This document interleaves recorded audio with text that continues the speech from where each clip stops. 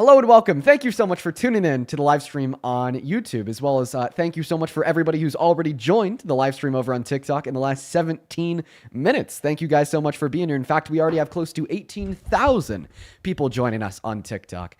First things first, like I told you, I've already been live on TikTok for 17 minutes with 18,000 viewers, unable to find a single Trump supporter.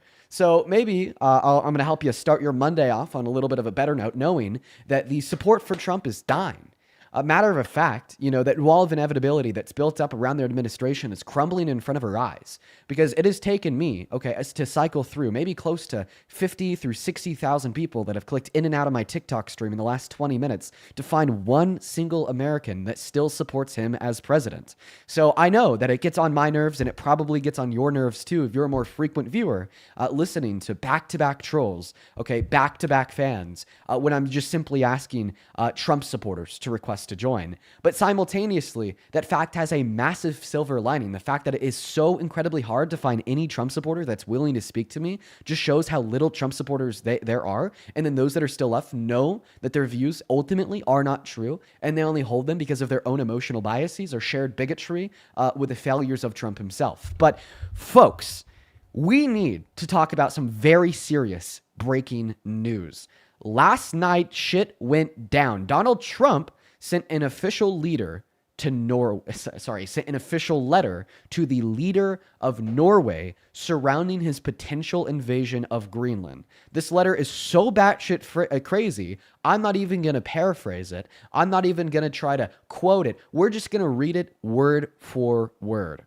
Okay, this is Donald Trump to Prime Minister Store yesterday at 4:15 p.m. EST. So it's about 24 hours on the dot.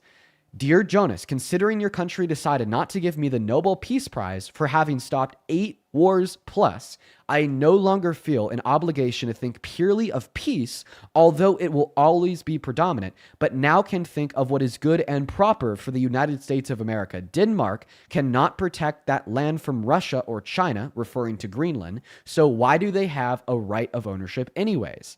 There are no written documents. It's only that a boat landed there hundreds of years ago, but we had boats landing there also. No, we didn't, because we didn't exist hundreds of years ago. 300, 400 years ago.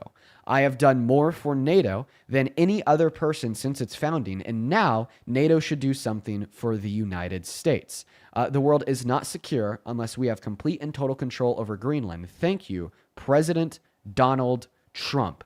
This letter, is it. This is the breaking point. This letter could introduce a possible re-examination of the support of the Trump presidency, even from Republicans inside of Congress, and here's why.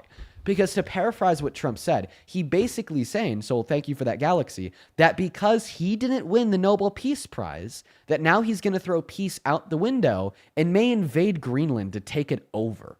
All right? This is insanity. This is not something in which I believe reasonably fulfills the constitutional obligations of Donald Trump to uphold and reasonably act in accordance with his executive powers. Okay, and this is actually a thought that many Americans are having today. This is why now a new conversation is being sparked surrounding Donald Trump's mental fitness to serve as the president at all. If you don't know anything about the 25th Amendment, let me tell you now. The 25th Amendment allows Congress, or even the president's cabinet, to remove the president from that position based upon an inability to, quote unquote, discharge the powers and duties of his office. Here is the text of Section 4 of the 25th. Wherever the vice president and majority of either the principal officers of the executive departments or other such bodies as Congress may, by law provide, transmit to the president pro tempore of the Senate and the Speaker of the House of Representatives their written declaration that the president is unable to discharge the powers and duties of his office, the vice president shall immediately assume the powers and duties of the office as acting president. It is absolutely a fact, that threatening to invade one of our allies probably destroy NATO, maybe even get us inches closer to a third world war because of Article 5 of the NATO treaty, and then turning around and actually telling Norway that the reason he's doing this all is because they didn't give him the Nobel Peace Prize. Keep in mind, that's not the prize that the government of Norway dishes out. They just simply host the organization that grants that prize. That is absolutely acting in contradiction and antithetical, okay, to what we should expect out of a president, not just to an extent of rallying up and making the political opposition very angry.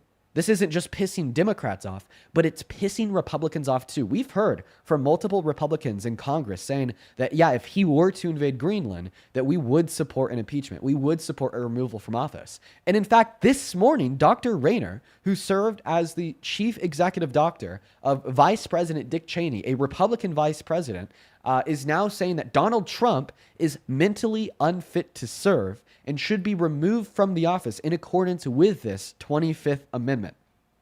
This is the breaking point. This is when I believe we will finally start to see a bipartisan push against the Trump administration with an emergence of Republicans that are definitely acting within their self-interests, divesting their interests away from Trump by making it seem that his issues, his problems, his unfitness, okay, his plan of invasion of one of our allies, him saying that he no longer is focusing on peace because he didn't win the peace prize, okay, are not an issue of right versus left, but rather blatantly wrong. And you could be a Republican without supporting those things, because not only would that be more politically advantageous for them, it'd be more politically advantageous for the totality of the Republican Party, because when the average apolitical American sees the president threatening to invade one of our allies because he didn't win a fucking peace prize, they say, this is crazy, this is gross, and this isn't something I can support.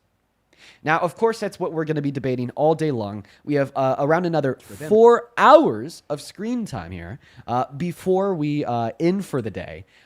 So let's go ahead and hop into those debates right now. Once again, if you've never been here before, we debate Trump supporters, and we try to change their mind to get them from going from supporting Trump to, of course, standing against him. Now, before we do, we've only been live on YouTube for a handful of minutes, but we've already gotten a couple very kind donations. So let me just thank 3 people. Miss Josephine, thank you for the very first donation of the day with the $100 over on YouTube. The GOAT Josephine is back in the building, who says, I pray sanity for you and all the incels. Well, thank you so much, Josephine. It is a little bit hard to keep saying with the type of people I talk to on here, but that is an insanely kind donation. While we're hopping into this first debate, I want to see 1,000 Josephine W's. Thank you so much. As well as Vanilla, thank you for the 5. And Lena, thank you so much for the 6 euros.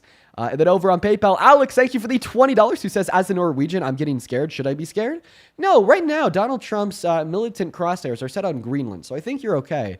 But of course, we should expect some economic repercussions from the tariffs that we're imposing on the EU and then the economic bazooka that they're throwing back at the US. I think that we'll all suffer from that. But thank you so much for the $20, Alex. Let's get 200 Alex W's down below in that queue. Seriously, thank you. Thank you so much. And then Barbara, Gabe, and Jenna, thank you guys so much for some of the first donations of the day over on Venmo. As well as Rachel, thank you so much for the $15 and Cade with the 10. Thank you guys so much for the love. Show some love to all of your donors. Let's go and hop into that first debate of the day right now. Feel free to unmute Johnny and tell us why the hell you support this this imperialistic wannabe dictator that is now saying he's just throwing peace right out the window by sponsoring and supporting the invasion of one of our allies as president. The mic and the floor are yours, so is all my attention. Yeah, for sure, Matt. Can you hear me better now? Okay, perfect. So pretty much my reason for supporting Trump is because we've been through 2 of his terms, obviously. And in both of those terms, my livelihood and my living has been better. Both times, better than with Joe Biden, better than with Obama. And with the Nobel Peace Prize thing, obviously Trump is a troll. He's been trolling the entire time he's been president. I don't believe that's the reason why he's doing it. I don't believe that we wouldn't be better off with Greenland, without Greenland, or with Greenland. I don't think that I don't think either way would be bad. And obviously, I'm not a you go ahead. Okay, yeah, I'll just go ahead and stop. I'll just go ahead and stop you and respond now. So, in response to your first point, saying that the standard of living was better under Trump both times in his first administration and second, so you're actually wrong, as it would relate to his second administration. The average American is significantly worse off today than they were even a year ago. And don't trust me, trust the data. Okay, the growth rate of real median wages has slowed significantly. Last year, we experienced the most layoffs in 5 years, the highest level of unemployment since the pandemic, the most manufacturing bankruptcy since the Great Recession so many years ago, and the worst job report, ignoring periods during recession since 2003. Okay, of course, these macroeconomic facts, alongside many others, are not going to be conducive towards a higher quality of life under Trump in his second term compared to under Biden in 2024, where we experienced an all-time high level of oil production, an all-time high level of investment into manufacturing, two 50-year record low levels of unemployment, accompanied by higher and faster GDP growth than we even see today. And now, just simply to quickly respond to your second point, which should be very easy to refute. Well, you said Donald Trump's a troll. He doesn't really know what he means. My response to that very belligerent statement is that I think you basically categorize anything that Donald Trump does or says that's unsavory, that's obviously insane, and should not be a representation of the president of the United States of America as a troll. But then whenever he says something that you think is savory, is sane, and does represent what you want to see from the president correctly, well, then you take it very serious and literally. So I guess the follow-up question that would be necessitated at this moment in time is, well, how do you determine if what the president is saying is literal and serious or non-literal and trollish? I mean, it's pretty obvious. Before the Nobel Peace Prize was even in the picture, he was wanting Greenland and talking about Greenland. So it's not because he didn't win the Nobel Peace Prize. It was pretty obviously a troll. So I don't think that this means that because he was talking about getting Greenland before he didn't receive the Nobel Peace Prize, that therefore it's a troll when he says that he is no longer like focusing on like more peaceful means because he didn't win the Peace Prize. I mean, I think that an individual could possess a very evil goal of like the expansion of the American regime and imperialistic takeover of legitimate governments of other countries, and then only feel emboldened in that warpath when other countries don't serve in his best interests, like him not winning the Nobel Peace Prize. Okay, well, what would be the disadvantage of us taking Greenland? I don't see why that would even be a bad thing, to be Well, one honest. disadvantage of trying to take Greenland would be the destruction and downfall of NATO.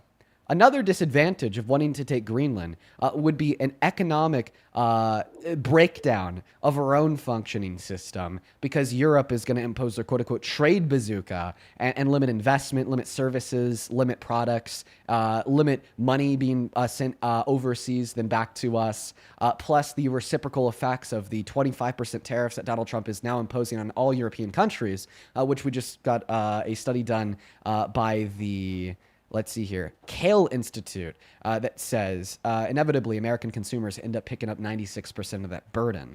Another possible downside is like literally a third world war. I think it's incredibly unlikely to come to that. It's more likely that Trump would be impeached and removed by Congress before they approve a war with all of our allies. But it is true that now Spain, France, Norway, Sweden, alongside the rest of the Denmark kingdom, and now even Canada, are sending troops into Greenland, saying that they're going to shoot first and ask questions second if Donald Trump puts military boots on the ground. Okay, well, I do think that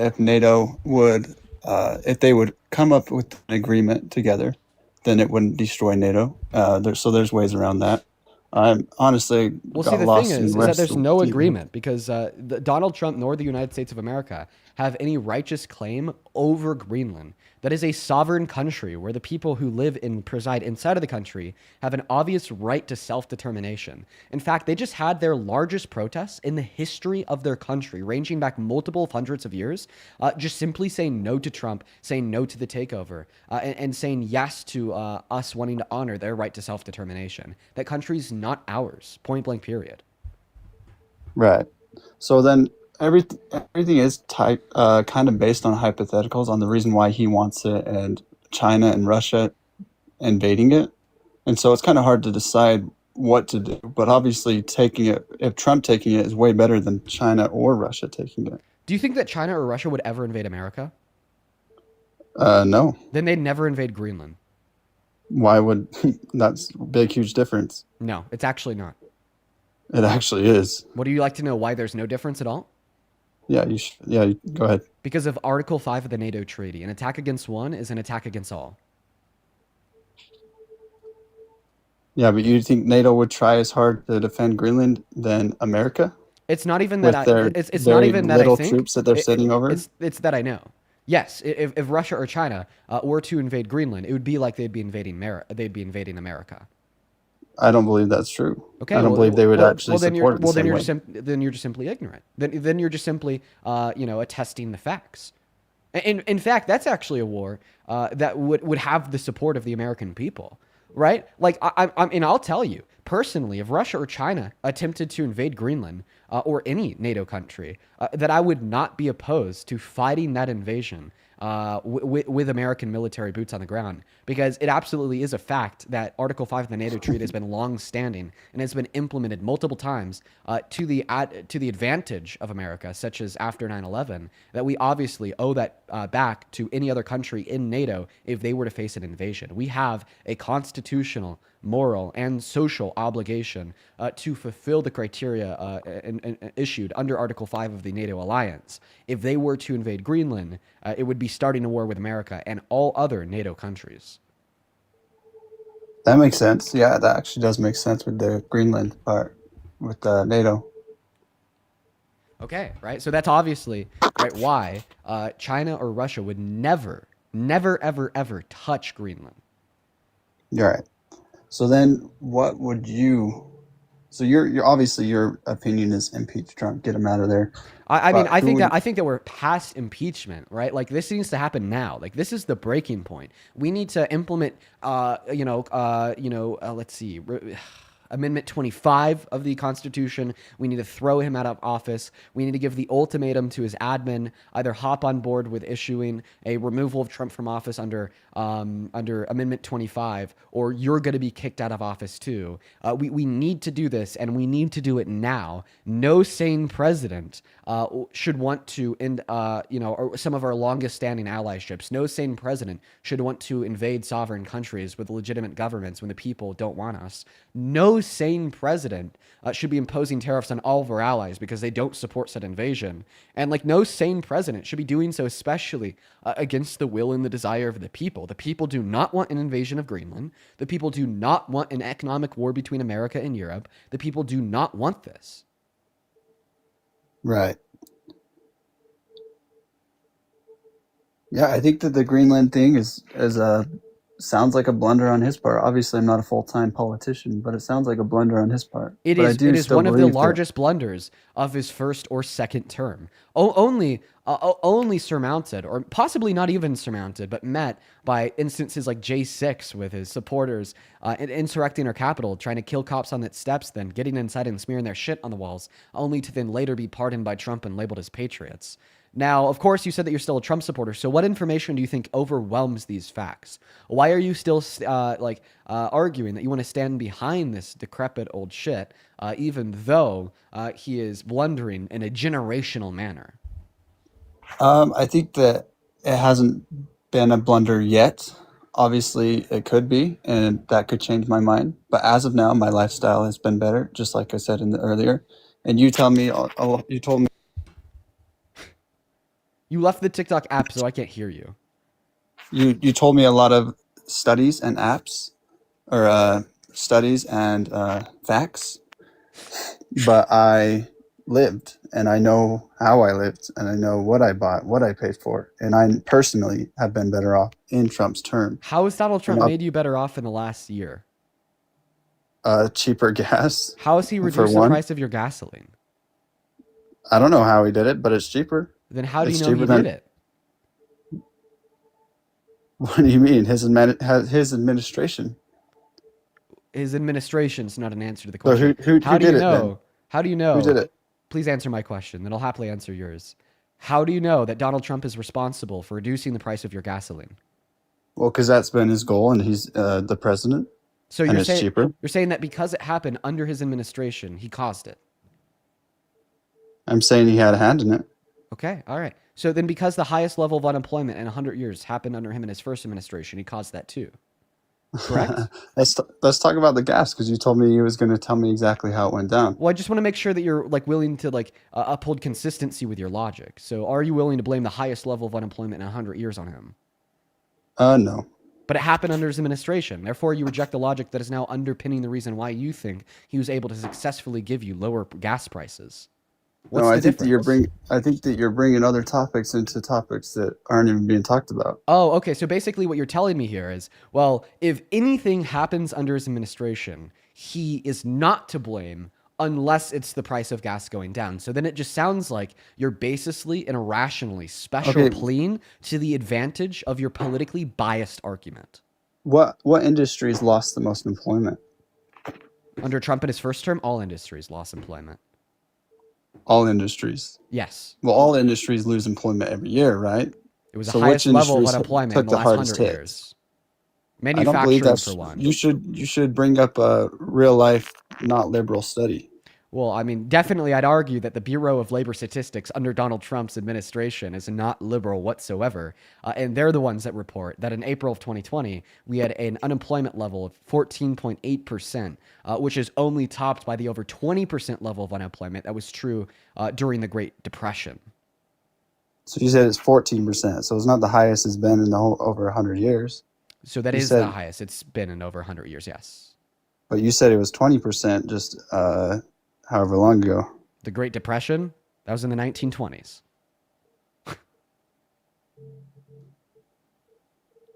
Well, personally, my life is better, to be honest. That's why I support him. Okay, so but it just kind of seems like this isn't a conclusion that's like driven by any data, any fact, just completely your own feelings. Well, I mean, how long ago was it that the conservatives were the ones saying facts over feelings? But now, for whatever reason, it's MAGA who's now arguing feelings over facts. Well, it's facts of my own personal life But how do you know that those facts of your personal life were influenced by the president? You know, like because it I'll tell happened you, both let me times. tell you, my life under Biden was a lot worse, okay, than my life right now. So you and me share a very similar experience of our lives being better under Trump and worse under Biden. But it's like if I go into explaining why my life was worse under Biden than it is now under Trump, well, it's because at the time, I was in my in high school, I was dealing with, like the first heartbreaks. I was going through the teenage emotions. I like, graduated high school and had to move out at 17 and start figuring my own shit out. And now at like 21, I have my life a little bit more solidified, and I'm living in a nice apartment with my girlfriend, and I have a job that I love, and I feel more fulfillment in my life because of what I do. Okay, but like this is a very clear and obvious description. How you can't just say because you're like personally happier under Donald Trump's second administration, that therefore you should support him as president. As there's about a billion and one different external variables that can impact the quality of your life. In fact, like you sound rather young. How old are you? 20. You're 20. So under Biden, in 2020, for instance, 2021 is when he was inaugurated, you were like a kid. You were like 15. You were 16 years old. I've been Like, independent since I was I, 14 years I old. would So expect your life at 20 to be significantly better than your life at 16. I've been independent since I was 14. So I've been experienced in life. Well, can you agree that we could reasonably expect your life to be better at 20 years old than at 14 or 16 years old? In like many Yeah, with the right, circumstances? Of course, that's not with the always right, true, but like in many circumstances, it absolutely is true. right. Okay, so it kind of just seems like on the surface level here, we don't really even need to talk about politics. We could just kind of talk about, the psychological effects of growing up, going through puberty, being in high school, being a teen, then growing into your adult life, leaving adolescence, and then fermenting yourself as an adult, finding that first job, getting that apartment, and figuring it out after the insecurity and instability of graduating high school and being a new adult. Like, I mean, these facts are like significantly more indicative of maybe why you like your life more now at 20 than you did at 16, not the president. Okay. And it seems like we know that it's not the president because I asked you to be like specific and articulate what the president has done, Mr. Trump, to make the quality of your life better. And you've just been completely unable to. Yeah, to be honest, I'm more Republican than on Trump's side. And obviously, I voted for Trump because he was Republican over Kamala. And Yeah, I don't agree with whatever 100% what he's doing. I don't agree with 100% what anyone's doing. I'm going to live my life. I'm happier with him there, and it's better than I But would you have don't have been any with. reason to be happy with him there. And no, you wouldn't be better off with him there. Unless you're like, like the exceptional 20-year-old who's making over $400,000 per year. No, you would be significantly better off today if Kamala Harris had won the last election. Not only would we not be dealing with these complex geopolitical implications of maybe invading one of our allies and entering into a trade war, a real war with Europe, but we would also see you getting higher tax cuts and better support for blossoming in your adult life, like $25,000 given to you by the government to buy your first home.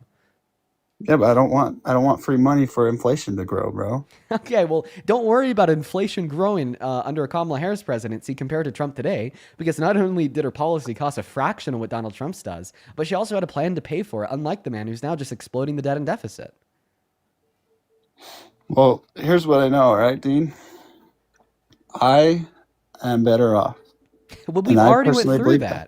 We've already went through that. Stock markets are up, I gas completely, I prices are completely down. listen. I'm going to try to condense like my long-winded like response to this argument that like took me 5 minutes that you didn't hear a word of into like a sentence or less. We've already went through that. We should totally expect your life to be better at 20 years old than 16 years old, and that likely has to do more so with the psychological implications of being an adolescent, going through puberty, experiencing the world, and that instability slash insecurity that comes along with it, or even being a new adult turning 18 and not knowing what the hell you want to do, compared to maybe a couple years down the line being a little bit more solidified in your current goals and your future plans and your life as it stands. Not necessarily the president, who you haven't been able to articulate a single action done by himself that has made the quality of your life better. I think the only reason why you think that you could blame these things on Trump is because you're a tribalist, okay? Okay, you just baselessly associate your pro-Trump emotions, okay, because you label yourself as a Republican, not because there's any underpinning logic, reason, or fact, okay? And this is the way that no American should think, because the stakes are higher than you think. What's on the line here is our country. What's on the line here are women and girls. What's on the line here are marginalized Americans, immigrants, black people, queer people. What's on the line here is the future of our country, economically speaking, socially speaking, constitutionally speaking, democratically speaking, and you just don't care. No, I definitely care. If you cared, Definitely okay, care. then you wouldn't be just, brushing all of those different facts off of your shoulder to then just like highlight this natural, normal, and expected emotion of feeling more confident in your life at 20 years old than 16 years old, and then basically But there's blaming it on the guy who says he doesn't know if he has to hold by the Constitution less than 2 years after a civil court determined he raped a woman. but you realize that every single president ever is going to have things like this. Every Okay, single but president. there has definitely not been a president in modern American history that has had as many things like this as Trump. He is by I far the don't worst president I of your life. I don't believe that's true. I think that every single president has things. I Every don't single believe president. that you know enough to argue that's not true, and I'll prove it. What was one bad policy that Biden passed while he was president? I don't research this crap a lot. Exactly. So you just simply don't know enough to argue that I'm wrong. So then why are you Well, just baselessly rejecting it? Like, I don't accept you. I don't expect you to just baselessly accept it, okay? But I also don't expect you to baselessly reject it. Why are you baselessly rejecting every single thing that I'm saying, okay, even though I'm coming into this conversation with data, facts, reason, and logic, and you're coming into this conversation with nothing? but you realize I did agree with you. I did accept what you were saying about Greenland. Okay, but you have absolutely no reason to support him as president. And now you've actually accepted a really big reason to not support him as president. So at this point in time, unless you could clearly and specifically articulate an overwhelming good reason why Donald Trump is fulfilling the necessary criteria of his job title, then by default, the logical explanation, the logical implication here would be is that you should stop supporting him. Yeah, I'm always going to be Republican. I know that, and Yeah, so you know that I'll you're probably always going to always vote completely that way. sideline logic. You know that you're always going to completely reject reason, and you're going to completely uphold your emotions to put the party over the country. No, maybe if things go downhill, I'll probably just not vote. They've already That's gone probably downhill. what It's I not a would. maybe, dude. No, I'll just not vote. No, what do you mean? Do It you is a accept or maybe. reject that things You have said already gone downhill? no. I reject. Okay, so then how do you explain the fact that in 2025 under Trump, we had the most manufacturing bankruptcy since the Great Recession? That's not going downhill? I believe that there's always an up, and it's not too downhill than any other president has gone. Oh, okay. So basically, what you're telling us is that if it goes downhill, then maybe you'll reconsider your support. But if I prove to you that it's already gone downhill, then you'll try to find some way to wiggle around it. It hasn't gone downhill for my personal life. Oh, it hasn't gone downhill for your personal life. So the only person you care about is you.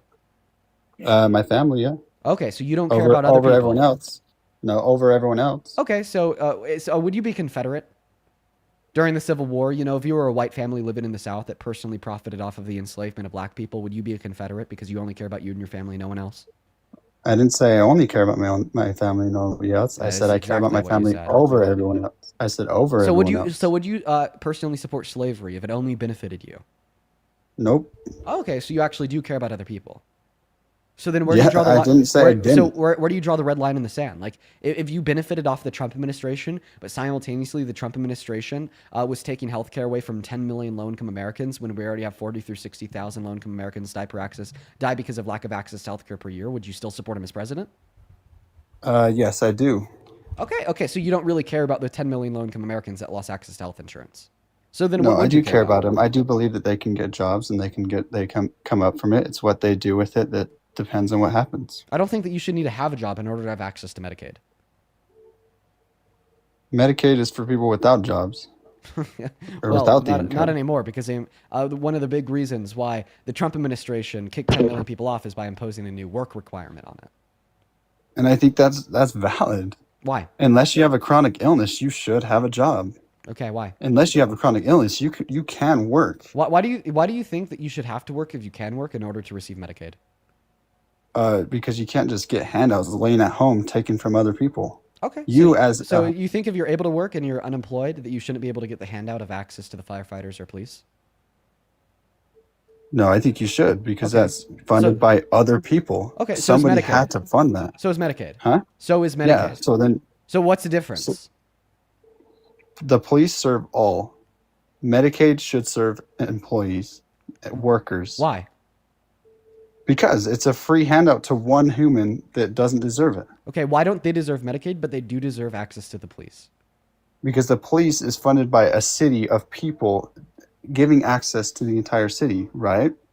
You're not telling me the difference here. Why do you think that unemployed people shouldn't be able to access Medicaid, but they should be able to access the police? What is the relevant difference between the social system in which they're accessing, which under your view would necessitate a work requirement for only one of the two? One is a personal gain and one is a community gain. You don't think that the community benefits off of access to Medicaid? Well, then you're absolutely wrong. I do think that the workers should benefit. You're not. Do you agree that the country benefits off of like low income Americans, regardless if they have a job or not, having access to Medicaid? Uh, Not the ones that don't work, no. I'm confused. What are you saying? Wait, you don't. So you don't think if somebody doesn't work and they have access to Medicaid, they don't benefit? I don't think they benefit America, no. They don't benefit How would America. they? How would they?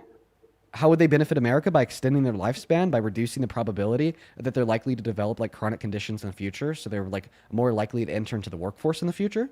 Okay, but there's By the way, millions of these are the people. exact same reasons of why. How about this? I want you to answer this question. What are the reasons why an unemployed American accessing police would benefit society? Keep people safe. Okay, keep people safe, keep people alive. Right. That's But I exactly do. what health insurance does. Okay, but I do Can think you that can there you should be reject that? That is requirements. exactly what health insurance does. Yeah, but it's a little bit Okay, so different so then because you're basically arguing here the reason why you think that you should be able to access the police regardless if you have a job or not also applies to Medicaid, but then you only think that you should be able to access Medicaid if you have a job. I'm not basically arguing that. I'm literally saying the opposite. No, that's what you just said. You just said the reason why unemployed low-income Americans that could work but aren't working should be able to access police, even though they're not working, because it could save their life. Therefore, unemployed It could save Americans that theirs can and work that aren't others. working should be able to access Medicaid because it could save their life. Therefore, whole different topic. It can save theirs and others and save many other things. Medicaid should have requirements. There was hundreds of millions of But people taking you're just advantage of simply it. missing the mark here. Okay, I think it's because you're just not too smart of a guy in all reality. So I'm gonna try to give you one last opportunity here to stop missing the mark, to hit the nail on its head. The question that I'm very specifically asking you here, that I just don't think you have the ability to comprehend nor to respond to, would be ask a request of yourself to like list the specific reasons why you think unemployed low-income Americans who could work but aren't working should be able to access the police, but should not be able to access Medicaid. Well, I would rather take the access to the police than give it back for Medicaid. Okay, that's also not an answer to the question that I asked you. Can you please repeat the answer to the question that I asked you? Okay, fine. Low income or no income workers that could work at any day of their entire life should not have access to the police. Is that something that you truly believe? No, but you are trying to pressure me to say something more stupid. So Oh, let's hear it. Let's so say that you instead. admit that logically speaking, your argument would entail a very stupid conclusion. Nope. I Well, think yeah, that that's you what you bring just up other said because topics and you you try just to. said that I was pressuring you into saying something stupid, but all that I was doing was asking you questions so you could explain your view better to demonstrate the absurdity within it. So you're basically But saying that logic would pressure you into yielding an absurd conclusion based upon your stupid logic, based upon your stupid line of reasoning. I'm not basically saying that. You basically tell me I'm basically saying this, basically saying that. I'm talking about a whole nother topic. Medicaid I'm and just police simply are asking you. 100% different. Well, then They are 100% different. what's the relevant difference in your mind that would constitute this notion that unemployed low-income Americans that can work that aren't working should be able to access the cops, but shouldn't be able to access Medicaid? What's the Because relevant cops, difference? they don't assign a cop to a human. They don't just assign a cop to a human. A cop is assigned to his duty for hundreds of humans. Yeah, same thing with doctors. Still not seeing a difference. Okay, but I'm talking about the money they put in the guy's pocket just to go to the doctor or just to do whatever with it. Oh yeah, they definitely put money in cops' pockets just to show up to like a specific call as they get paid by the hour, and the hour is spent showing up to a specific call.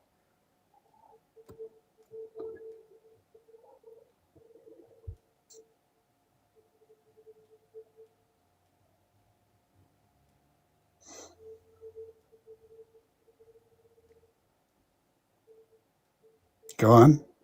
That's all I had to say. That's the issue with your logic. That's they put. All right, I guess we just don't understand each other. Well, I just don't think that you understand yourself because I very clearly just pointed out the issue with your logic to reflect the fact on how it should mirror onto Medicaid. Okay, and you just have But no I response. but I very clearly told you that police and Medicaid are 100% different in my own personal mind. So But the I'm not question going that to I relate asked them you to was each other just to because they're articulate the 100% different. relevant difference in which would necessitate the fact that you think I unemployed people told should be able you. to access one but not the other. Well, I you told gave, you. but the response in which you gave was obviously false. The answer that you gave to that question is, well, like doctors get paid for specific cases and cops don't get paid for specific cases. But then I just pointed out the clear issue in that response, which is, yeah, cops are paid by the hour. If they spend 1 hour responding to one specific case, then the money that they're getting paid for that hour of work is them getting paid for their response to that specific case. But I never I never said the cop didn't get paid for a certain case. I So said then, they don't what were you even assign a trying to say? cop or they don't give some guy money to call the police. The cop has a duty to do his duty. Okay, well, you also don't get given money to go to the hospital. Medicaid is just to cover your bill. You're not given that money. It's spent on the service provided. So why shouldn't somebody work to receive those things? Because it's an essential social safety net that extends lifespans and benefits society as a whole. But if they're sitting at home being a worthless piece of crap and they're not working, they're losing their lifespan anyways. Well, it's funny that you think everybody who can work that's not working is a workless piece of crap. That is a really good way to talk about stay-at-home mothers, you fucking piece of shit. God, yeah, you're such a terrible human being.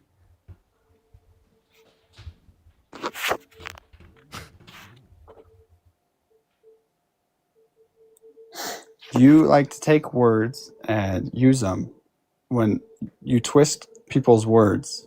I didn't say anything like that. Yes, you I just said did. every single person. I just said if this. No, you said if they're just sitting at People home. Okay, with if they kids. can work but they're not working, then they're a worthless piece of crap. Okay, that's stay-at-home mothers, dude. That's not what I said. Yes, stay-at-home mothers, okay, in the eyes of our economy, are able to work as long as they're able-bodied, and they're not working. That's not what I said. What did you Let's mean go to back to the say? part where you lied about what I said. Just repeat what you said then. Clarify. I said if they are at home, lying in bed, being a worthless piece of crap, they shouldn't get Medicaid. That's what I said. I didn't say every single person who doesn't have a job is a Okay, so if worthless they piece just of crap. lie in bed all day. If they are being a worthless piece of crap, then yes, they shouldn't get Medicaid. If they lie in bed all day, they're a worthless piece of crap. Okay. Is that what you're See, saying? you're saying this so that you can No, I'm twist just, my I'm words just again. asking you for like a clarifying question on your view. Are you saying that if people lie in bed all day, they're worthless Obviously, piece of there's craps? other factors. So then, what are the Obviously, other there's other factors? Let's just be factors. super You're specific about gonna. it. Here's Who what you're gonna say. specifically are the You want me to worthless say piece yes of so that craps? I can't debate if you're gonna interrupt. I asked a clarifying question. Who specifically are the worthless piece of craps that you're referring to in your argument here? I'm not the one that gets to define that. Yeah, Let's well let then the why people did who. wait? Then who are you referring to? You're the one that said they are worthless piece of craps. Who the hell's they? You don't know who they is? I said, yeah, I did say that. So then who's I do they? know who they is. I have Who a are vision in they? my head, but I don't want to start saying words that you're in a twist. Okay, so basically, I've stun locked you into a corner where you don't even feel comfortable using spoken language to further this dialogue. Yeah, because you twist words, bro. You twist every single thing I say. You don't even debate. You just twist Dude, words. if you don't feel comfortable like using spoken language to further this dialogue, then that's likely a you problem, not a me problem. Don't project. I'm not projecting. I'm just stating the obvious. I think I'll state the obvious here for a second. This is more so something that me and everyone watching could agree on. I'd argue that the only potential worthless piece of crap here is you, if this is the way that you continue to live your life, predicating your politically based decisions only off of your own emotions, and then you just completely shut your eyes and close your ears. Okay, when in reference to one of the largest examples of domestic tyranny that we've seen in modern American history, just to then go on to justify a said support by blatantly calling to they, low-income Americans, poor people, as worthless piece of craps. And then when I ask you for specification on your view, you tell me that you're not comfortable even furthering this dialogue with spoken language because you think I'll be able to find a way to prove you wrong. That's kind of the point, dude. That's kind of the fucking point.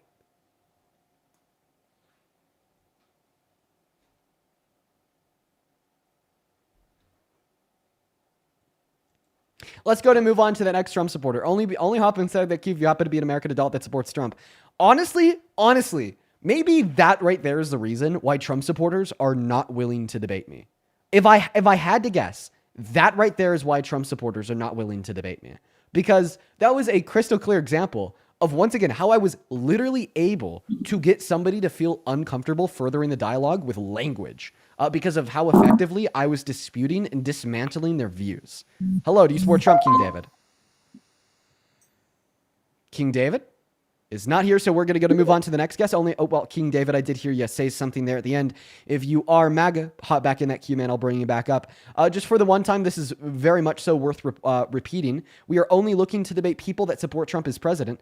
Make sure that you are following our rules if you find yourself in that queue. You have to be at least an American adult of the age of 18 that supports Trump in order to come up here. If you're not a Trump supporter, if you're not American, if you're not an adult, you will be automatically removed from the live. And I just, quite frankly, really appreciate it if you want to even join the live to begin with, so we could just try to stick to solely debates.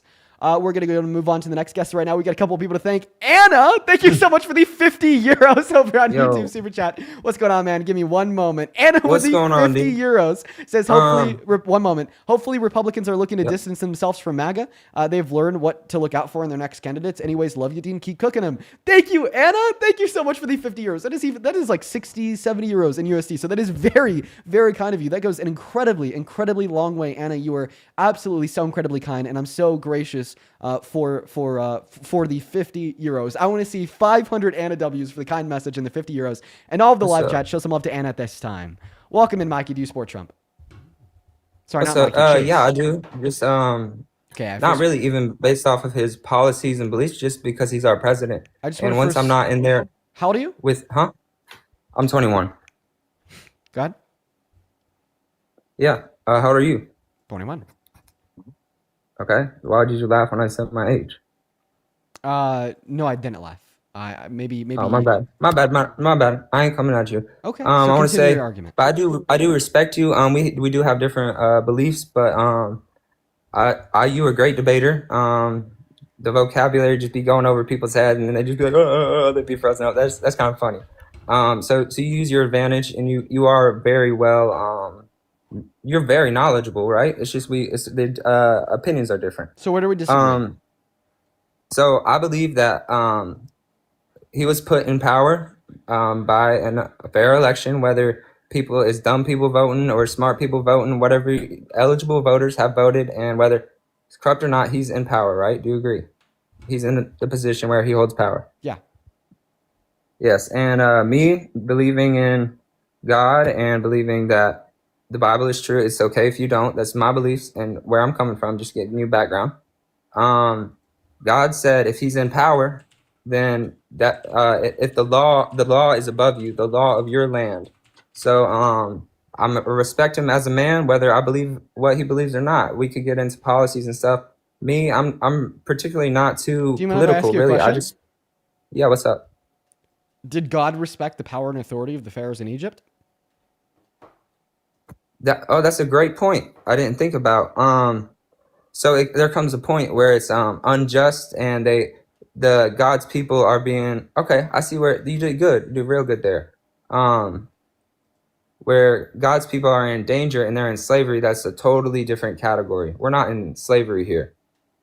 We do. So you're basically saying if the leadership of the governance of the country, the leadership of the country, okay, would like place God's people in peril's way. Keep in mind, God's people under the Christian view would be everyone.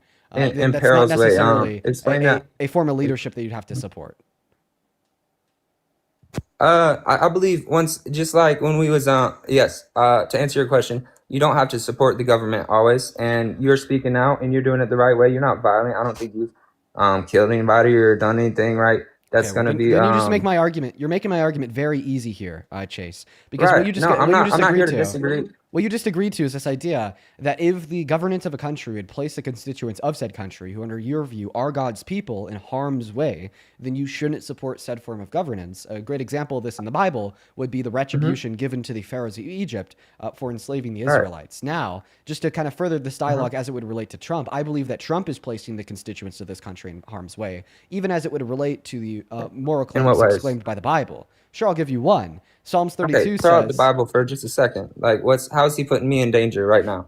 How is my life in danger because he's the president? Well, we're definitely not going to throw out the Bible. Is he starting a war? We're definitely not going to throw out the Bible. Well, yes, actually. No, I mean, I'm just saying because I didn't know if he was even Christian or not. I want to be, we could be logical based on fact, science. Like the Bible is very important, and I believe like it's to be true, but not everybody believes that. So that's why I said throw it out for a second. Just not throw it out like it don't matter or anything. Just like we can talk about other things is what I meant. Sorry, my girlfriend just showed me something really, really cute. Where do you know? You good? A neighboring cat. Give her the attention. A neighboring cat that we've been feeding every night has now made a home in our backyard.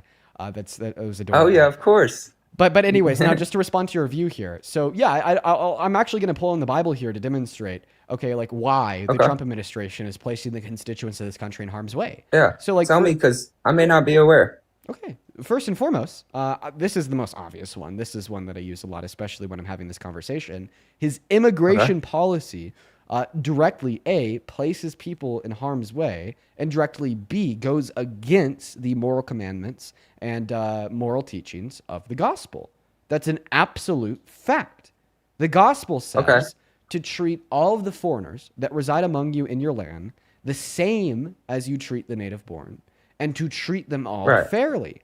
Donald Trump says, if you're one of these quote-unquote foreigners, if you're an immigrant, we're going to, A, try to take your human rights away from you. Going to, B, try to take your constitutional rights away from you, so we can therefore, C, illegally deport you with no due process to Sica in El Salvador, where we are seeing inmates getting beaten, tortured, and starved to death, including people like Abreu Garcia, who was beaten, tortured, and starved after being illegally deported from this country, including after SCOTUS told the Trump administration that they have to bring him back. This is directly placing people inside of this country in imminent and dangerous harm's way, and is incredibly contradictory to the moral explanations of the Bible. Right. I believe that the illegal deportation you was talking about, and putting people where into another country and putting those people at risk because you just put someone dangerous there or whatever, even if they're not dangerous, right? But you broke the law first, so it's like, which one? It's overlapping, right? Well, you came here illegally. Trump is all for immigration. He's all against illegal immigration. Would you agree? You didn't respond to my argument.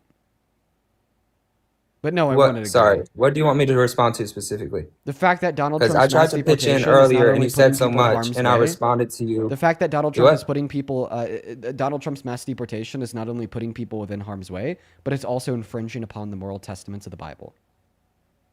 Right. So I tried to answer that by saying, back to the follow the law of where who's in charge, right?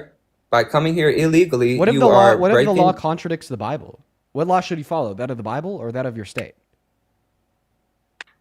Well, both, because if it's possible, right? But if it contradicts, follow God always. So okay, follow God always. So then in this scenario, you shouldn't be following Trump. You should be following God. Right. So what is trespassing? Is that like a law you can be charged for, right? Yeah. Okay, so you are illegal. Would you say that's unjust, that trespassing goes against the Bible because this is God's land? So we should have no property ownership, or what? That's an argument that some like socialist Christians would make. I've definitely heard it before. It's definitely a thing, and they exist. Okay. But I still don't think that you're really responding to my argument about mass deportation. Do you agree? Give me a yes or no question. Hey, boss, set me up. Give me a yes or no question. Do you agree or disagree? We can talk all day. You ask for my opinion, and then you don't want to hear it. You're just shutting me out because I'm talking. Do you agree or do you disagree that Trump's mass deportation contradicts the moral teachings of the Bible?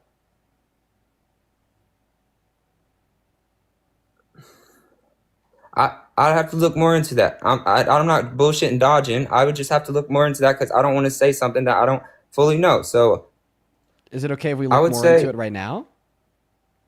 Yeah, if you want to talk about it, I'll take your word to be true. Well, we don't even need to take my word to be true. Let's just look at the scripture together. Okay, yeah, the Bible, that's true. What is it? Okay, so here's the Bible. This is Leviticus 19. Leviticus 19 starts by the Lord speaking to Moses and giving him a bunch of different various teachings. The teaching that we're going to be looking at in Leviticus 19 is that found within 33, Leviticus 19:33. Leviticus 19:33 says, "When a foreigner resides among you in your land, do not mistreat them. The foreigner residing among you must be treated the same as your native born." So God says, don't mistreat the foreigners, treat them the same as your native born. Donald Trump says, mistreat the foreigners and treat them differently than the native born. Okay. That is a direct contradiction of Donald Trump's policy and then God's moral will. Right. Can you pull that verse up again? Let me read through it again. Because I'll be honest, bro. I'm human. I'm nervous. Like, I'm up here in front of 18,000 people talking. You got this shit bumping in here. Congrats to you. But we treat them. Do not mistreat them. Don't treat them unfairly. They came in knowing the law, right? And at that point, you broke the law. There's going to be consequence for your action. Whether the consequence is just or not, that's different, right? I think I will agree with you that he's taking things too far. Okay, so then you do. I'm just trying to learn here. Do you agree or do you disagree that Donald Trump's mass deportation contradicts the Bible? His mass deportation itself, the fact that he's sending people back to where they was from because they're here illegally, no, that does not contradict. But I think I believe that it does. No, because it's treating you fair. I do not believe it's treating you fair. Like if I came somewhere, if I trespassed on your property and you told me to leave, I would leave, right? That's why I brought up trespassing. I do not think that private property would be synonymous to the country. So you don't think that we have laws and rules that makes this a private place to be? You should be kicked out for I think that as it stands, the law of mass deportation is an unjust, unruly law. Yes. Okay. That's your opinion. Or that's the opinion that I can corroborate with reason. Okay, and then the Right. reason to It's cooperate said opinion opinion based off that of I facts, believe right? mass That's how we all get deportation, opinions. okay, is unjust is I find the punishment to be unequal to the crime. They committed a victimless federal misdemeanor, which actively benefits Right. this country, but then the punishment is getting tortured in El So, Salvador. And then right. That's right. B, the other alternative viable means, such as mass amnesty, of offering them a pathway to residency or citizenship, because that would only have good outcomes for them and us and the country as a whole. Meanwhile, mass deportation only has bad outcomes for them and us and the country as a whole. So those are the reasons in Wow. which I How does believe it mass have deportation to be unjust. bad? How does deportation have bad consequences for the country itself, an American-born citizen?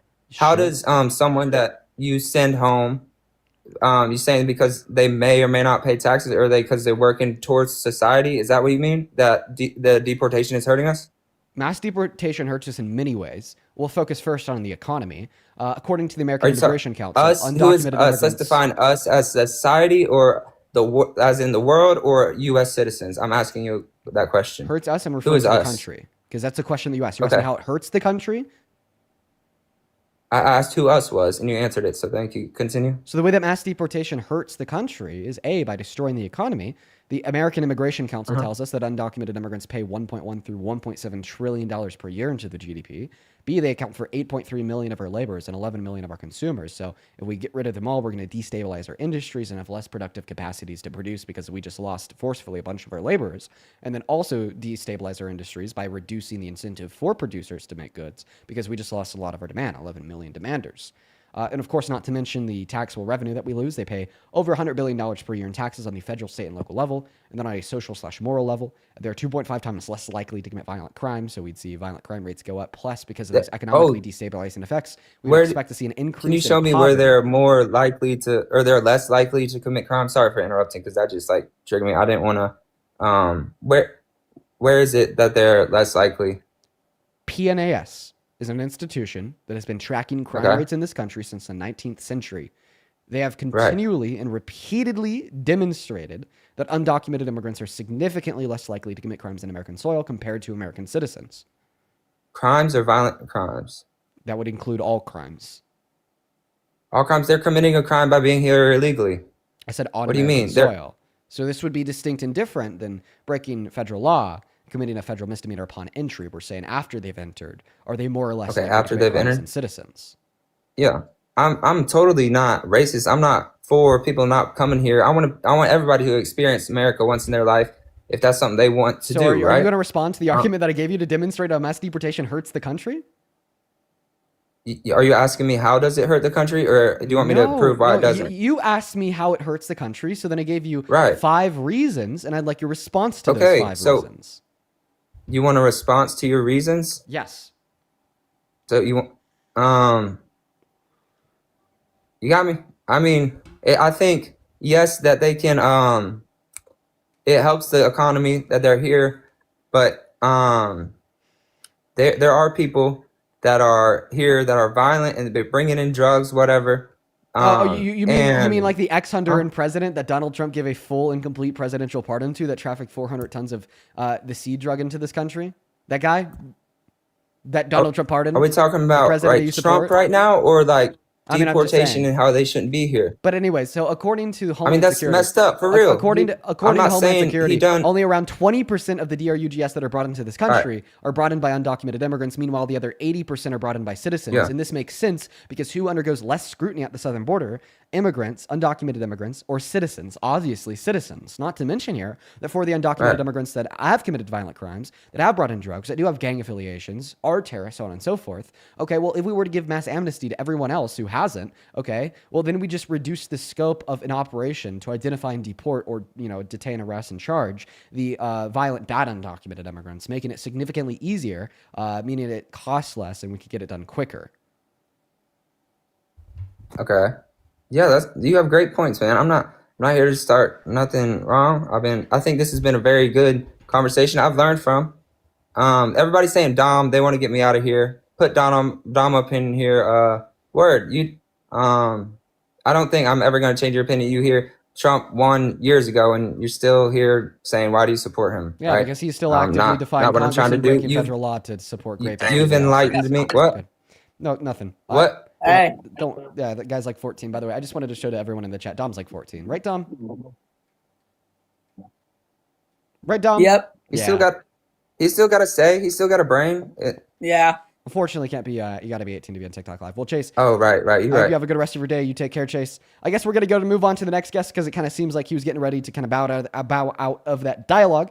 Make sure if you find yourself in that queue, guys, that you are an American adult that supports Trump as president. I'm going to very politely ask you all to follow our rules so we could continue to keep this stream moving at a reasonable pace, keep the debates going.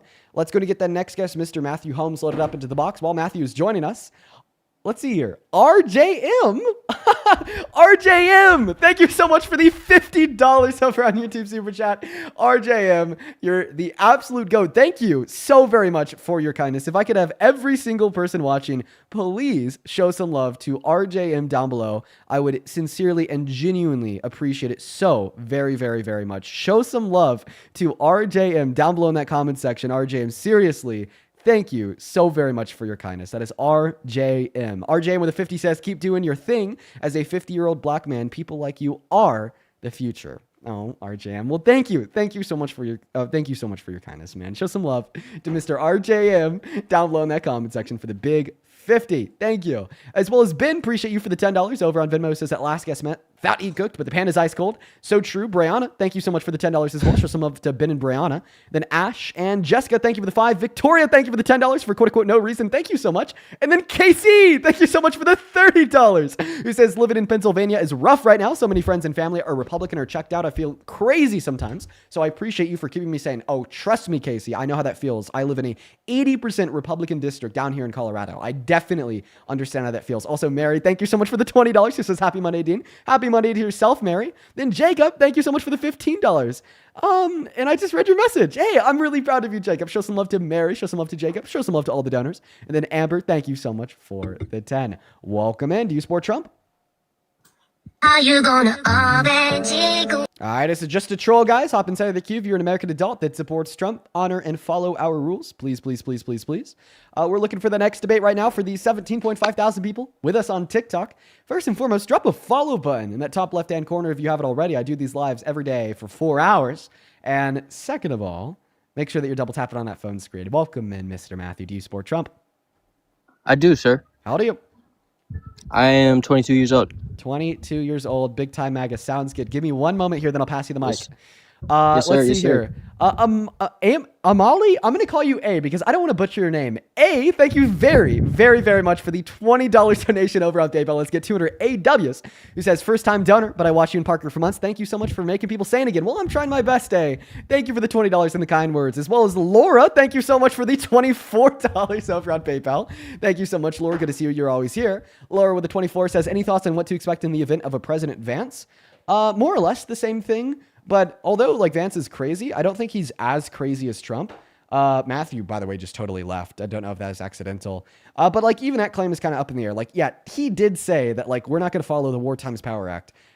He's pretty radical. So I'd say that's like a flip of a coin, Laura. I don't think any of us truly know. I think we'd have to see it first.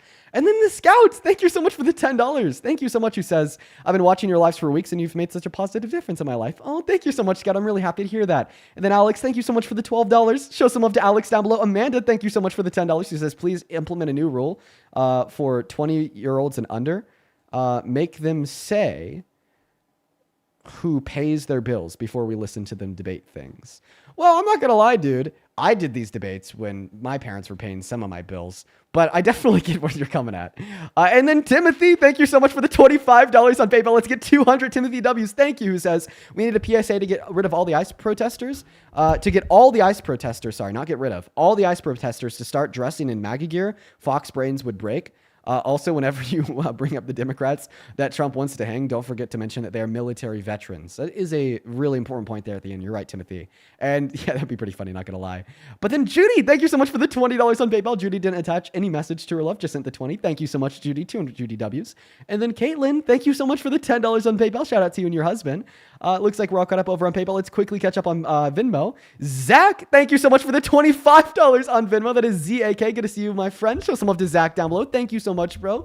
Thank you so much for your kindness. Sarah, thank you for the 5. Then Markella, thank you so much for the 10, who says, I've been having such a rough day. I just want to curl up in a ball and cry for the world. How can anyone stand behind this cruelty, especially my own family members? Yeah, Markel, I feel the same way sometimes. It is rough. It is getting very rough out there. Thank you for the $10. And then one more here. Miss Patsy. Thank you. Thank you so much for the $50 donation on Venmo. Patsy says, please read this to yourself. Okay, Miss Patsy, I will absolutely keep your message to myself. Thank you so much for your incredibly kind and incredibly generous donations over the course of the last couple months. It is completely undeserved. While we're hopping into this next debate, y'all, if I could please get 500 Patsy W's and a bunch of love for the other donors as well, it'd mean the world. And if you do want to support me, you can find my Venmo and my PayPal in the link tree in my bio and my TikTok account. Pin message over on that YT stream and the handles on the top of the phone screen. Hello, Red, White, and True. Hey, how's it going? It's going all right. So I remember the last time I debated you was the day before yesterday. We had a short conversation about Donald Trump's racism, and we kind of ended that conversation leaving you gagged.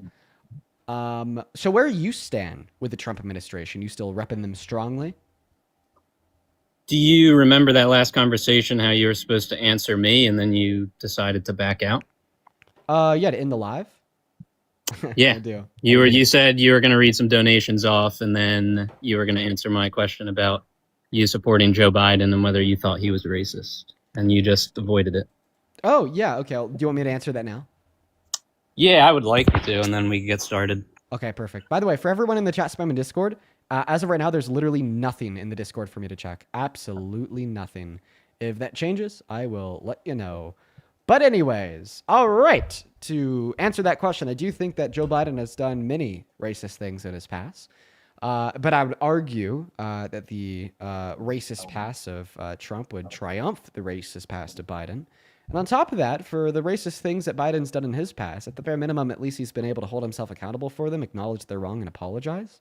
Meanwhile, we've never seen any similar accountability out of Trump. But of course, I'm led to believe that you truly don't care about racism because you decided to vote for the racist white man who's hell-bent on the destruction of this country, compared to the, for the most part, benevolent black woman who wanted to help this country succeed, at least domestically. I mean, the point that you brought up back then was the 1970s renting issue that you're going over, which, again, it was Fred Trump. It wasn't specifically Donald Trump. There was nothing specific you could say other than that Donald Trump was the president of the company to say that he was racist. While Joe Biden, not true. However, can you please not interrupt me? For sure, but can you let me finish?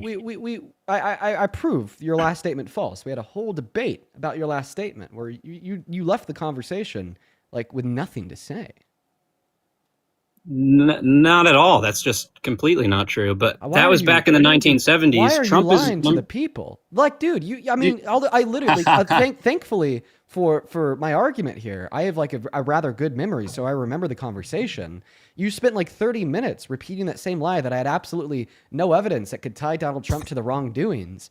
And I gave you evidence that you had brought up, okay? Like, you gave me a source to demonstrate that the lawsuit was against Fred, but then even your suit said that it was against Fred and Donald. You told me that in a book that Donald Trump wrote, he said, no, we weren't not renting to black people. We were rather not renting to quote-unquote poor people. And that was Donald Trump directly tying himself to the policies that I'm calling incredibly racist. And then a third point here is after that DOJ suit had finished, Donald Trump himself then tried to turn around and sue the Justice Department for defamation against him personally. So those three facts absolutely tie Donald Trump to those incredibly racist policies. And your last statement that I gave you no compelling evidence otherwise against the claim that there's no evidence to tie him to those policies is evidently false, and that's already been clarified on. I spent 30 minutes clarifying that point was wrong. Again, you did not let me finish, so thank you there. Number one, back to your answer about Joe Biden, I'm just going to forget everything that you said. Exactly. You're going to forget everything that I said. I guess you did that last time too. No, I didn't. The article that I brought up said that Trump was the president of the company. It didn't specifically say it was him. It was against Fred Trump. Obviously, there's consequences because he's at the top, but it was not specifically him that was being racist. Just completely ignoring everything I said. Thank you. But my point here is that was back in the 1970s, Dean. Donald Trump is a changed man, even if you're going to, let's just say he was racist, even though he wasn't. It wasn't specifically tied to him back in the 1970s. But Once let's just again, say ignoring because the 3 data points I gave you, 2 specifically tied to him. You are so dense and dishonest. It honestly would rattle my brain if I wasn't used to talking to incredibly dense and dishonest Trump supporters. You very clearly. I mean, seriously. Are you gonna let me finish, man? Like, holy crap! You very incredibly clearly completely ignored the 3 points of the lawsuit being against Fred and Trump.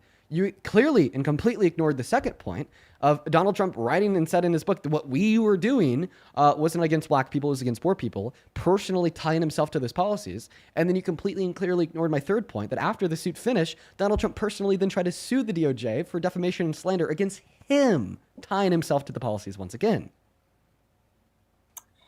Again, like, cut me off for the third time. You love doing it, but I mean, I got all day, but this was in the 1970s. So let's say you are right. Let's say you're right. He's a changed man. He's hired a black woman at a press conference. Joe Biden was racist while he was the president of the United States. Do you remember quotes like, well, if you don't know whether you're for me or for Trump, you ain't black? He said that Obama was like the brightest, like, person or something. Like, all of those specific examples was when he was president of the United States. So, okay, all right. So I definitely do not think that Biden saying Obama is a really smart person is racist. Maybe like you meant to say something else there. But to respond to your first point about saying if you don't vote for me, then you ain't black. Yeah, that was obviously a very distasteful and wrong thing for Biden to say, and he was able to acknowledge that. And I'm gonna take like somebody like Biden, who said if you don't vote for me, then you ain't black, which once again is incredibly distasteful and wrong, which he then apologized for and held himself accountable for, over somebody like Trump. I mean, he was like straight up sending people to Sikha and El Salvador where they're being beaten and tortured because of the color of the skin or the language that they speak. I mean, like we're now like seeing videos popping up all over the country of ICE attempting to detain and arrest and deport people because they speak English with an accent. And then Donald Trump is over here saying that, well, they're not doing enough. And this is on top of other statements that he's made so far in his second term, like this idea that you could just kind of look at an immigrant and tell if they're good or bad. So total racial profiling, not to mention the litigation over SCOTUS allowing ICE to racially profile, then that being emboldened by Trump saying, once again, they're not even doing enough. And then the final nail in the coffin here is that you try to use the argument that he's not racist because he gave a black woman a job at a press conference. Donald Trump definitely would fail in comparison here to Biden, who gave a black woman the second most important job in the world, that being the vice presidency, to a black woman by the name of Kamala Harris. So in accordance with your logic, Biden couldn't be racist for the same argument you tried to give me in reference to Trump. Now, another final nail in the coffin is that the election didn't even come down to a conversation between Biden and Trump. It came down to a conversation between a black woman, Kamala Harris, and Trump. But of course, you don't want to talk about that, and you'd rather say, but Biden, but Biden, but Biden, so you could deflect and pivot away from the ways that Donald Trump is actively destroying this country and everyone in it today by threatening an invasion of our allies, starting a economic, possibly military war with Europe, increasing global tensions to a high of our lifetimes, on top of his terrible domestic policy to do with the economy, terrible social policy to do with women and girls' rights, terrible immigration policy to do with many of the points that we've already been going over in the last hour and a half of this stream, and about a billion other things. Well, I will say, Dean, that the vice president that he decided to choose, who was put in charge of the border, did absolutely nothing, and there's not really anything that I can, like, I can't even say anything as to why anybody would choose to vote for Kamala Harris, and specifically the border. What you were just saying, you were talking about immigration policies and mass deportation, and how you thought that it was, what was your words about mass deportation? I have many words for mass deportation. I don't know which. No, but like, what words your thoughts? Like, what are you? Yeah, to sum it up into one word. Let me be clear with this: bad. So mass deportation is bad. Yes. Okay. So when Barack Obama was president, would you consider his mass deportation to be bad?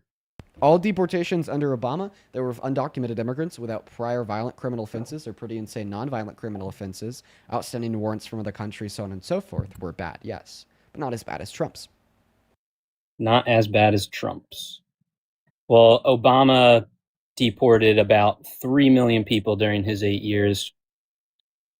So if mass deportation... And in the last year alone, Donald Trump deported 1.3. Well... Again, like, but Obama never. But here's why I support Trump. Yeah.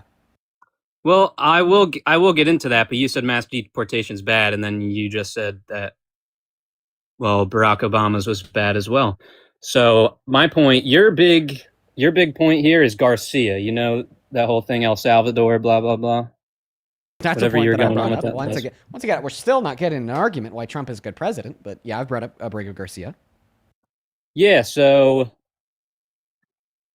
I'm confused on your points here, Dean, because... I think that you're confused about a lot, my friend. No, I'm confused on your point and what you're trying to make, because Garcia, when he was found, he had rolls of cash and drugs. He was a member of an MS-13 gang, and he was arrested with 2 other MS-13 gang members. Wait, I'm so sorry. Were you aware of that? First, I just want to ask you a question. He had DRUGS on him. Was he charged and found guilty of that? Because that's illegal. I mean, I have article proof here, and it's kind of funny because I was talking to you about this a while ago, and you gave me an article from, I believe it was the Supreme Court, and honestly, it was stupid of me not to even read it, because your point was like the first sentence, and then after that it goes, oh, but he was an MS-13 gang member, he had a violent history. No, that's also not true. It is true. And the facts are, when Garcia was arrested, he was found with rolls of cash. And this is from Homeland Security. Yeah, do you have any evidence for that beyond the fact that Kristi Noem said it? It's coming from Homeland Security. Yeah, I'm looking at the same thing that you are right now. Quote, unquote, today, ICE law enforcement arrested Kilmar Abrego Garcia and are processing him for deportation, said Kristi Noem. He was arrested with rolls of crack and DRUGS. Why was he never charged with a crime for drug possession? Why was he never... Yeah, why was he never charged with that? I don't know. Why don't you give me an article proving your point? Why don't you give me an article debunking this? I mean, I think this kind of does. Because if he was in possession of DRUGS, they'd probably charge him with that crime because that's illegal to do. Just saying. Or it's like, maybe like the DRUGS that they found on him, like weren't DRUGS that are illegal to possess. Like for instance, like a fucking vape. Or, you know, like, I don't know what state he was arrested in, but maybe like the MDRUG is legal there. You know, so it's like, it's either the case that they're just straight up lying or just using the word like DRUGS to refer to like legal substances, like, you know, the anxiety pins, cigarettes, drugs, so on and so forth. Because if it was like an illegal substance, then of course he would have been charged with that crime and found guilty. Or even like just his RX medications. Maybe the DRUGS that they found on him were like prescribed medication. Could have been coffee. Could have been fucking coffee. You know what I mean? In fact, I think that's the likelihood. I bet that Kristi Noem didn't just give a bold-faced lie, but probably like intentionally used that phrase to make it more dramatic. Because if it truly was as dramatic as found with cash and drugs, you know, illegal substances, he would have been charged. Then he's a member of an MS-13 gang member, and when he was arrested, he was wearing a sweatshirt. Oh, what sweatshirt? And it was covering the ears and the mouths and the eyes of the presidents of various currency denominations, which is known as an MS-13 gang symbol. So what was the sweatshirt? I just described it to you. Can you re-describe it? Can I I will repeat what I just said. He was wearing a sweatshirt with rolls of money covering the ears, mouths, and eyes of presidents of various currency denominations. This is known as MS-13 gang symbol of see no evil, hear no evil, say no evil. Quote. So you think that see no evil, hear no evil, say no evil is indicative of you being an MS-13 gang member. That phrase is, quite frankly, one of the oldest that exists. hear no evil, say no evil, do no evil, something like that, whatever the phrase is, that actually has ties back to Buddhism thousands and thousands and thousands of years ago. And in fact, this phrase is more popular and more predominant than live, laugh, love. You could find that phrase on common household items on Amazon, on sweatshirts like Abrigo Garcia was wearing, or even flag/tapestry. In fact, I bet that there's many people who even have that phrase as a tattoo on their body. But, you know, obviously, maybe I'm walking into my girlfriend's house and my girlfriend's mom has a hear no evil, do no evil, say no evil tapestry on the wall. I'm not going to turn around and say that I got to break up with you, my love, because your mother is a member of MS-13. So you're saying that? Oh, by the way, look at all the MS-13 gang members in the TikTok chat. They're all putting the see no evil, hear no evil, say no evil emojis in the chat. It's such a popular phrase that emojis exist for it. Amber's an MS-13 gang member. Jenny's an MS-13 gang member. Perry's an MS-13 gang member. Scotty's an MS-13 gang member. Groovy's an MS-13 gang member. Look at all these MS-13 gang members. DJ's an MS-13 gang member.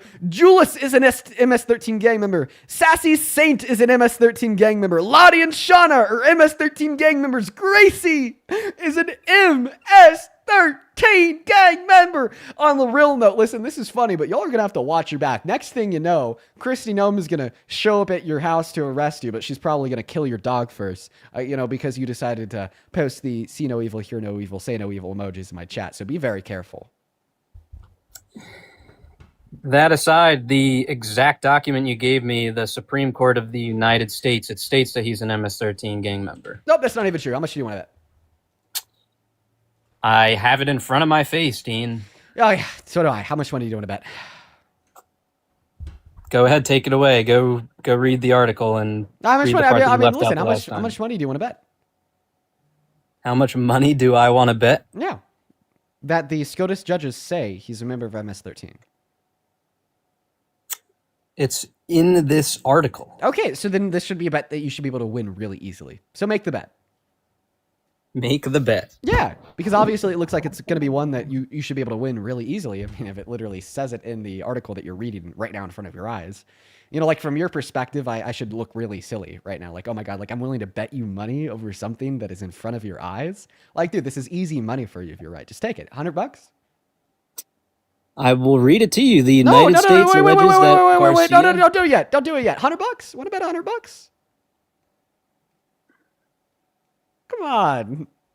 Have some fun. You want to bet $100? Yeah. I want to bet $100 that the SCOTUS never said that he is a member of MS-13.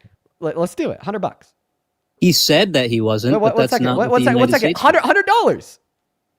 That the SCOTUS judges never said he's a member of MS-13. Are you going to accept or reject it? I just want a very quick and clear response to this question. Are you going to accept the bet or reject the bet? Come on. The United States. No. Are you going to accept the bet or reject the bet? I am going to make the bet in my own terms. No, I'm asking you if you're going to accept or reject this bet on my own terms. Now, if you reject the bet on my own terms, that's fine. You just have to clarify. Are you willing to accept or reject the bet that no, the SCOTUS judges did not call him an MS-13 gang member prior to your suggestion? Contrary to your suggestion. I'm not doing it on those terms. So I reject that one. Well, come on, man. How about we just very clearly take a bet on what you said? Let's go ahead and roll back the VOD to see specifically what you said about this article. Money covering the ears, mouths, and eyes of presidents. Here, even have that phrase as a such a popular DJs and MS. Will say no evil emojis. The exact document you gave me, the Supreme Court of the United States, it states that he's an MS-13 gang member. Nope. How much do you want to bet? How much do you want to put? How much money do you want to put on that claim? That the document that the SCOTUS says and states he's an MS-13 gang member. How much money do you want to bet on that claim? Clarification: what document are you on right now? Noam v. Garcia, number 248949.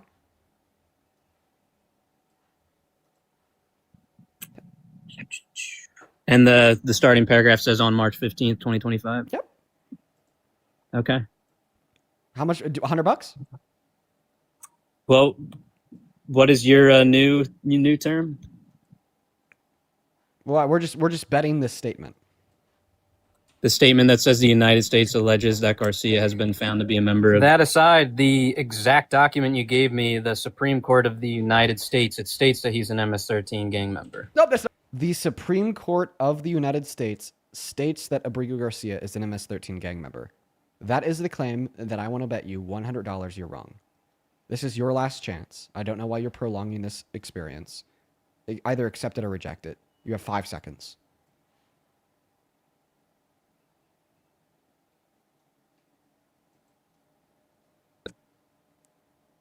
What I just said. Yeah, what we just listened to you say. That you what said, I just said. We just listened to what you just said. You said that the no. Supreme Court stated what I am about to say right now, what I said 10 so you're ago. walking back on what you said earlier. No, because you like to twist people's words. Can we just get clear here? Are you not walking back on what you said earlier? It's because you like to twist people's words, Dean. Just like Johnny, who was on. I'm not trying to twist your words. I'm just trying to ask you if you're walking back on what you said earlier. Like, let's listen to it. If I'm making a bet, I'm going to be clear about it. That aside, the exact document you gave me, the Supreme Court of the United States, it states that he's an MS-13 gang member. Nope, that's not even. Are those words that you're walking back or not? Stop fucking being an asshole. Stop being like this. It's very annoying. You're the one being an asshole. Are those words that you're going to walk back or not, dude? You're the one who was being an asshole to Johnny. And now he's going to start crashing out. Cool. Are you going to walk back those words I'm not crashing out. I've been very polite with you. Are you going to walk back those words or not? Why can't you answer the question? Why can't this fool answer the question? Are you going to walk back those words or not? I was referring to the Supreme Court document, Dean, in that statement. That was like 5 minutes ago. The document doesn't even state that he's an MS-13 gang member. Okay, obviously, you're stun locked because you know that you're wrong and you're dishonest, so you're never going to make that bet. So I'll clarify for you now. No, the Supreme Court never states that Abrigo Garcia is a member of MS-13. The Supreme Court merely states the fact that the United States, more so Kristi Noem and the Department of Homeland Security, have alleged that Abrigo Garcia is a member of MS-13 and that he expressly denies that fact. But we already know that that Kristi Noem and the Homeland Security have alleged that he's a member of MS-13. That is what we spent minutes going over. And then we both looked at the same article published by Homeland Security under quote-unquote Secretary Noem announces ICE arrest of Kilmar Abrigo Garcia, an MS-13 gang member, human trafficker, wife beater, child predator, and criminal illegal alien. And we had good back and forth discussion about that. I ultimately proved you wrong because you hinged on him being an MS-13 gang member because quote-unquote, hear no evil, see no evil, say no evil, at which point you then conceded and moved to this document. I never conceded. I was just bringing up the document that you put in my face last time and said that it was, I don't know what your terms was, unconstitutional, but then underneath it says that the United States alleged that he is a member of MS-13. Yeah, that's a factual statement. What does that tell us? That doesn't tell us anything new. Like, before you brought up that document, we spent like 10 minutes talking about the United States allegation that he's a member of MS-13. We already knew that. I was just reading the document because you left it out, because you like to lie by omission. How is that me lying by omission? Because you're leaving out key points that are in the article. No, we weren't leaving out any key point. We were literally talking about the fact that that's what the United States had alleged. Remember our conversation about what he was wearing and you saying that this was a signal? The last time I talked to you about this, you left that all out. I've never left this out. Yes, you did. No, it's always, dude. In fact, I use this as an argument against the Trump administration at this point because they allege that he's a member of MS-13 with no evidence. I've talked about this on my stream a billion times. Sucks to suck. You lost the debate. You look stupid. Stop it. If the United States is saying that he's a member of MS-13, I'm gonna believe it. Okay, but the thing is that they have no evidence to make that allegation. And by the way, the person making the allegation is literally Kristi Noem. There's no evidence to corroborate that allegation. Kristi Noem's just saying shit, dude.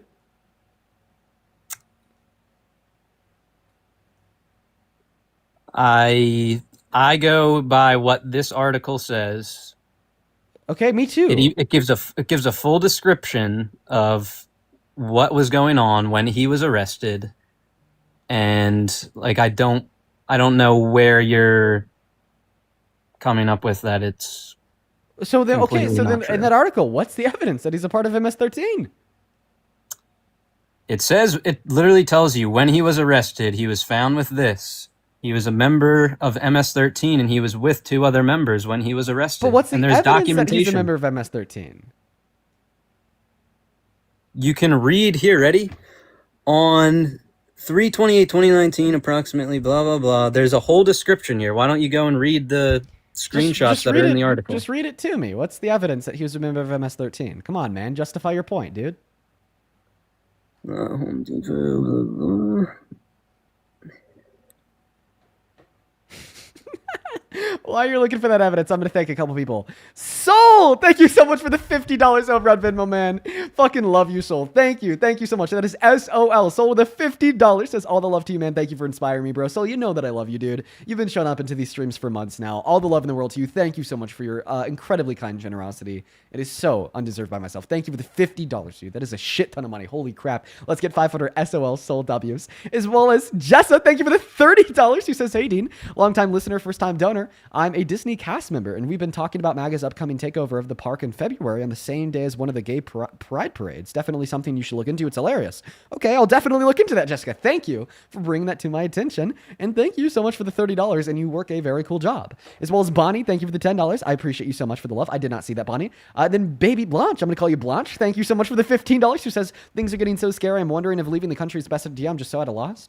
Do what is right for you, Blanche. Thank you for the $15, and show some love to Blanche down below. Then Tabitha, thank you so much for the $10, who says, listening to you stand up for my family and countless others gives me so much hope. Oh, thank you so much, Tabitha.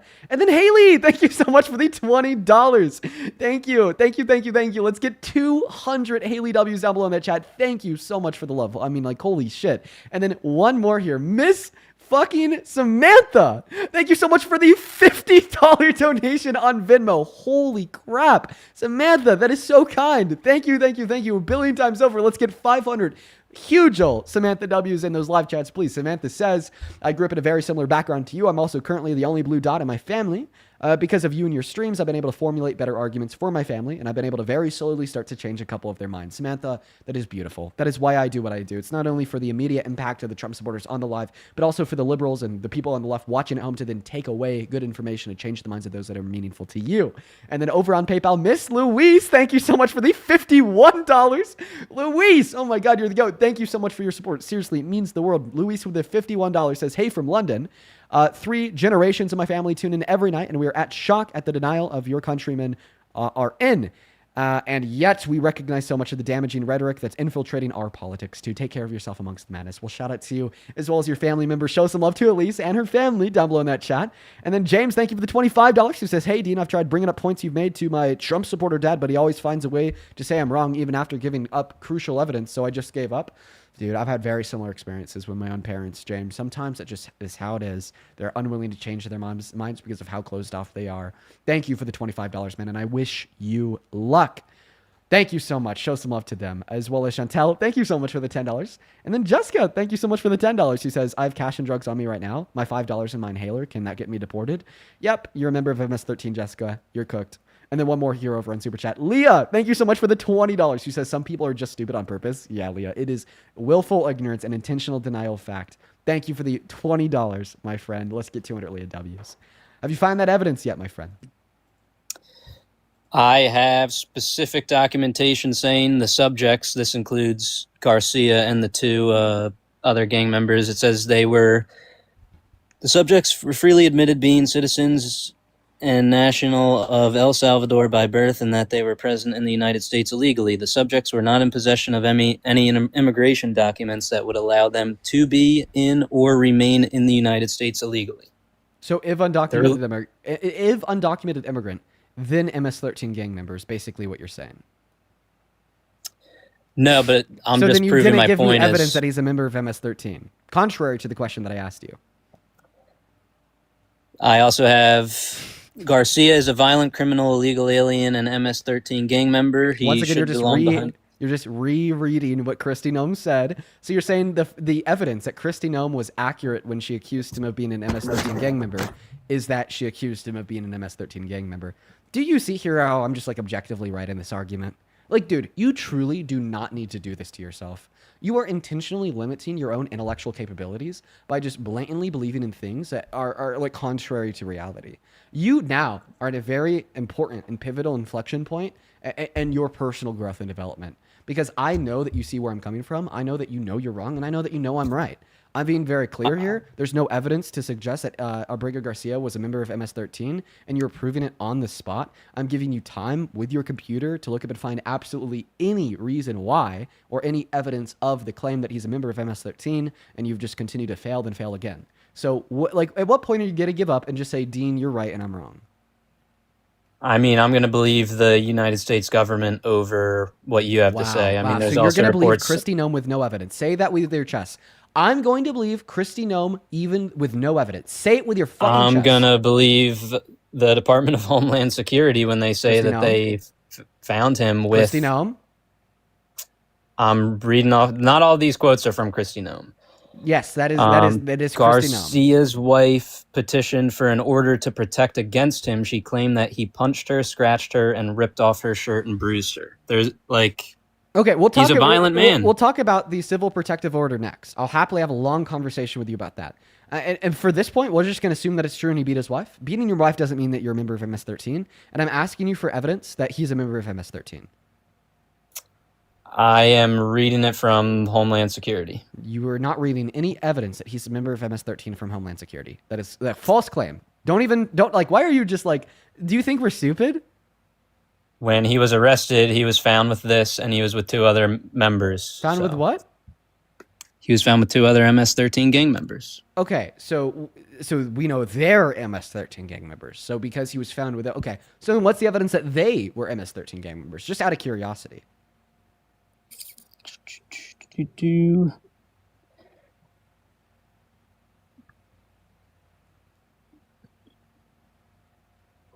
Well, there is a report here. Okay. So it's saying they approached 2 individuals, reached to the wristband, several. So this was at a Home Depot. And if you go to Home Depot, you're a member of MS-13, chat. Just immediately recognized Christian Hernandez Romero as a member of the MS-13 Sailors Clique. Okay. 2 small...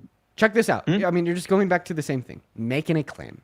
Watch this. Let's just assume that that claim is true. Okay? He was found with 2 members of MS-13. Therefore, we have enough evidence to believe that he himself is a member of MS-13. Donald Trump has been seen with many pedophiles like Jeffrey Epstein, who he considered to be his best friend. Therefore, we have enough evidence to believe that the same thing is true of himself. Oh.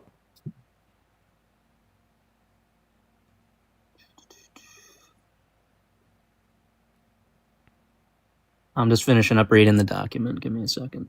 Okay. Doesn't even know he's cooked. Has no clue.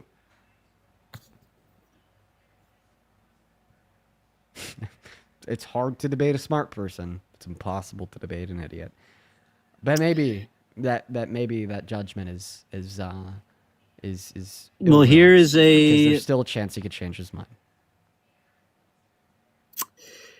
Here's another. So this is actually a part of the report. This isn't just Kristi Noem saying it. So officers contacted the past proven reliable source information who Killamar Armando Garcia, so this is who we're talking about, is an active member of MS-13 with the Westerns. The confidential source further advised that he is the rank Chaco, which is moniker of Chile, or Chile, but it's in quotations. But that's a part of the report. So what does this mean? Can you help explain that sentence to me? It means that he is an active member of MS-13 at the time of this report, which can you on March 28th. Can you repeat that last sentence? Can I repeat the last sentence? Yeah, just to ensure that we all know what your evidence is that he's a member of MS-13. Can you just repeat that last sentence? It was sentence? giving the rank that he was in MS-13. Okay, then what's the evidence that he is this rank? It's in a report. It was confirmed that he is an active member of MS-13. How is it confirmed? I'm reading a specific report. Okay, so then you should know how the report confirms it. Can you put this up on the screen? You could just read it, dude. I just read you the sentence. Officers contacted the past proven reliable source of information who advised Garcia, I'll just say, because it's... Oh, so someone said it. Okay, someone said it. Okay, well, then you should believe that Donald Trump raped E. Jean Carroll because someone said it. You should believe that Donald Trump raped Katie Johnson because someone said it. You should believe that Donald Trump is actually guilty of raping 25 women because all 25 women said it. You should believe that Donald Trump raped 2 women in the 1980s because 2 women said it. You should believe that Donald Trump was doing those things with a big E because a lot of people said it. You should believe that Donald Trump sexually exploited women and girls at Miss Teen USA, Miss USA because people said it. You should believe that Donald Trump is one of the worst humans alive because of all these facts and more, simply because people have said it. But you actually would therefore reject all of those things because people said them, arguing that witness testimony or victim testimony is insufficient to demonstrate a claim as true, and then you'd probably go down a very long soliloquy riddled with victim blaming, saying that women falsely accuse men all the time, people could lie, they're just making it up, what's the evidence that they were right? But then as soon as it's about Abrego Garcia, you reject those same arguments, and then you uphold the belief that if someone said it, then it's true. It's an actual documented report. Yeah, like the 2 documented reports the FBI by women made in the from 2015 to 2020, saying that Donald Trump raped them in 1984. Like those reports. This is a government report. Yeah, just like the government reports, the FBI reports that I just named. like the judicial. I think from E. Jean Carroll claiming that Donald Trump raped her, but then she was actually able to prove it in a court of law. Much more than I could say about that accusation, because it hasn't even made it to a court of law, because there's no substantial evidence to even press charges against Abrego Garcia for being a member of MS-13. And by the way, he's still in America. Now I'm going to leave you real quick with Parker here. I need to go pee. For everyone watching, I'll be back in a minute. Okay. And Mr. Parker, I appreciate you for quickly covering me. Of course, man. So wait, what's your defense for that? Well, we were talking about the Garcia case a while ago. Dean gave me a source from the Supreme Court, and he left out a few facts or lines that was in that, which is saying that the United States alleges, however, that Garcia has been found to be a member of the gang MS-13. I brought up a source. You said you don't accept allegations as evidence, correct? Well, the thing that I'm accepting is this article from the Homeland Security that has a documented report from March 28th. That just alleges this without evidence. It's going through evidence from... So what was the evidence? It's a report written up on March 28th, 2019. Yeah, and what's the evidence listed in the report? The evidence starts off by saying there were 2 people, like I'm just summarizing it right now, but there were 2 people who were members of the MS-13 gang. It talks about their statuses. Then it goes on to talk about Garcia, saying that he was also an active member of MS-13. So and you think Garcia claimed that he was a part of MS-13? Well, no, he denied that. Oh, he denied that. Okay, so then what does it say? What was the evidence? I am going by the government's documentation. So you believe that if the United States alleges something, then you'll believe it? I'm looking up the report right here from the officers that dealt with it. Because the U.S. alleged that the person that Donald Trump pardoned, who was convicted of trafficking over 400 tons of sea drug to our country, they alleged that he was guilty. Does that mean that you accept that? There's something else too, Parker. The special counsel's Jack Smith. That was the United States alleging that Donald Trump tried to coup the government. True. So if you accept allegations made by the United States, then you have to also thereby accept that Donald Trump tried to coup the government. What is your reasoning behind that? You're making it seem like he's like such an innocent person and should no respond to that. If you accept allegations made by the United States, then you have to accept that Donald Trump tried to coup the government. I'm just going by the facts in front of me. There's a whole report. Okay, and go by the other fact: the United States alleged that Donald Trump tried to coup the government. Okay. So do you also believe that? Probably not. Okay, so then what's the difference? My point I is just don't that feel like believing that one. Yeah, right. No. Tell us. By the way, Parker, if you got to go because I'm back, feel free. But if you want to stay, also feel free. It's up to you. my So red, my white, and point true. What's, here, no. What's the difference? Why do you accept one allegation made by the United States but not the other? because there's multiple points in this document that says even if he's not an MS-13 gang member, he's a harmful person. No. You said that you believe he's a member of MS-13 because the United States alleged it. So then why don't you believe that Donald Trump tried to coup the government because the United States alleged it? I mean, I'm going by certain points in this thing, who he was with, what he was holding, what he was wearing. Dean, that just makes Trump look bad. Yeah, makes Trump look bad. So then you're not going by the fact that they merely alleged it. You're going by the evidence that they had to corroborate the allegation, right? Yes. Okay, so then what is the evidence that they had to corroborate the allegation that makes you believe he's a member of MS-13?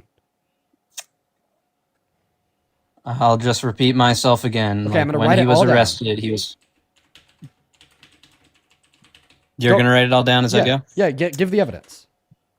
So when he was arrested, he was found with rolls of cash and drugs. There were 2 other members there.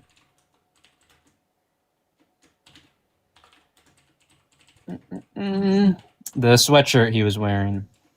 All right, Dean, I'll let you deal with this. I'll be back. I'm Okay. gonna get ready. Yeah, cool, man. Whenever you're ready, feel free to join.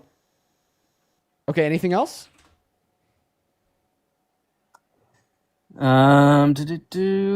claimed fear of being returned to El Salvador because he would be prosecuted by MS-13 rival gang.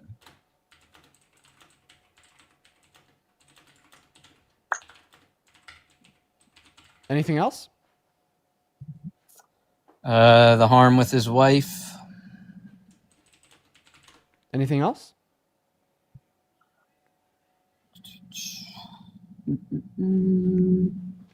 And then the full document. I quickly unplug my mic. Repeat that last point.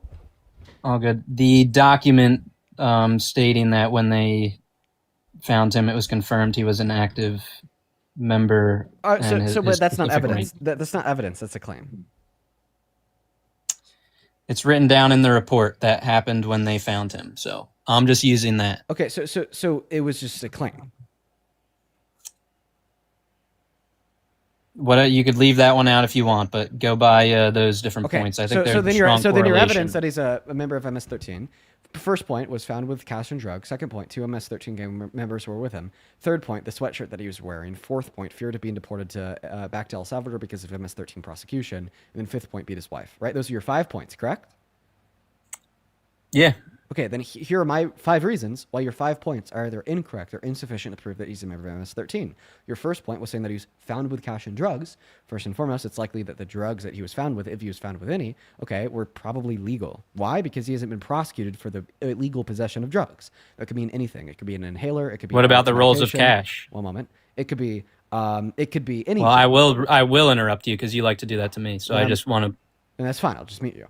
All right. So I don't think that possessing legal drugs indicates that you're a member of MS-13. So we could write that one off as insufficient evidence that he's a member of MS-13. Rolls of cash. The second reason would be cash. Obviously, being found with cash doesn't indicate that you're a member of MS-13. People are found with cash in a correlation car. with drugs. One moment. Every single day. All right. Every single day, people are found with cash. Okay. For the most part, people traveling with rolls of cash are doing so legally. Okay. For business operations, the fact that they just like to carry cash on them or other concerns.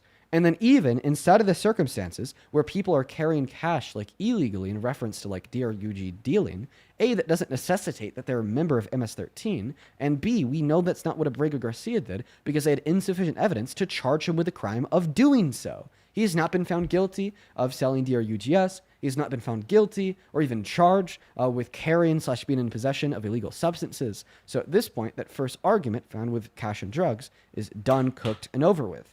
Your second argument was that there's 2 MS-13 gang members there. Once again, you're now saying evidence for the claim that he's a member of MS-13 is just simply another claim of the people that he was found with were members of MS-13. I find there to be absolutely no evidence that you've indicated that this claim is even true, but even if that claim were to be true, your logic would implicate that Donald Trump is a PDF for the reason being that he was best friends with Epstein and found with him a lot. Second point defeated. The third point that you made was a sweatshirt that he was wearing, indicating the phrase, hear no evil, see no evil, say no evil. This phrase is older than MS-13. It goes back and it reaches into Buddhism, and this phrase is more popular than live, laugh, love. There's hear no evil, say no evil, see no evil. Tapestries, sweatshirts, apparel, like home goods, and even emojis. We've already demonstrated this absurd point because now we see everybody in the comment section spam the hear no evil, say no evil, do no evil emojis, indicating that using your evidence, they'd all be members of MS-13 too. That's absurd. Therefore, that point's absurd. I've now defeated that one too. The fourth point that you made was claim fear of being deported to El Salvador because of MS-13 retaliatory prosecution. Well, I mean, it's clarified by Abrigo Garcia that the specific retaliation is the fact that his family owned a business. MS-13 wanted his family's business to give them money. They refused, and then when people refused to do that, they kill them. Okay? Bad actions driven by members of gangs, for the most part, are directed towards innocent civilians that refuse to serve to the beckon and whim of illegal taxation, kidnapping, or doing and giving them whatever they want or say. So the fourth point has been defeated. The fifth point you made pertained to the civil protective order that his wife filed against him. So A, if we assume the civil protective order to be the case and that this is something that he did to her, he beat her, which I have evidence against. That evidence actually comes from her, but we'll touch on that later. Okay, beating your wife doesn't make you a member of MS-13. It just makes you a really bad guy. In fact, beating your wife gives no one absolutely any evidence whatsoever to claim that you are a member of MS-13. So therefore, your fifth point has been refuted. At this point in time, all 5 points that you made, starting with found with cash and drugs, 2 MS-13 gang members were there, sweatshirt he was wearing, claimed fear of being deported to El Salvador because of MS-13 prosecution, and beating his wife, have either been proven wrong, proven absurd, or proven to not indicate that he was a member of MS-13 via lack of evidence for it to be the case. Are you done? Yeah, I am done successfully refuting each individual point that you brought up with a total of 5 that you believe serve as sufficient evidence to demonstrate that he's a member of MS-13. There's nothing you can definitively say to prove 100% that he is not. And I think there's a strong correlation to those 5 points to MS-13 gang member or a violent person who, I mean, he is illegal, but he's a violent person and he should not be in this country. Okay, so the counter argument that I gave against each 5 of those points would indicate otherwise. The 5 counter arguments that I gave against your 5 points would indicate that we do not have sufficient evidence to believe that he's a member of MS-13. So your only way forward would to be now to defeat the counter arguments I provided.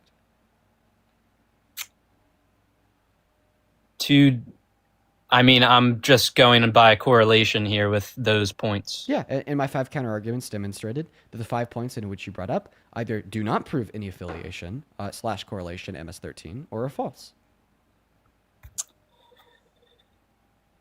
Then give me your reasoning to say that he is 100% not a member. Okay, and at this point, you're now committing a logical fallacy by asking me to prove the negation of your claim to be true. I don't even need to do that. All that I need to prove is that you do not have enough evidence because to you believe can't prove that he's it. a member of MS-13. He's a harmful person. So are you now saying that you actually cannot defeat the counter arguments that I provided, yet you still believe that he's a member of MS-13 without sufficient evidence? And don't respond by saying, Dean, I do have sufficient evidence. I just gave it to you because, well, I gave you the refutation of each point you made to demonstrate that they do not sufficiently prove that he's a member of MS-13. At this point in time, you are stun locked. At this point in time, you're in a corner. And at this point in time, you have 2 options. Your first option is to concede and grant that, Dean, you were right. You have now proven to me that I do not have enough evidence to believe that he's a member of MS-13. I'm a rational person. I don't believe things without evidence. Therefore, I no longer believe that he's a member of MS-13. Your second argument, or the second thing you could do here, would be to give a cogent and sufficient counter-argument against the original 5 refutations I gave of your 5 original points. Anything else that you say is a pivot, anything else that you bring up is a deflection, and anything else that you even try to say is just an embarrassment for yourself. So which one of those 2 paths will you now pursue? Either a concession or a counter-argument against my 5 refutations? I will say it is possible that he is not a member of MS-13, so that'll be my answer. But so you're conceding. Again, Well, here's the thing, Dean. You're debating people on how do they still support Trump, and So I you're believe pivoting? he is a harmful So you're- person. so Let's you're say he's not a pivoting? member of MS-13. Wait, so you're conceding? No, or no, just- no, no. Do is it- not. is it a- Excuse is it me. a concede or is it a Excuse me. pivot? Excuse me. I just want to know if you're Let me conceding finish. or Excuse if you're me. pivoting. Excuse me. If you could first address either concession or not a concession, that'd be great. A concession to what? To your claim that you have enough evidence to believe he is a member of MS-13.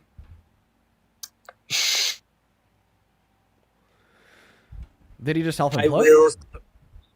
No, to make you happy, I will concede that specific thing. Let's just say, even if he's not a member of MS-13, but he still Wow. is shown to be a harmful person. Wow, so you concede. And yeah, but this is why I support Donald Trump, because of You his support because you, of the immigration policy. you support Trump because he falsely labels people that he's illegally deported as MS-13?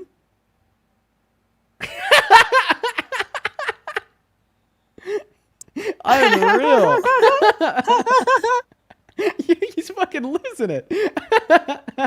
You're the one losing it here, buddy.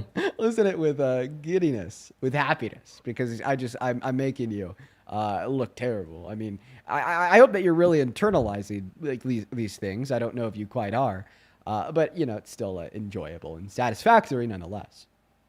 He's a harmful illegal immigrant, so Okay, so now let's get on to that harmful part. Beat his wife, right? that's a part of it. Yeah. Okay, the evidence that he beat his wife, you were saying that his wife went to civil court and alleged violence against her, correct? Yeah, but there's Oh. more. There's correlation. That's one point. Oh, okay. So what's the other evidence that he's a violent person? I am putting together all those points. Oh, To but correlate to the I've fact already. that- Those are the points that you conceded on. Yeah, but that was about being an MS-13 gang member. Okay, so then what's the new like set of reasons why you think he's a violent person? Based on this whole report, Okay, can you be more specific?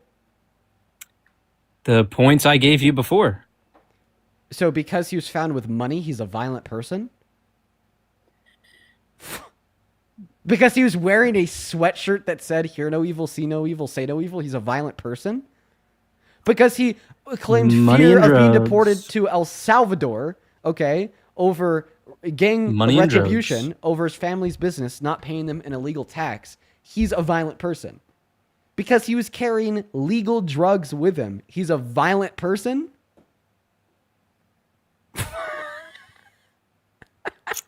He's an illegal immigrant that does not belong in this Oh, yes. Yo, we finally got you down to the point where now you're saying he's a violent person because he's an undocumented immigrant. So you believe that all undocumented No, that's not what I immigrants are said. violent people. This is the no. That is what you said, because you said Excuse me. You said the 5 points that you had to believe that he was violent range from being Excuse me. found with cash and illegal drugs, wearing a Excuse me. sweatshirt that said "Hear no evil, see no evil, say no evil," then claimed fear of the gang hurting him if he were to go back to El Salvador. Okay, but obviously being found with cash and legal Excuse me. drugs does not indicate that you're a legal person. Obviously, wearing a sweatshirt that says "Hear no evil, say no evil, do no evil" does not indicate that you're a violent person. And then obviously fearing over like harm to yourself if you're deported back to a country where your family owns a business that's not paying illegal tax. MS-13 doesn't indicate that you're a violent person. And then in response to that all, you're gagged and stunned like you said, well, he's an undocumented immigrant that shouldn't be here in the first place. Obviously, arguing that you have no response to my counter arguments, but now your argument only hinges on this idea that he's an undocumented immigrant. Therefore, from your perspective, you're attempting to extrapolate that because he's an undocumented immigrant, therefore he's violent. I don't know why you need to go ramble on like that. You twisted my words and then you muted me. Sure, so what did I twist? Could not elaborate. Sure, what did I twist? What? You said that go play the recording back because you like to do that. So right before you went on your little tangent there, go replay the recording of my last words. No, Before I'll just ask you, what did I twist? No, because I want everybody to hear it. You want everyone to And I hear want how to prove twisted you your wrong. words? I want to prove you wrong. So go back and play it for Trump. And So I you're believe pivoting? he is a harmful So you're- person. so Let's you're say he's pivoting? not a member of MS-13. Wait, so you're conceding? No, or no, just- no, no. Do not. Unreal. Because he was wearing a sweatshirt that said "Hear no evil, see no evil, say no." There we go. Gang member. Oh, okay. So what's the other evidence that he's a violent person? I am putting together all those points. But I've already those are the points that you conceded on. Yeah, but that was about being an MS-13 gang member. Okay, so then what's the new set of reasons why you think he's a violent person? Based on this whole report. Okay, can you be more specific? The points I gave you before. So because he was found with money, he's a violent person? Because he was wearing a sweatshirt that said, hear no evil, see no evil, say no evil, he's a violent person? Because he claimed fear of being deported to El Salvador, okay, over gang retribution, over his family's business, not paying them an illegal tax, he's a violent person. Because he was carrying legal drugs with him, he's a violent person?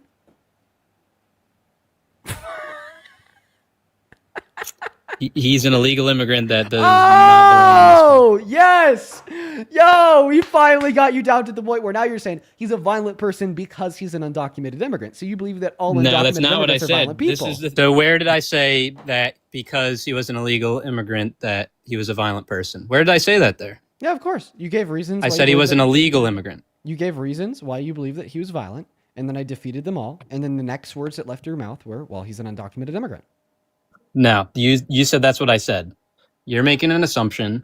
That is not my exact words. This is what you did to Johnny. This is exactly what you do to everybody. Wait. So are you arguing that your statement, well, he's an undocumented immigrant, was a pivot away from the topic of discourse surrounding why you think he's violent? No, let's not go off on this again. It'd have to be a pivot. And it would have to be a pivot. Because if you were bringing that up with no conceptual relevance to the topic of discourse, then it would be a pivot. So it's either the case that you were arguing he's violent because he's an undocumented immigrant, or you pivoted. Because that follow-up statement that he's an undocumented immigrant had no bearing nor weight in response to my refutation of the reasons why you think he's violent. So let me just get this clear. After I finished defeating the reasons you granted insofar as why you believe he's violent, and then you said, well, he's an undocumented immigrant, okay, was that relevant or not relevant to you responding to my refutation of why he's not violent? Yes or no? Relevant or not relevant? You put words in my mouth. Nope. Relevant or not relevant? You put words in my... Nope. Relevant or not relevant? You lied. Nope. Relevant or not relevant? Why are you scared to answer the question? Is it because you know that you're fucking cooked? What is the exact question? Give me a short question about relevancy that you're talking about here. You brought up the reasons why you thought he was violent. I then refuted them. And then once I was done refuting them, the next words that left your mouth were, well, he's an undocumented immigrant. Was that statement, well, he's an undocumented immigrant, relevant towards a response geared to proving me wrong when I demonstrated why he wasn't violent? Or was that an irrelevant response that was completely off the topic of discourse? I think there's a correlation to this whole conversation. Can you just tell me if it was relevant or not relevant to responding to the refutation? I think it was a relevant point. Okay, so then I didn't misconstrue your words, because then you were indeed trying to argue, Dean, even though you proved my last 5 reasons why I think he's violent wrong, I'm now going to give you a 6th reason, that reason being that he's an undocumented immigrant.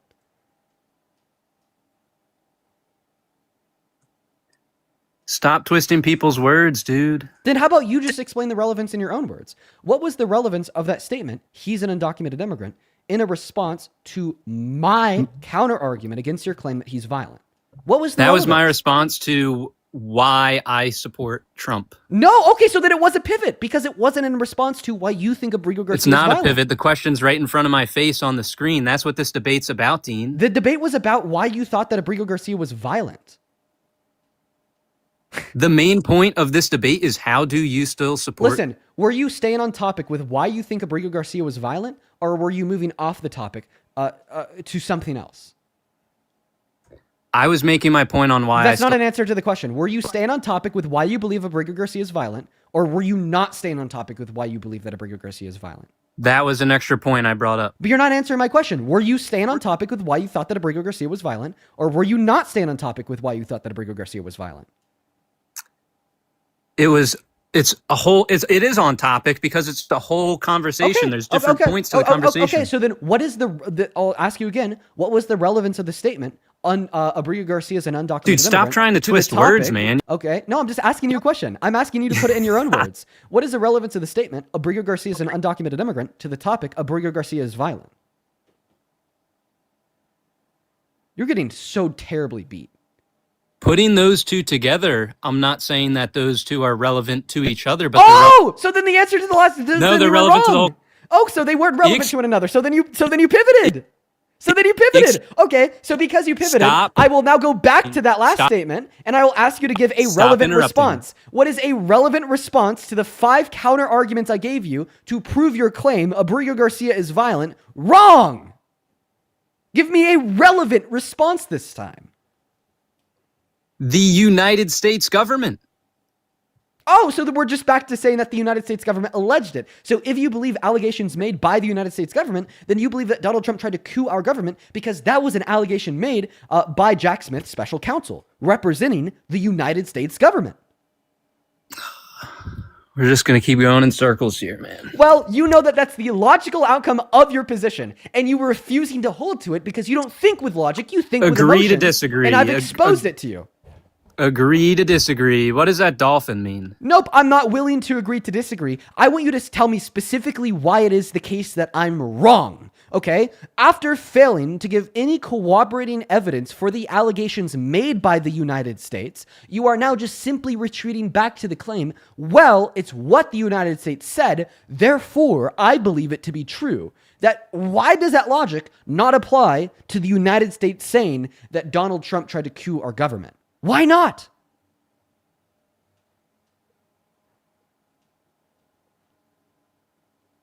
I was going off of relevance based on our conversation. That's not an answer to my question. Why does your logic not apply to the United States saying that Donald Trump tried to coup our government? But it does apply to the United States saying that Abreu Garcia was violent or a member of MS-13. Keep in mind that nowhere in your response do I want to hear the fact that you think that one claim had corroborating evidence and the other didn't, because I've already given you my refutation for the corroborating evidence, quote unquote, that you tried to provide for their allegation as in reference to Abreu Garcia, and you had no response. So answer the question. Why do you believe the allegation made by the U.S. when it's against Abreu Garcia, but you don't believe the allegation made by the U.S. when it's against Donald Trump?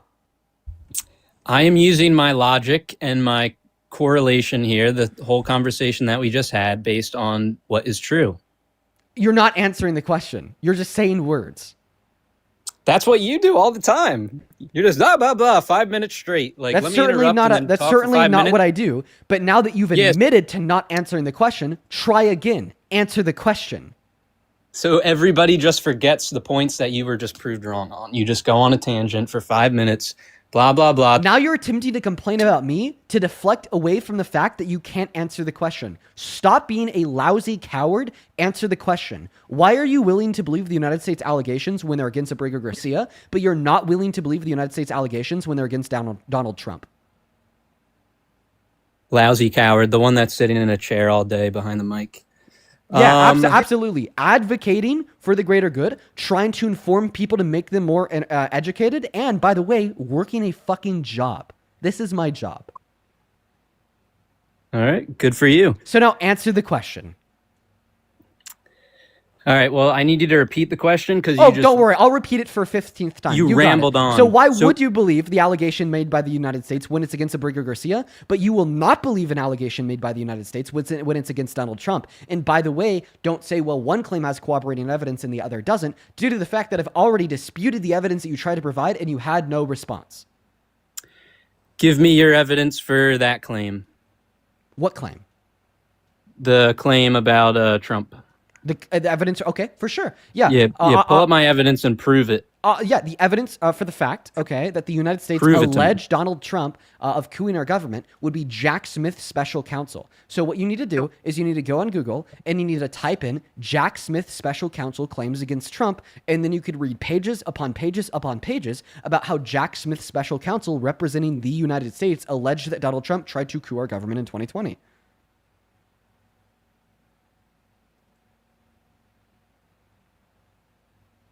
There you go. Feel free to unmute. I'm unmuted.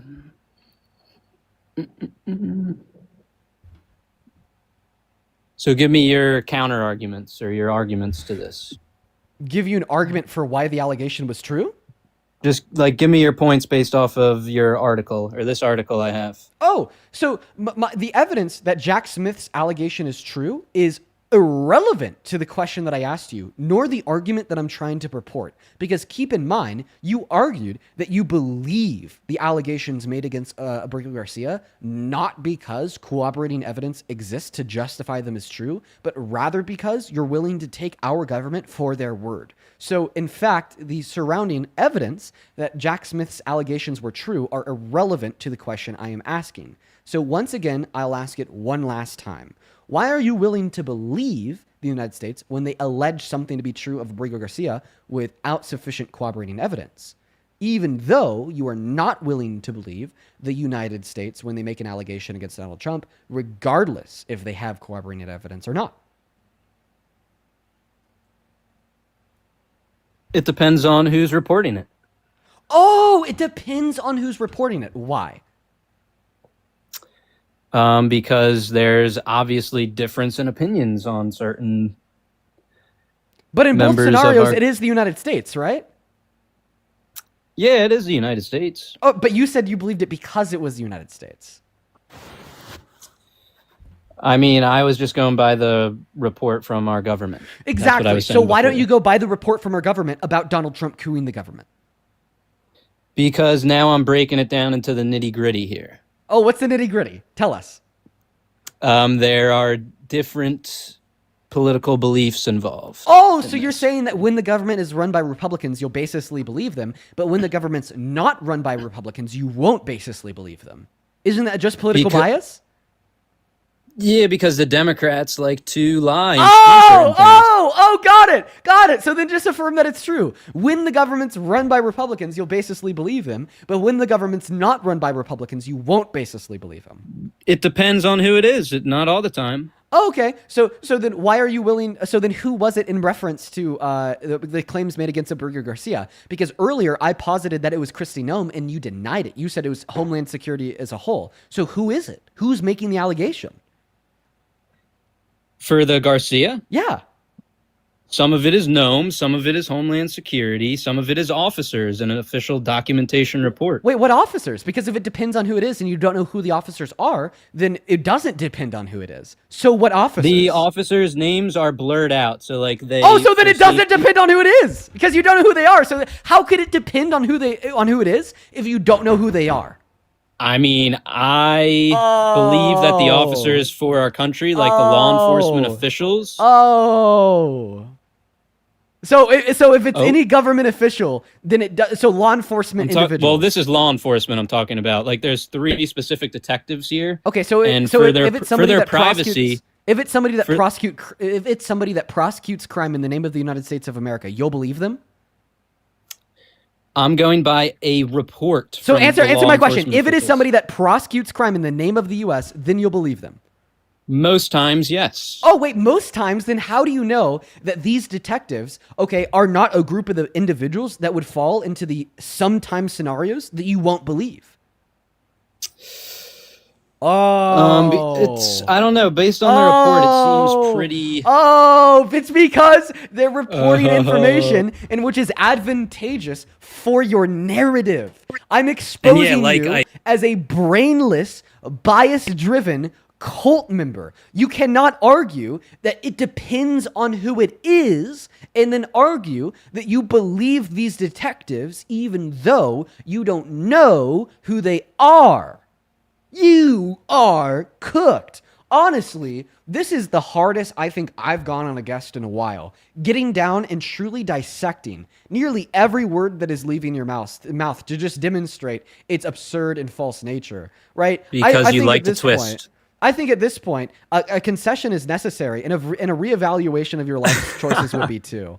Real quick, thank you so much for the $50, Oscar. Let's get 500 Oscar W's down below in that chat. Thank you so much for the love, Oscar. That is so incredibly kind of you. Oscar with a $50 says, changed my dad's mind. He has a question. Why didn't the news outlet promote that E. Jean Carroll's findings? He does not remember that news coverage at all. I'm surrounded by people who don't care or voted for this, and I'm trying to get their minds changed. Help. So there was a lot of outlets that did report on it.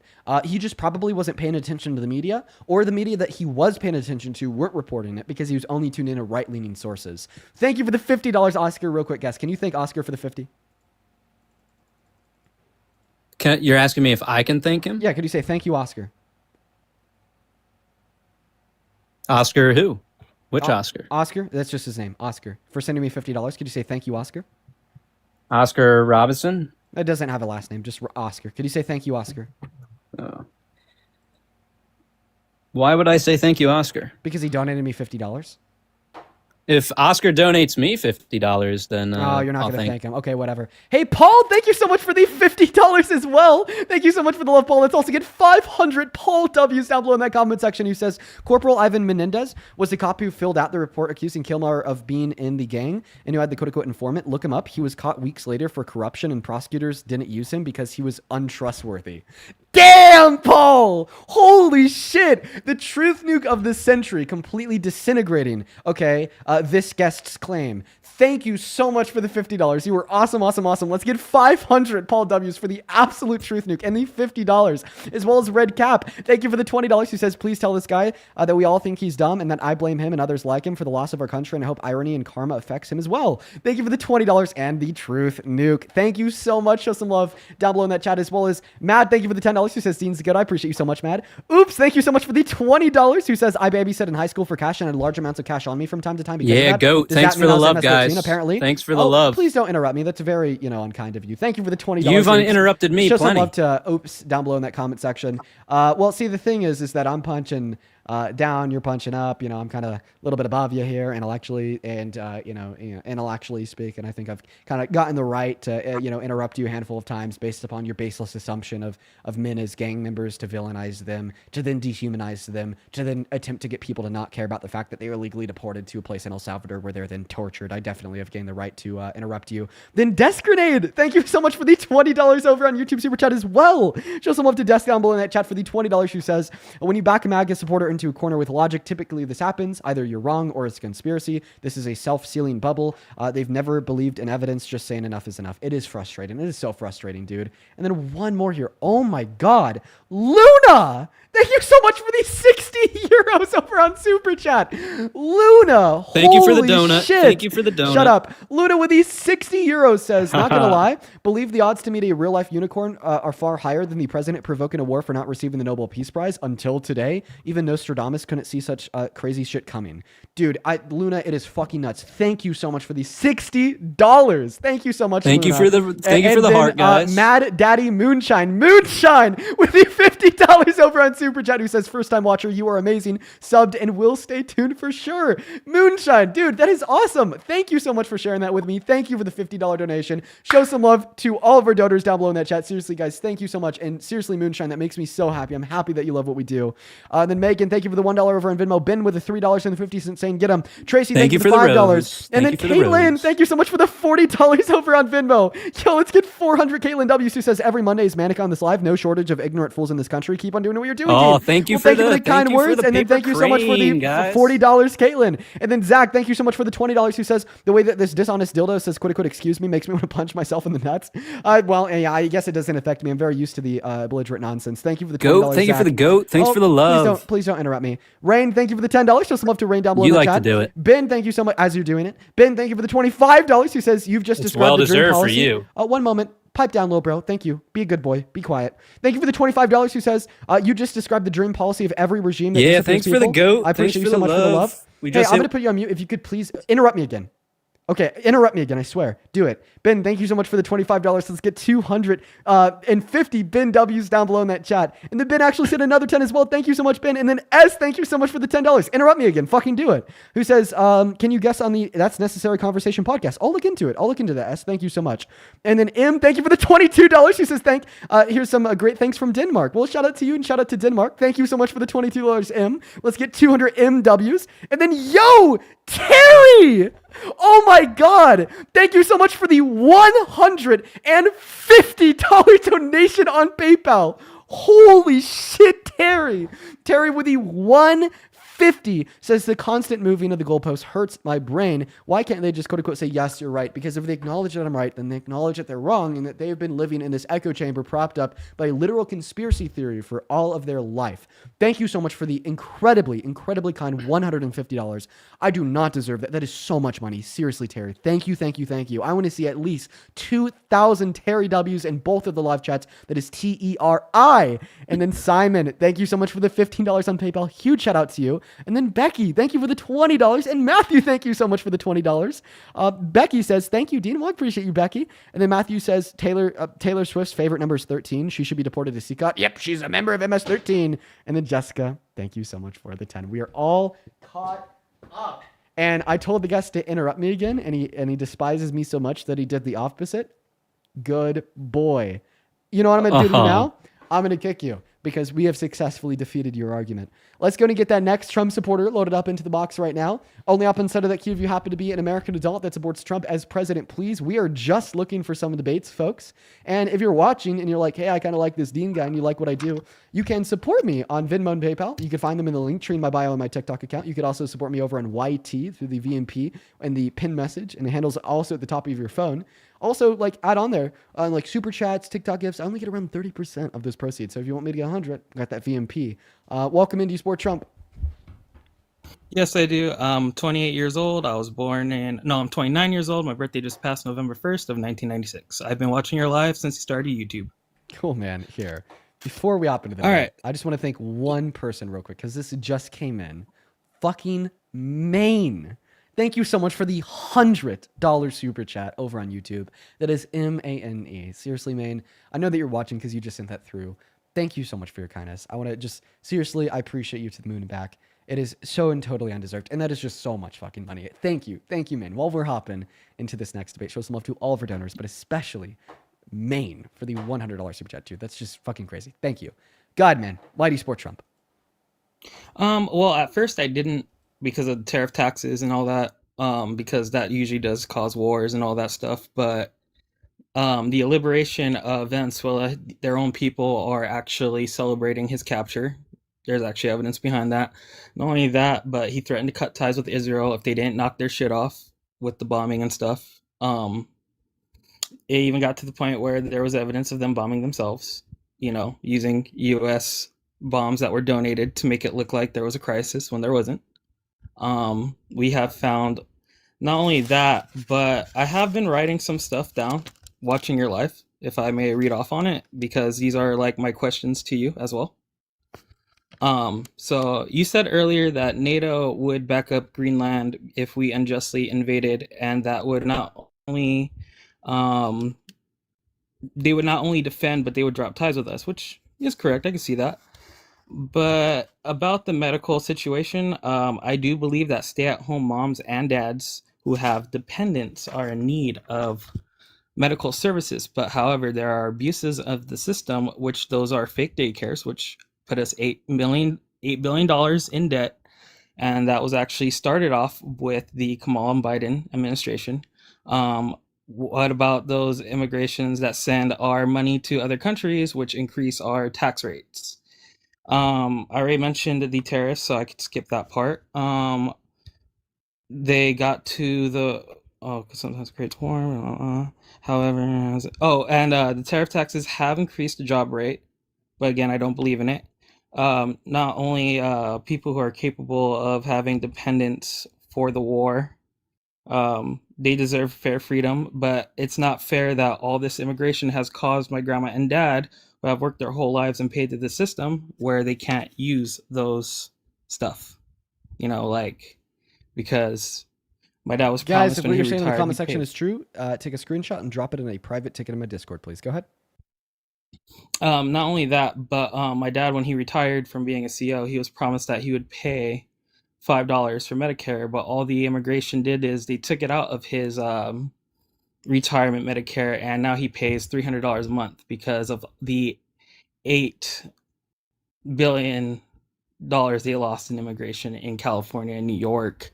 very pro-immigration states, it has increased the healthcare cost for a lot of people who have worked and paid into the system their whole lives. It's not fair.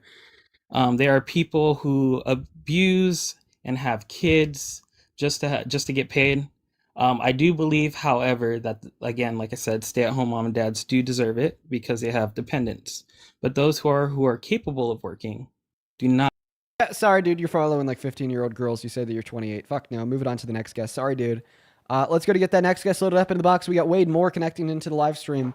And by the way, I'll just say this. I was like trying to like track the points that last guest was making. I was able to like track a handful of them. But like, I feel like, I don't know, a good like 65% of everything that he said was incoherent, at least to me. But yeah, I guess we'll never really know because I had to kick him. Hello, Wade. Do you support Trump? My name is Dean Withers. I'm a 19-year-old liberal. I do political debate for a living. Today, playing an edit of me. Very interesting. Moving on to the next guest. Let's go to get King loaded up into the box. Only up instead of that Q of your MAGA, please, y'all. Why did you delete the video, Dean? Why did you delete the video? Why are you defending PDF files? Before I answer your question, do you mind if I ask you what your age is? Clear yourself, Dean.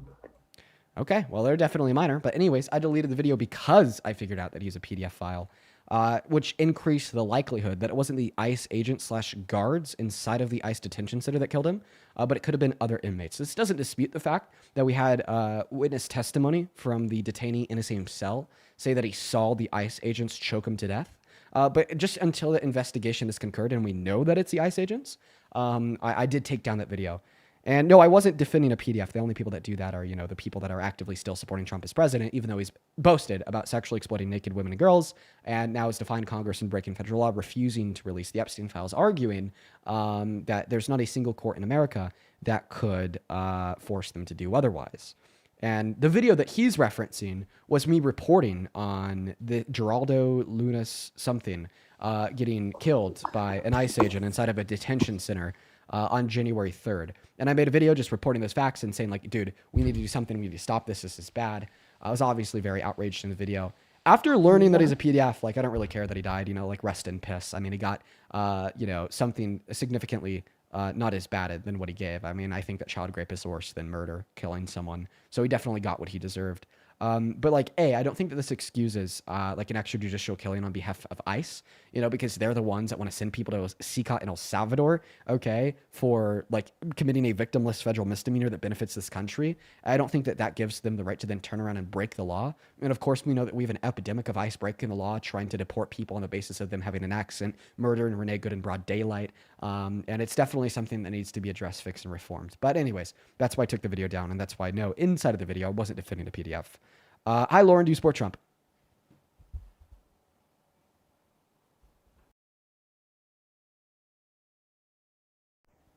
Okay, Lauren's not here. By the way, guys, I do understand I have a mic buzz. That's an issue with my mix amp. I will try to do the things I can to try to fix it, but ultimately, it's going to require a new mix amp. Let's go to get that next guest loaded up into the box right now. We got Benjamin connecting to the live stream. Make sure if you're in that queue, you're an American. Make sure that you're an adult, and make sure that you're MAGA, please. And I'd just politely ask, you know, if I understand that a lot of people in MAGA are very violent, but don't come up here telling me to off myself, okay? That's like incredibly violent, of course, like that's wrong. And you're making your side of the aisle look incredibly bad. Okay, so when you can't debate, you just tell me to unalive myself because I'm better at debating than you and I'm exposing the hypocrisy within your political beliefs. I just want to let you know that is like one of the things that is going to ensure that you lose the fucking midterms. It makes you look incredibly bad. It makes you look incredibly dumb, and it makes you look like incredibly like terrible for the future of this country. Hello, Carrie. Do you support Trump? No, Carrie's not here either. We have a lot of people inside of the guest request that are seemingly hopping in that queue just to say nothing. And yo, how's it going? What's going on, man? Give me a second. Yo, Cruz, thank you so much for the $50 over on Super Chat. Cruz, holy shit, thank you so much. Yo, then Cruz just dropped another 200. Holy fuck. Cruz, thank you so much for the $250 over on Super Chat. Dude, oh my God, that is CRUZ Cruz. Seriously, man, thank you. Thank you so much for the love. Cruz with the 250 literally just says, fuck ICE, Cruz. My dude, I couldn't agree with you more. Fuck ICE, right? But no, seriously, just real quick before we hop into this next debate, that is an insane, an insane amount of money. Thank you so much from the bottom of my heart, Cruz. I've done nothing to deserve that amount of love. Thank you so much, dude. It's unreal. If we could please have every single person watching showing some massive love to Cruz, it'd make my day. It'd mean the world to me. And by the way, if you're watching, like, hey, I like this guy, I like what he's doing, and you want to personally support me, you can do so over the Venmo and PayPal, which you can find in the link tree in my bio and my TikTok account. It's also in the pinned message on that YT stream, and the handles right there on TikTok as well. So seriously, you guys, I appreciate you so much for all of the love today. If you do support me, there's a chance I'll be able to read your message off and give you a shout out. So thank you guys so much. What's up, man? Do you support Trump? I do. All right. Why the hell do you support the worst president of your life, especially right now, saying that he's no longer going to be for peaceful me and threatening a war it was because more he didn't get a Nobel Prize? So for me personally, it was more the 2016 era. With nowadays, it's more of like I'm not really into the politics as much, just because I don't really support either side. Now, there are some things with Trump that I do support. Yeah, guys, also following 15-year-old girls. Get out of here. What the hell? Moving on to the next guest. Only opposite of the queue if you're an American adult that's supporting Trump. That's like not following young children, preferably. Thanks. We got the next guest, Sunshine, loading up into the box, dude. 2 in a row is wild. Holy shit, dude. All right, let's go to get that next guest loaded up into the box right now, folks. We got Textures loading up into the live right now. Good grief.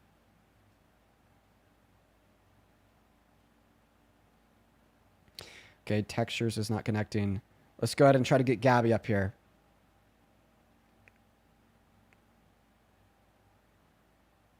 Hi, Gabby.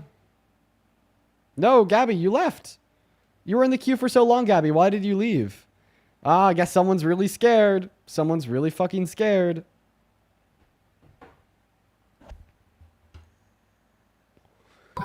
Hello, do you support Trump?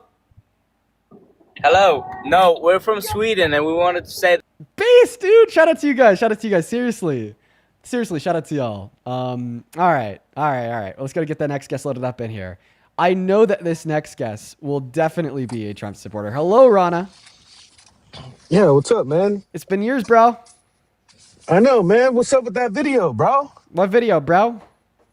Man, you know what video I'm talking about. I actually Why are you defending those people? Just like clarifying what video. The video you took down, bro. Oh yeah, the video I took down. Well, I mean, I actually just explained this 5 minutes ago. How long have you been in the queue? What was that? How long have you been in the queue? I explained this 5 minutes ago. I just barely got here, bro. Oh, cool. I'll just quickly re-explain it to you since you're asking. I'm going to put you on mute because of the baby in the background. I took down the video because I learned that the dude was a PDF, a goddamn child rapist, okay? And that significantly increases the likelihood that other inmates killed him, because that's something that happens in prisons compared to the ICE guards, even though we did have his cellmate, testify to the fact that he saw the ICE guards kill him. So until we get like a final verdict through an investigation, I'm just going to keep that video on private. And then a second reason is, of course, I'm just not outraged about a PDF getting what they deserve. I'm not at all. I think you kind of forfeit your right to life if you rape a child 110%. But I think that what I'm still outraged about, something we should all be outraged about, is ICE's lawlessness, their circumnavigation around federal law, around the Constitution, by trying to deport people because they speak with an accent, murdering Renee Good in broad daylight. And the fact that we all need to call for immediate and obvious reform to ensure that they're operated inside of the parameters of the law, which they are not. So you're going to keep the video until what, you said? I'm waiting for an investigation to conclude that he was certainly killed by the ICE agents, yeah. At that point, I'll probably just make a new video talking about many circumstances of ICE breaking the law, doing extrajudicial killings, okay? Like, it wasn't about the fact that he's a PDF or else they wouldn't have murdered Renee Good, and that wasn't about self-defense or else they wouldn't have tear-gassed a newborn. On top of like many other things too. Plus, I mean, I probably just think that there's many other scenarios that should be highlighted before Geraldo because he was a child rapist. So it's also just about, kind of picking and choosing, what I think should be like mainstream talking points upheld by people on the left, right? Like when we're all like acting like we're outraged about a PDF getting murked because ICE broke the law, it then opens up the door to saying, "Oh, you're defending pedophiles," as well as there's just many other more clear examples of ICE, maybe like murdering Renee Good, for instance, who wasn't a pedophile, that we should be talking about instead. But you got to see how your video looks. It looks like you were protecting them, though, right? Well, I'm happy I could clarify that I wasn't. Yeah. So you would repost it if it's said that ICE was responsible for it? I think that it would be like okay for me to post a similar video about like the misconduct and circumnavigation around the law of ICE. Yeah, if it was like deemed as the fact that ICE killed him. But would I? Probably not, because I don't really like want to fight that battle against MAGA. Like I don't like really want to be labeled as like a PDF defender. Like it's just not a war I want to go to. Like I think that mainstream lacks nuance. I don't think that the average TikTok user is going to be able to understand the nuance of like a condemnment of ICE operating outside of the parameters of the law when they're literally sending people to a torture prison down in El Salvador for committing a victimless federal misdemeanor, right? So like, probably won't re-upload it. Go ahead, Rana. Yeah, man, because that looks really bad on your party, bro. Looks like you guys are defending with actual convicted with evidence. The only party that's defending P3DOs right now is going to be you guys. I mean, your favorite president. Yeah, you have no evidence though. No, I certainly do. No, you don't. You want it? I can give it to you. It's just as good as your evidence that on E. Jean Carroll. That's as good as evidence you have. Just hearsay, right? Well, it's either the same. Honestly, no, it's like better than the evidence that we have for Eugene Carroll, which I want to clarify here. Like, I believe that it's certainly true he raped Eugene Carroll, proven beyond a reasonable shadow of a doubt. The only difference in the standard of evidence is that we could see Donald Trump protecting PDFs, and I guess we didn't literally see Trump raping Eugene Carroll. So that's why I say slightly better.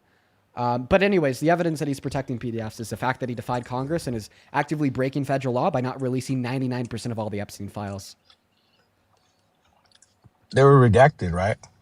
The 1% that he did release were heavily redacted, much beyond the extent allowed by the Epstein Files Transparency Act. And they even had a secondary legal deadline to explain their redactions, which they didn't hold to. They didn't explain any of their illegal redactions. Feel free to unmute again. I'm sorry. I'm just hearing you not talking because of the background noise. Yeah. So there's evidence that he was doing these things, but yet he's the only one holding this evidence back. Is that your claim? I didn't really follow that statement. I think I'll just try to repeat my claim. My claim is that Donald Trump is defending PDFs by breaking federal law and defying Congress to not release the files. But they are releasing the files, correct? Incorrect. No, you just said they did, but some of it was redacted.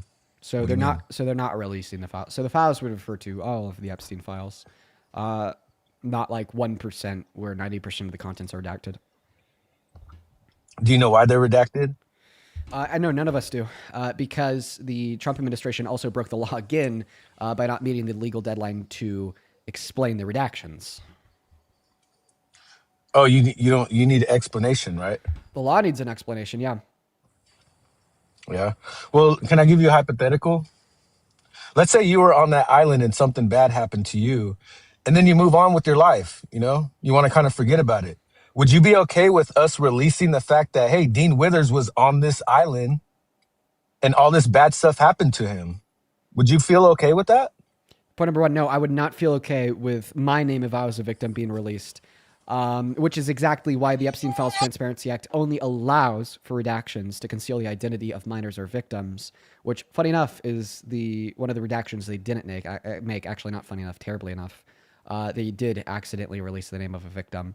And then on top of that, now that we've kind of gotten that base covered, yes, every single, many victims of Epstein, they're the ones like driving the cause against the Trump administration right now, filing letter after letter after letter, just like begging the DOJ to please release the files. Like the Epstein Files Transparency Act came from Rep. Rokana and Thomas Massey meeting with the survivors, hosting a press conference with them outside of the congressional building, where they're all like saying, "Dude, release the files now." Well, I feel like at this point, even if they were released and it's claimed that he's not on there, you guys still wouldn't believe it. Just like when the victims came forward, the 9 victims that came in that interview and said that none of them had, Trump didn't have nothing to do with anything. You guys said that this wasn't all the victims. There's still more victims. Like, these victims didn't hear or see anything that had anything to do with Trump. Okay. So, yeah, this is a really bad defense. Can I tell you why this is a terrible defense? Go ahead. Because if, like, for instance, one of my like friends was on trial for murder, would like a good defense be, well, he didn't murder me, therefore he's not a murderer of anyone else? Like, no, absolutely not. Well, he didn't do anything to me, therefore he didn't do anything to anyone else. That's a bad argument. I mean, there's a projection of around like 700 to 1,200 victims. Well, I mean, not I only would did they expect say the that, vast majority of those victims to not be like personally great by Trump. And as well, if you're willing to finally take the women for their words, hopefully you'll take E. Jean Carroll for her word, right? Oh, wait, you don't. You only uphold this logic as it would relate to the 9 victims that didn't incriminate Trump, not as it relates to the 25 survivors that did incriminate Trump. Well, yeah, there's a whole video that I reposted that kind of breaks down that whole case that pretty much will actually convince anybody if they just watch that video that it was all bullshit and it was all made up. Yeah. Okay, should we listen to it together? One about E. Jean Carroll. Yeah, sure. It starts off with actually you with the claims that, you know, Donald Trump is a rapist, you and Parker, you know, business as usual, the whole Trump is a rapist thing. Yeah. Perfect. This will be great. Let's watch the video together. And this is your argument. So I just want to be clear at this point in time. I'm gonna mute myself too, by the way. You are like appealing to somebody else to like debate me? No, just somebody just breaks down a video of like how it's all kind of just bullshit. Okay, how old is it? Like what video is it? Like what the video? What does the thumbnail look like? I believe it's I want to say it's a View. Like her like fact in a that debate. I found it. Right, the woman that proved Trump had raped her in a civil court of law was lying and based her story specifically off of a 2012 Law and Order episode when she had medical records. Can't say it. Okay. You encourage everyone. Sexual abuse of a woman against her consent, against her will, forcefully. Would you still vote for him? I encourage everyone to look at this video and see all the evidence presented in the case and all the. Holy yap sesh! This is a 10-minute video, Rana. There's a lot of good stuff in there, though, Dean. Okay, There's a lot of good stuff in there. Okay, I'm not gonna play a 10-minute video. It brings up the fact. Can you just reduce it to individual points? Yes. Sure.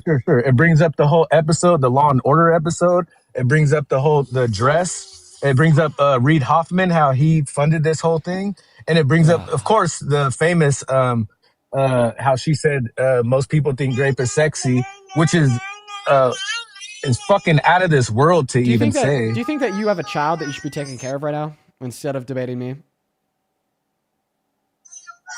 Yeah, he's right here chilling. I know you don't know anything about babies or nothing, but they make noises, Dean.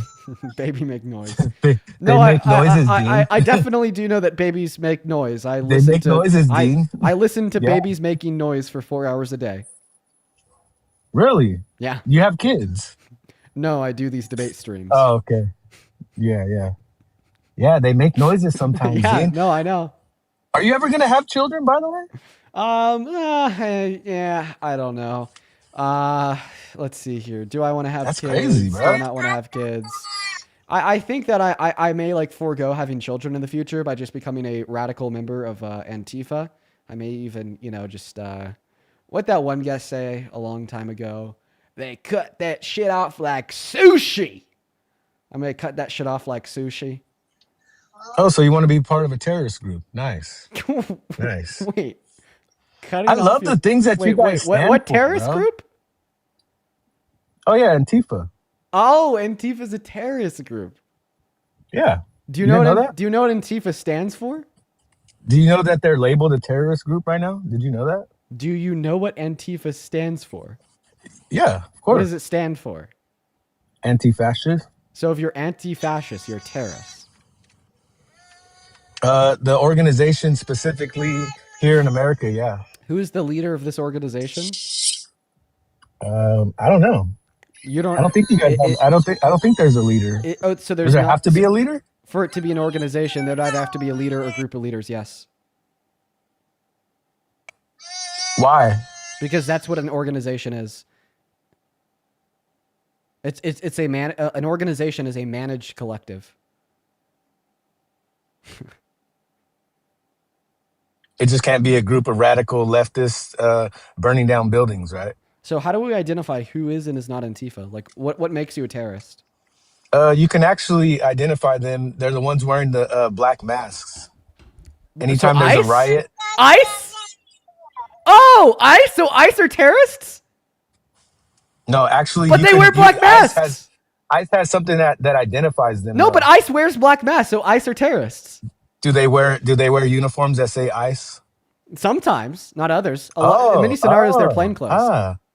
Got it. So you said that you right? could identify a terrorist by looking and seeing that they're wearing a black mask. No, I said Antifa.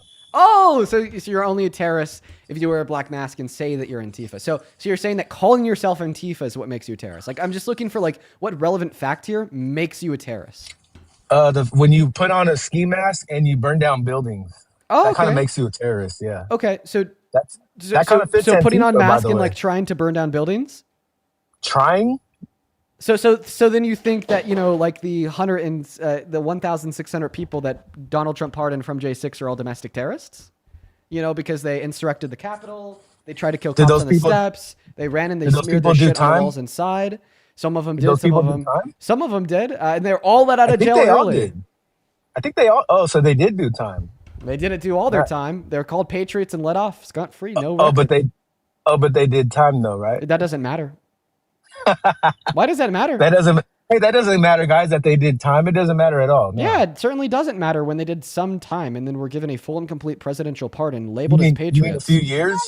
A few years, yeah, right? They deserve much more than that. Not enough.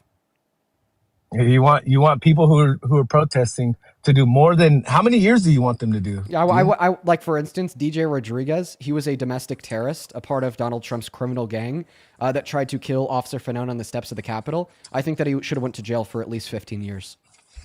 15 years minimum. 15 years minimum. Nice. And by the way, the courts agreed with me. They sentenced him to 15 years.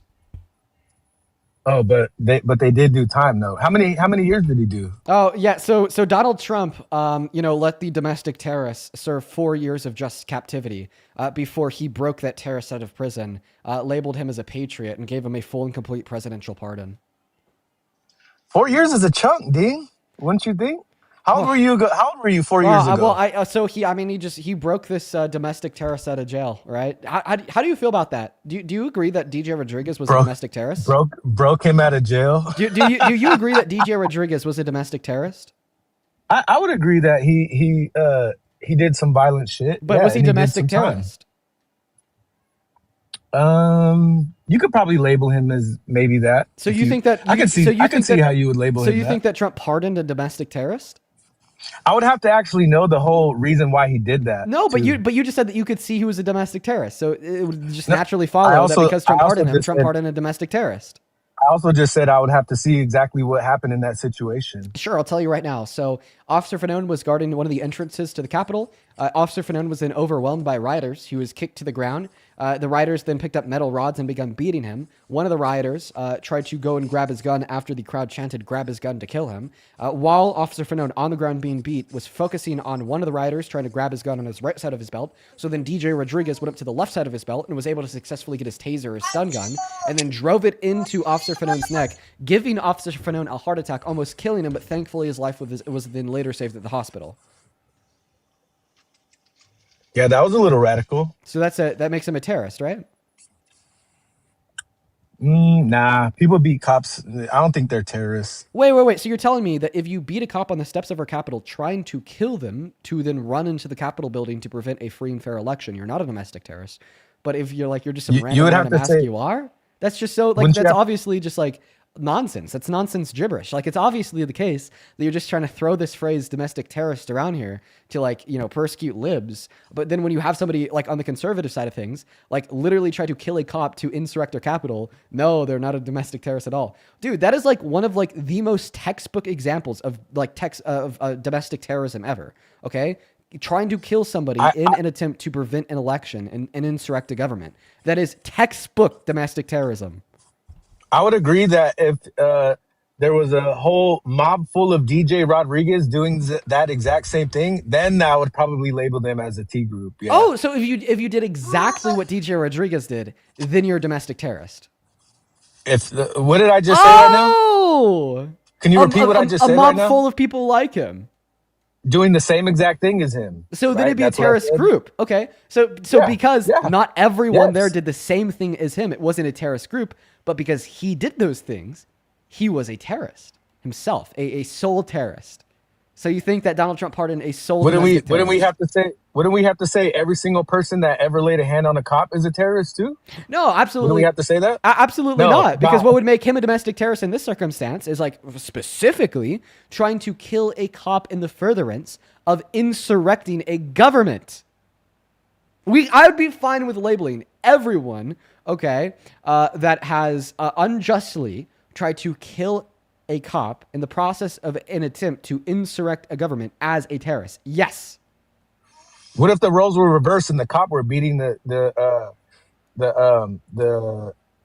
civilians? I guess Are they terrorists we could talk about your silly hypothetical after you agree or disagree to the statement. If somebody unjustly tries to kill a cop in the process of attempting to insurrect a country's government, they're a domestic terrorist. Do you agree or disagree?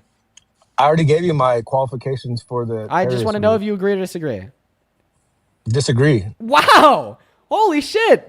That's so unfair. I just gave you my qualifications. No, bro, come on. You know that's disingenuous, Rona. That is like obviously disingenuous. We could all agree that if you wrongfully and unjustly try to insurrect a government, okay, coup it, and in the process you're like trying to kill law enforcement officers that are trying to prevent you from doing that insurrection, you were obviously a terrorist. Fucking obviously. What about people who are burning down buildings? No, not what about. Can we agree that would obviously make you a terrorist first? Let's just go one step at a time. Can we agree that like literally trying to unjustly and wrongfully end a country's government, coup that shit, okay, and in the process, like you try to kill cops and shit that are trying to prevent you from your insurrection, like you were obviously a domestic terrorist. True? Yeah, sure. Okay, so then DJ Rodriguez was obviously a domestic terrorist, and Donald Trump obviously pardoned a domestic terrorist. So why do you support a president that pardoned domestic terrorists? Would you have to be part of a group in order to be a terrorist? No. No? Obviously not. Can you show me that? That's just the way that we use the words. Name one terrorist right now that wasn't part of a group. DJ Rodriguez. The one that you want to label that we're debating about? Name another one. That's an example that we just agreed to. Okay, name another one. Go ahead. I don't really know the names of many terrorists. Like, and then the terrorists. Oh, really? And you don't know who Osama bin Laden was? The Unabomber. The Unabomber. The Unabomber. He was a terrorist that wasn't a part of a group. You got to look off your chat. Yes, I do. I do. Yeah, the chat's right. W chat. The Unabomber. That's so funny, bro. That's so funny. That it's the same shit when you were debating Nick Fuentes when Parker was feeding you answers. Okay, we'll talk about that next. We'll talk about that next. But do you agree that you don't have to be a part of a group to be a terrorist? Nah. So the Unabomber wasn't a terrorist? Nah. The Unabomber wasn't a terrorist? Nah. What about the Oklahoma bomber? What about he was a domestic terrorist? Yes, he was. Fuck yes. Well, then we would have to label anybody we have to label, there's so many terrorists then, right? Yes! We have to label everybody terrorists. No, because not everybody has tried to like kill a bunch of random people. Yes, if you like try to kill a bunch of random people, I think that you're a fucking terrorist. If somebody lays a finger on a cop, are they a terrorist? It's laying a finger on a cop, trying to kill a bunch of random people. Dude, you're continuing to pivot. Bro, just admit that you're beat. Can we agree that if like you try to kill like 100 random American citizens, that you are a domestic terrorist? I'll answer you if you answer me. No, because you're trying to evade. You're trying to evade right now. I just gave you an example of a domestic terrorist who acted alone and you rejected it. And I just want to demonstrate to you how absurd this is before you try to evade with a brand new question deflecting away from that absurdity. Can you agree that if you're an American that tries to kill like 100 random Americans or does kill like 100 random Americans, that you are a domestic terrorist? If I answer, would you answer my question next? Or are you gonna keep asking questions? Well, it's likely I'll answer it. If you answer I'll yes, answer it. if you answer yes, then we'll go back to the earlier conversation we're having If about I- DJ Rodriguez. Just If you answer. answer what I want to answer, if you answer how I want to answer, then yeah, sure. Just But if you give me an don't, answer. then I'm Just, gonna keep. just give me an answer, please. Sure, he was. If you're part of a group, Perfect. and if you're He part of a wasn't- group he wasn't a that part of a burns group. down buildings. Perfect. Hold on. Okay, I'm asking you a question now. Yes, I'll answer that question. I'll answer that question in a bit. And by the You way, are you said so terrified to answer any of my questions. listen, I'm not terrified to answer fucking anything, dude. Why would I be terrified of you? Like 45 IQ, dude. I'm not terrified of shit. I just want to make sure that we can have a confluent line of dialogue reaching back into what we were just previously discussing. Because you were trying to argue that DJ Rodriguez is not a domestic terrorist because he was not a larger part of an organization. But then I just got you to concede that you could be acting alone and still be considered a domestic terrorist. So even if it was the case that DJ Rodriguez was acting alone, that's not sufficient reason to say that he wasn't a domestic terrorist. Now, do you see why I didn't want to answer the question? Because I wanted to be able to finish that point to relate back to how you were wrong when you suggested that Rodriguez was not a terrorist because he wasn't a part of a group. Wait, what was it? What was the next question? What was the next question now? I didn't ask you a follow-up question. I made a follow-up argument because earlier you were arguing that DJ Rodriguez is not a domestic terrorist because he wasn't a part of a larger organization. You do not need to be a part of a larger organization in order to be a domestic terrorist, and I just got you to concede on that fact. Cool. What about a bunch of people burning down buildings? Are they terrorists? I'm not going to answer your question until after you concede that DJ Rodriguez is a domestic terrorist. Okay, Now that sure. I disputed the basis of your argument. Sure, Dean, I concede. Do you concede that a whole bunch of a mob burning down buildings, is that terrorists? Shit. So Are they you can, terrorists? wait. I just want to make sure that you understand the gravity of your concession because you just kind of brushed over it. You're conceding that Donald Trump pardoned a domestic terrorist. Oh my God, bro. Like, I just want to make sure that you understand the gravity of that concession. You're conceding that Donald Trump pardoned a domestic terrorist, right? After that person did 4 years, right? Yes, so he pardoned a domestic terrorist after he did 4 years, right? 4 years, right? Yeah, so he did 4 pardoned. years? Yes. Cool. So you concede that Donald Trump pardoned a domestic terrorist, right? That did his time, sure. That was not his time. No, he was sentenced to 14 years. He did 4 years. Can you get out on That early wasn't a behavior? yes. Yo, he couldn't get out at 4 years. No. He was not eligible for early release. And by the way, even if he was eligible for early release, then he still would have had that criminal record. He would have been on like parole for like the rest of his goddamn life. Okay? He would have had to pay like repentance, okay? Right? To our country, to our government, to the Capitol. But no, he got out with no criminal record. He got out before he could have been up for early release. He got out with no fucking parole. Can you agree that Donald Trump, under your view and mine, pardoned a domestic terrorist? No. But you just conceded that DJ Rodriguez was a domestic terrorist, and you know it's a fact that Donald Trump pardoned him. You're boxed. You're boxed, kid. You're fucked. It wasn't as bad. It wasn't as bad as Victor Mood Biden. Biden. No, pardoning Biden. No Biden. Trump. You have to accept that Donald Trump pardoned a domestic terrorist. You just said, no, I can't agree to that.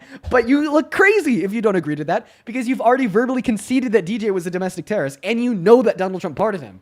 That obviously means that Donald Trump pardoned a domestic terrorist. No Biden, no pivot, no deflection. Let's get a clear cut and dry agreement here. Can we agree that Donald Trump pardoned a domestic fucking terrorist? I already said no. Why not? Because you accepted that the guy he pardoned was a domestic terrorist. So why are you rejecting that he pardoned a domestic terrorist? Like what? I already said no because we would have to label anybody who ever laid a finger on a cop a terrorist. Wait, no, you already literally conceded that DJ Rodriguez was a domestic terrorist. You said, Dean, I concede. Yeah, in hopes that you would move on, but you won't. So. Oh, and by the way, no, you wouldn't need to label everyone that is like laid a finger on a cop a domestic terrorist. The reason I'll tell you, the reason why not is because the reasons why we'd be labeling DJ Rodriguez a domestic terrorist in this circumstance is because he tried to kill a cop in the furtherance of trying to unjustly and wrongfully overthrow our fucking government. That's why, buddy. Holy shit. 2 brain cells is all that it takes to understand this argument. He was protesting. What do you mean? No, dude, you don't. No, he wasn't protesting. What the fuck? Yeah, he was. Okay, he was just protesting when he tried to like coup the government. They were all protesting. Is that why all the congressmen and women had to flee? Because they were just having a peaceful protest? Who had to flee? every single congressman and woman that was trying to affirm the outcome of the 2020 election. They were like in the middle of like the swearing-in ceremony for Joe Biden to affirm the legitimate and righteous outcomes of 2020. And then DJ Rodriguez and like a billion other people were like trying to get into the building to kill them. Cops were trying to stop them. So then people like DJ Rodriguez tried to kill the fucking cop. So now all the pardoners were trying to kill a bunch of officials, right? DJ Rodriguez, yes. Is that the narrative now? Yeah, he literally pled guilty to sedition. Wait, you just said all of them. That was what a lot of them were doing, yes. Is it all of them or one of them? Which one is it now? I'll say it's a lot. I'll say it's a lot. It's a lot. So now do you agree that like trying to kill a cop in the process of trying to end our government, it makes you a domestic terrorist? It was so many people trying to unalive officials. Yes, so many people. Now, can you accept that? Because you're still pivoting. You're still pivoting. You're still fucking running away. Rana Beats is so terrified. You are so fucking scared of me, dude. It is embarrassing for you. Stop being so terrified. Answer the question, Rana Beats. Can you agree that trying to kill a cop in the process of attempting to literally end our fucking government makes you a domestic terrorist? Did he know? You how can't was answer. he trying to kill him? You can't how was answer. He trying to kill him? I already told you. It was a stun gun. Yes, it was a stun gun. They gave him right? a fucking heart attack, and he would have died if he wasn't rushed off to the hospital. Yes. So he was using it, not knowing if he was going to unalive him or not, right? Dude, what else do you think is going to fucking happen when you take a taser and you drive it into somebody's neck as they're being beaten over the back with metal rods, and the crowd is chanting, kill him, kill him, kill him. What does a stun gun do? What does a stun gun? What does it do? What does a stun gun do? It can do a lot of things. Now, you're acting, once again, incredibly fucking dense and absurd here. Like I said, the crowd was chanting, grab his gun and kill him, as he was being beat by metal rods, okay? The officer was preoccupied with somebody else trying to grab his gun to shoot him. DJ Rodriguez goes and gets his stun gun and drives it into his fucking neck while he's being beat with rods. Somebody else is trying to get his gun, and the crowd is chanting, tried to get his gun to kill him. Dude, why are you defending this? So now a stun gun is a regular gun. When you grab a stun gun and drive it into somebody's neck, giving them a heart attack, while the crowd is no. Listen to me, Ron. Do not interrupt me. Do not interrupt me. Yes. When you grab a stun gun and drive it into somebody's neck and you give them a heart attack while the crowd around you is chanting, grab his gun and kill him, while he's being beaten with metal rods, while somebody else is trying to grab his service pistol, you are absolutely trying to kill them. So every time a cop uses a stun gun, they're trying to kill them then. Dude, when a cop uses a stun gun, A, they don't aim it at their neck. B, they don't have a crowd of riders around them saying, kill them, kill them, kill them, kill them. C, the person they're shooting the taser at isn't being beaten with rods. And D, you don't have another cop buddy trying to get the person who you're about to taser's gun to shoot him in the fucking head. You're being so dishonest. Everyone can see through the bullshit. I'm so fed up with the dishonesty and the rejection of reality from these people. So a stun gun. Like, this is so embarrassing for you. This is so embarrassing for MAGA. And honestly, this is embarrassing for our fucking country. It's time for you to wake up. It's time for you to come to your senses. We're fed up with the bullshit. We're fed up with the lies. We're fed up with the propaganda. We're fed up with the cult-like narratives. Okay, obviously, when you're grabbing somebody's taser, driving it into their neck, giving them a heart attack, as a crowd is chanting, kill him, kill him, kill him, kill him, kill him, while that same person is being beaten with rods, and then another person is trying to grab their actual gun to shoot them in the head, you are trying to kill them. This is what DJ Rodriguez, by the way, pled guilty to. Fuck! What, to attempted murder? Yeah, he pled guilty he pled, one moment, your baby. Yeah, he pled guilty to the violent assault of this cop and the furtherance of trying to kill him with a stun gun. That is fucking what he was found guilty of. Show me that it's attempted murder. Let me pull it up right now. Oh my God, yeah, sure. After you respond to my other 5 points first, please. Bro, you didn't make 5 points. Yes, I did. Yes, I did. The first point was that the Chad was gunning, kill him, kill him, kill him. The second point is that somebody was trying to grab his actual gun to shoot him in his head. The third point is that other people were beating him with rods on the ground. The fourth point was that he literally gave him a heart attack. Like, come on, dude. Keep up, brother. I like how you keep muting me every 2 seconds. I know, it's unreal that I have to. So now you're saying that DJ Rodriguez is there for murder. Oh my God, you're not. I want you to respond to my 4 points, please.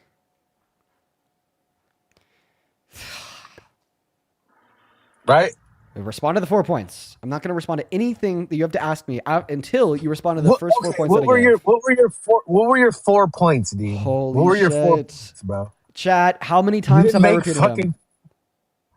You didn't make 4 points. What were your points? I literally just counted them out loud. I said 1, 2, 3, and 4. This is insane. You're not even listening to me. He forgot them already. Holy cow, dude. Cortisol. Go ahead. Spike, name your 4 points. Go ahead. Yeah, first point. The crowd was chanting, kill him, kill him, kill him. The second point. Some members of the crowd. So what? What did that have to do with DJ Rodriguez? Sorry, man. The cortisol spiking here. I got to take a second to thank some of the donors. I just need a moment so the cortisol doesn't go to the moon. Hey, Ben, thank you so much for the $10 over on Venmo. I appreciate you for that love. Let's get 100 Ben W's. Then Elizabeth, thank you so much for the $10. She says, this guy clearly lacks critical thinking and he can't handle the fact that he's on the wrong side of history. Love you, Dean. Well, love you too. Thank you so much for the facts and for the $10. And then Kim, thank you so much for the $25 over on Venmo. Yo, let's get 250. Kim W. She says, enjoy listening to you so much. I want all of our young generation as informed and as passionate as you are. Oh, thank you so much for the kind words and the massive $25 donation, Kim. Then Amanda, thank you so much for the 10. Hannah with a 2. Julianne, thank you so much for the $15. She says, fuck ICE and fuck Trump. Absolutely, Julianne. Thank you so much for the $15. And then Jacob, thank you for the 10, who says, hey, Dean, big fan. I'm Jewish and progressive, and I struggle when, quote unquote, I don't like Israel is said broadly. I support Palestinians' rights, but Israel also has deep meaning to many Jews. How do you personally draw the line without it becoming harmful? Thank you for everything that you do. So, Jacob, I want you to know that when people say that they don't like the state of Israel, it's because the state of Israel is doing what they are to the Palestinians, okay? Right? They're not saying that they don't like Jewish people, and if they are, then they're anti-Semitic. They're not saying that they don't like everyone in Israel. If they are, then they're anti-Semitic. They're saying that they don't like the fact that the state of Israel is ethnically cleansing and killing the Palestinian population. And there's also, like, of course, a large group of people, especially on the alt-right, that are, like, using their disdain towards Israel just to be anti-Semitic. And it is absolutely totally valid and fine to hold disdain towards them. Thank you for the $10, Jacob. And then Allison, thank you so much for the $25 over on Venmo. Thank you. Thank you so much for the love. Show some love to Allison down below, who says, this guy is pathetic. It's a psychological phenomenon. When someone is brainwashed, they try to project their own dissonance onto others to self-protect from their own shame. Yes, thank you for the $25, Allison. And then Heather, thank you so much for the $40 over on Venmo, who says they don't care about assaulting police officers as long as it's done on their behalf. Hypocrites, they stand for nothing. Yeah, so this fucking coward stands for absolutely nothing, Heather. I could not have said it better myself. Thank you so much for the $40. Let's get 400 Heather W's and then 200 Amber W's for the $20, who says thank you for being you. Thank you so much. Show some love to Amber. And then Jessica, thank you so much for the $100 over on Venmo. Holy shit, Jessica. By golly, it is good to see you today. Thank you so much for the absolutely insane love. I mean, I've already said this to you a handful of times because of just how many times you've shown so much love. Thank you so much for your kindness. Please, for everybody watching from home, show some massive, massive love to Jessica for the $100 donation over on Venmo, who says, hi, hey Dean, happy MLK Day. Keep spitting facts, love as always. Well, happy MLK Day to yourself, Jessica. And that actually brings me to a very important point here, guys. Today is Martin Luther King Jr. Day. To respect and honor the work done by MLK and the progression of civil rights in this country. And I find this a very hard time to draw a juxtaposition and a comparison between what MLK stood for and what our government is doing now. While we are celebrating MLK Day, we see the federal government using secret police to detain people because of the accent that they speak English with. The same type of tyranny that MLK detested by not letting black people into particular restaurants because of the color of their skin. Now, according to ICE and Trump, where we won't let you in the country because of the tone of your voice. Thank you so much for the $100 and the facts. Jessica, thank you so much. Please show some love to Jessica for the $100 down below in that chat. As well as, oh my God. Holy shit. David. Thank you so much for the $350 donation on Venmo. My God, David. David with the $350 says for the new mic mix amp. And I think it's harder to find debaters because Trump is failing in MAGA land. Yeah, dude, he's doing terrible. But David, brother, that is so fucking kind of you. I want to see 4,000 David W's down below in that comment section. Thank you so much for the love, David. That is too kind, dude. Oh my God, I don't deserve that. I just want to let you know that is so much fucking money, dude. Like, I know that I've been doing this for a couple of years now, but I'm just like, I will never not be flabbergasted by just such immense and insane level of love shown by people like you, dude. Thank you so much a billion times over for the $350. And just by the way, David, these mix amps, they only cost like 50. So let me know if you want a refund, because they only cost around 50. Thank you so much for the love, dude. Please show some love to David down below in that chat. I'd also very quickly like to thank Jessica. Thank you so much for the $15 over on PayPal, who says all school shooters are terrorists. Yup. Thank you so much for the $15. Fasi, thank you so much for the $10. She says, Dean, I can't wait for the midterm election. Dude, me neither. They couldn't come quicker. Charity, thank you for the $10. Let's get 100 charity W's. Then Lauren, thank you for the $10. She says, keep on doing you. We love you, Diva. Love you too, Lauren.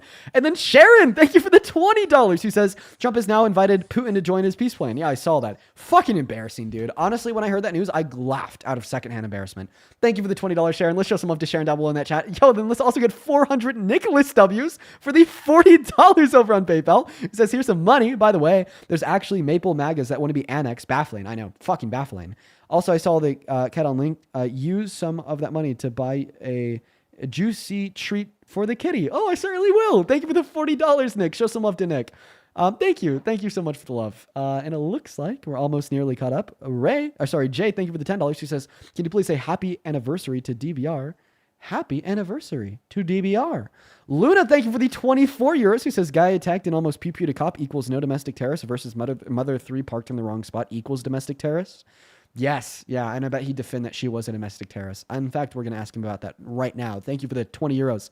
Thank you guys so much for the love. One last one here real quick. Din, thank you for the $10. Who says, Rodriguez pled guilty to 4 felony counts: conspiracy, obstruction of an official proceeding, tampering with documents, and assaulting a police officer with a dangerous weapon. Appreciate you so much for the $10, Dan. Hey, real quick, can you thank all the donors for all their love, Rana? Can you say thank you, donors?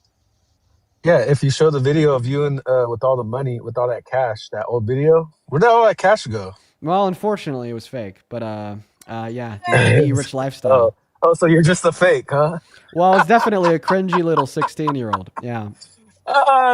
Nice. Wow. So you're just a big phony. Wow, congratulations, dude. You proved that I did something cringy when I was fucking a minor. Dude, owning the libs with that one, man. Super. Hey, good. would you say I'm about to go drop a 100K at Louis V? Oh yeah. What are you guys doing with your lives? Dude, I think that your ego's the problem, Rana. 110%. I'm about to drop the video. 300K. I think I'm about to drop 300K. Get the fuck out of here. I'm about to drop 300K at Louis V after I get off of my private jet in Rana. I wish I had the glasses. I still have them somewhere. Your ego. This would be great with the glasses. Your ego is the problem. Let's gonna get that next guest up here. Only up inside of the cube. You happen to be MAGA, folks. We got the next guest, Layla, loading up into the box. Only up inside of that cube. You happen to be MAGA, please.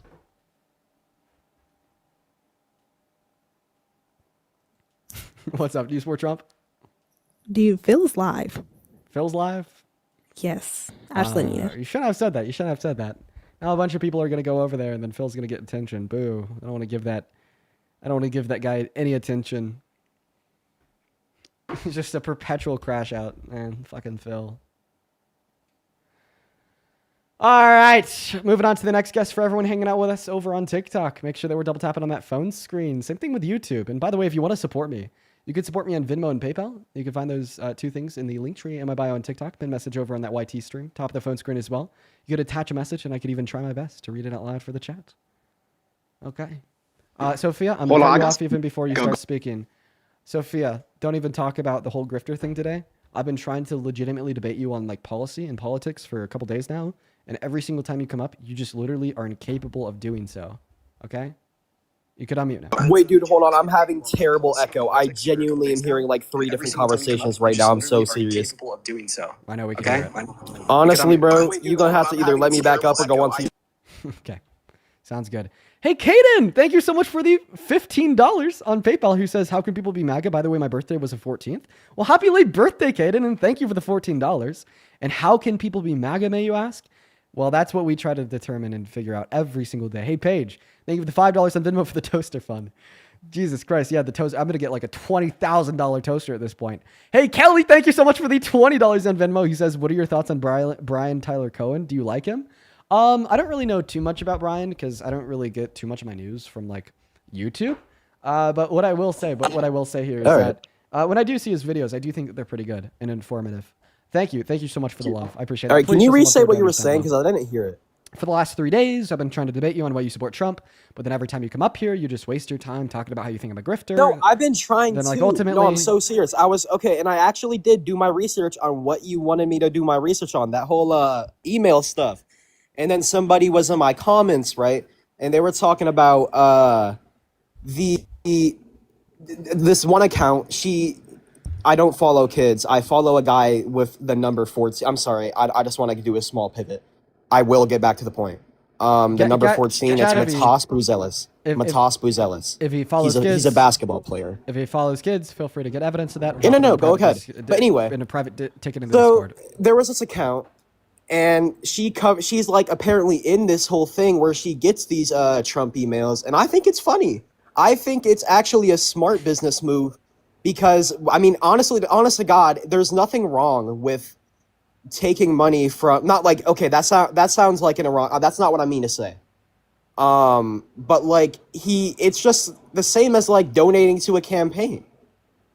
He's just requesting funds or like contribution, doing these quizzes and stuff like that. I mean, I swear you could probably find something similar with either Biden or maybe Obama, especially Obama. Mm-hmm.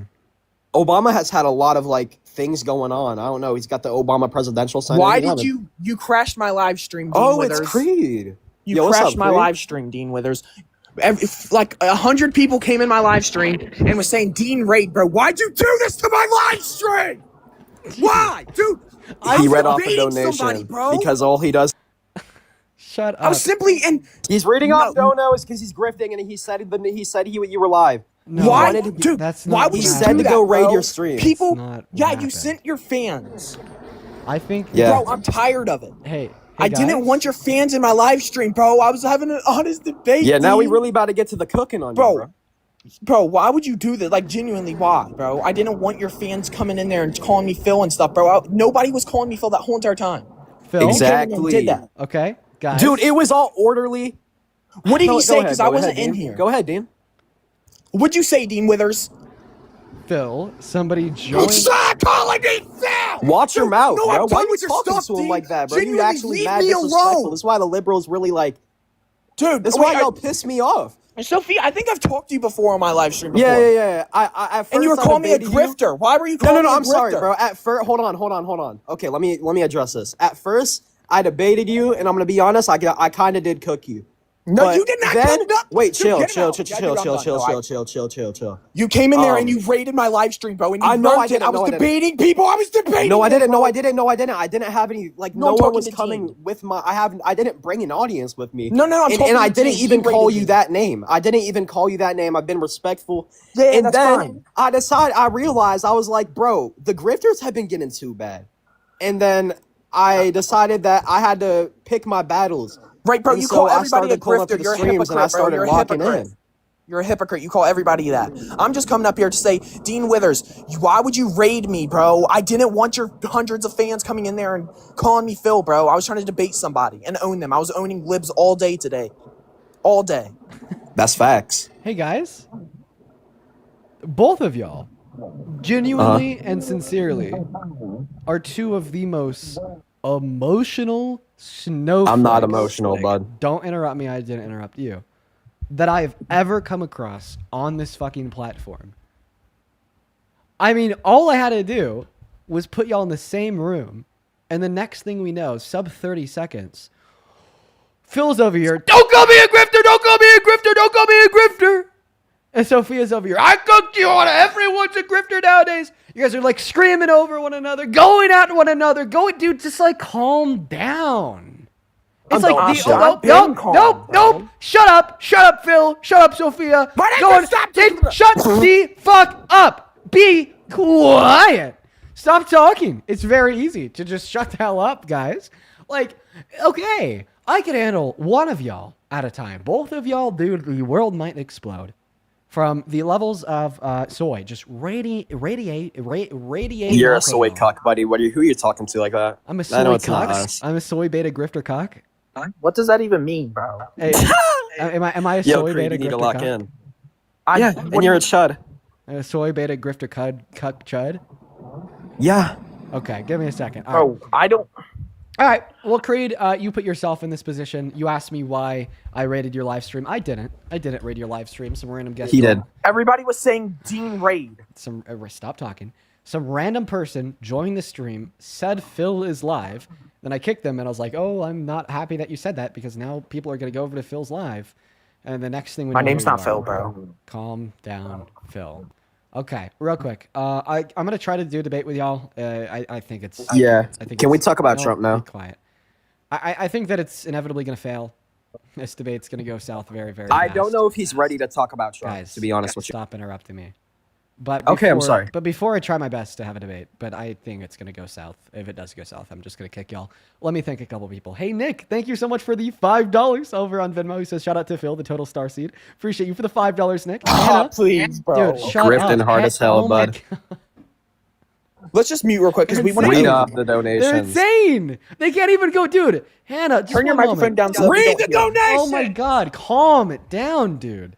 Hey, Hannah, thank you for the $10. Who says a small little doubloon for the toaster fun. Ice, get the fuck out. Also, hi, Phil. Thank you so much for the $10, Hannah. Let's get 100 Hannah W's. And then Amber, thank you for the $10. Who says it's my dog's birthday today. Can you say happy birthday to Cashewy, pretty please? Happy birthday, Cashewy. Shout out to your dog, Miss Amber. And then David, thank you so much for the $10 over on Venmo. And David, I will take a look. I'll take a look at that. Thank you so much for the $15. Thank you so much, David. All right, we're all caught up over on Venmo. Please show some love to all of our donors over on Super Chat. Big Foe. Thank you so much for the $50. My God, Big Foe, that is incredibly, incredibly kind of you, my friend. Thank you so much for the generational kindness that you have shown.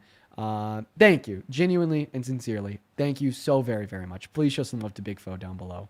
Thank you, thank you, thank you. Over on PayPal real quick. Kaden, thank you for the $15. Then, oh wait, I did already thank you. Then Teresa, thank you for the $1. All right, we're all caught up. So Phil, A do you wanna, tornado flew around. so Phil, do you want to try to put yourself in this conversation? My Or do you name, wanna- bro. That's not his name. I'm Okay, sorry. so are we going to talk Thank about you, sir. Trump? Can we Yeah, talk yeah, about let's talk Creed? Are about you Trump. ready? Yeah, Are you ready let's for this? lock Because in. I was Let's about lock to in. address. Do you? Okay, wait. Let's just Dean, restart. Do Okay, you want us watch- to talk watch about this. the emails? Here's what I want to do. So Creed and Sophia, I want Yeah. you guys to give me, and I'm actually going to mute my mic, and I'm going to let you guys talk about this to each other. Okay. Mhm. All right. I want y'all to talk to each other for a little bit and Doug, I don't know. determine what y'all think is the most convincing and compelling argument insofar as why Trump is a good president. I'm going to mute up. Okay. The floor is going to be y'all's. And I just want you guys to like talk to each other and figure out and then bring to me what you think the most convincing and compelling argument should be insofar as why Trump is a good president. Okay. All right. Yo, Sophia, I think, what do you want to talk about? Like, we need to find something we're both, knowledgeable enough on. Connor, thank you for the roses. Well, the ones I've been trying to debate him on recently has been social/foreign presence, and then he wanted to pivot to either the donations, and stuff like that. And I've been getting live restrictions. So if you have any ideas, yeah, you can chip in. But I was gonna debate him on like foreign presence. Yeah, I was thinking about talking about, oh yeah, Trinity just texted me and said they need to stop saying. Dude, I'm not even in that. I don't know why they're saying Yeah, no, Sofinity. I've never met Trinity. Sofinity. No, they're mixing all three of us together. I Yeah, think. because Anyway, they're weird Can't stay marker on track liberals. for like fucking 20 we're sorry, seconds. Okay, Creed, yeah, go on to what Yeah, you were let's saying. lock I'm it. sorry. No, They're I just, want your you chat guys. is so weird, dude. But I want Here, you clear guys. display, clear display. I because want these you guys guys are to weirdos. try display. to I'm a clear determine display too. what They're y'all so think weird. the most compelling I hate argument liberals. Display. is. We cleared display. Okay, remember your goal is to try to determine, and you guys can talk to each other to figure this out. What is single-handedly the best argument for why Trump is a good president? That's what I want y'all to figure out. I mean, I think we're looking at it. Liberals are crazy. They are, bro. They're disgusting. Right, let's Do you lock in, see the Sophia. things Stop, they're stop, saying stop. about We're, us? we're going off track. We're going off track. Yeah. Let's lock in. Okay, Creed, you were saying? So I'm thinking we talk about deportation because I don't think he has any good arguments to that. I've owned him multiple times. Argument for it. He's not a good debater about it, and I feel like I've owned him every single time I've came up here. He's a Okay, but if we start cooking Dean on deportation, then he's gonna bring up Parker, and Parker low-key did cook me on deportation. Oh, he did cook you. Oh, okay. He Yeah. cooked me. Bro, because I was saying, I mean, I can run the same arguments on him. I don't think he'll be able to handle it. Yeah, he won't be able to You handle want to it. run that? Because that's what I Yeah, feel we like can I run that. He's gonna get cooked. He's He's gonna get fried. He's the mass He's bro. manipulator. I'm already 3-0 on his guy. He keeps either I'm like picking 6 me. though. Only time he's ever beat me is by calling me Phil and stuff. He's Okay, never so we actually- running deportation. Yeah, we can run that. Bet. All right, let's run deportation. Come on, dude. We about to own your Dean, shit. we're ready. Boy. Okay. Hold on, let me take the hit out the elevation pen, and then Okay, you can so read just- off your donations. Low key good vocals, Sophia. Appreciate you, bro. So just to clarify, you still haven't agreed on an argument. You've agreed on a topic for an argument, but you haven't What? agreed on an argument. Oh, you wanted us to do these specific? No, we're just gonna go freestyle. Come on, come Yeah, on. we're gonna talk about. Okay, because I- no, give us that another wouldn't work. 20 seconds. I want to no. no. I legitimately I want to see how this like works from the I want to get a peek into the MAGA brain. I want y'all now to like figure out like the specific argument for why mass deportation is a good thing. Like figure this out in between y'all. Take a second. Figure out what you guys think the best argument for mass deportation is. Okay, go for it. All right. I think. Well, this is one thing before we get into this. I just want to say. Also, I think we could. Never mind. That's kind of. All right. Let's just get back to what I was. Let's get back on track. I think we could talk about how it opens up jobs for the American citizens. Because I agree. Because think about it. Immigrants are working for under the table, working for $7 an hour. I seen this source on CBS, I believe. CBS and a couple other news sources that they are working for $7 an hour under minimum wage. What U.S. citizen would want to work for under $7 an hour? None. No one. No So they're one. taking That's up not. That's not suitable. It's not, bro. So it's taking up jobs. Facts. I think also, there's the violent ones, but you can't tell which one's violent or not because when you think about it, listen, Sophia, hear me out. When you think about it, they're undocumented. So if they like commit a crime, you can't document what crime they committed because they're undocumented. See what I mean? Bars. Oh, yes, bro. That's what I've been owning these libs all day. Okay. Now that you've had time to discuss what topic you think you want to argue. Hold on, let Sophia. I was talking that whole time. Can Sophia talk? And now, okay, yeah, take one. I'll give you guys like another 45 seconds. Okay, I'm gonna start a timer. I'm gonna give you guys another 45 seconds to determine what y'all think the best argument for mass deportation is. All right, Sophia, the floor is yours. Yeah, that was basically like my same arguments when I was running against Parker. I was a little bit like you're clearly later stage because that was my debut against Parker. Yeah. Okay. On the deportation argument. But now I'm locked in. And I was also thinking because like he was running the argument that supply and demand up and down.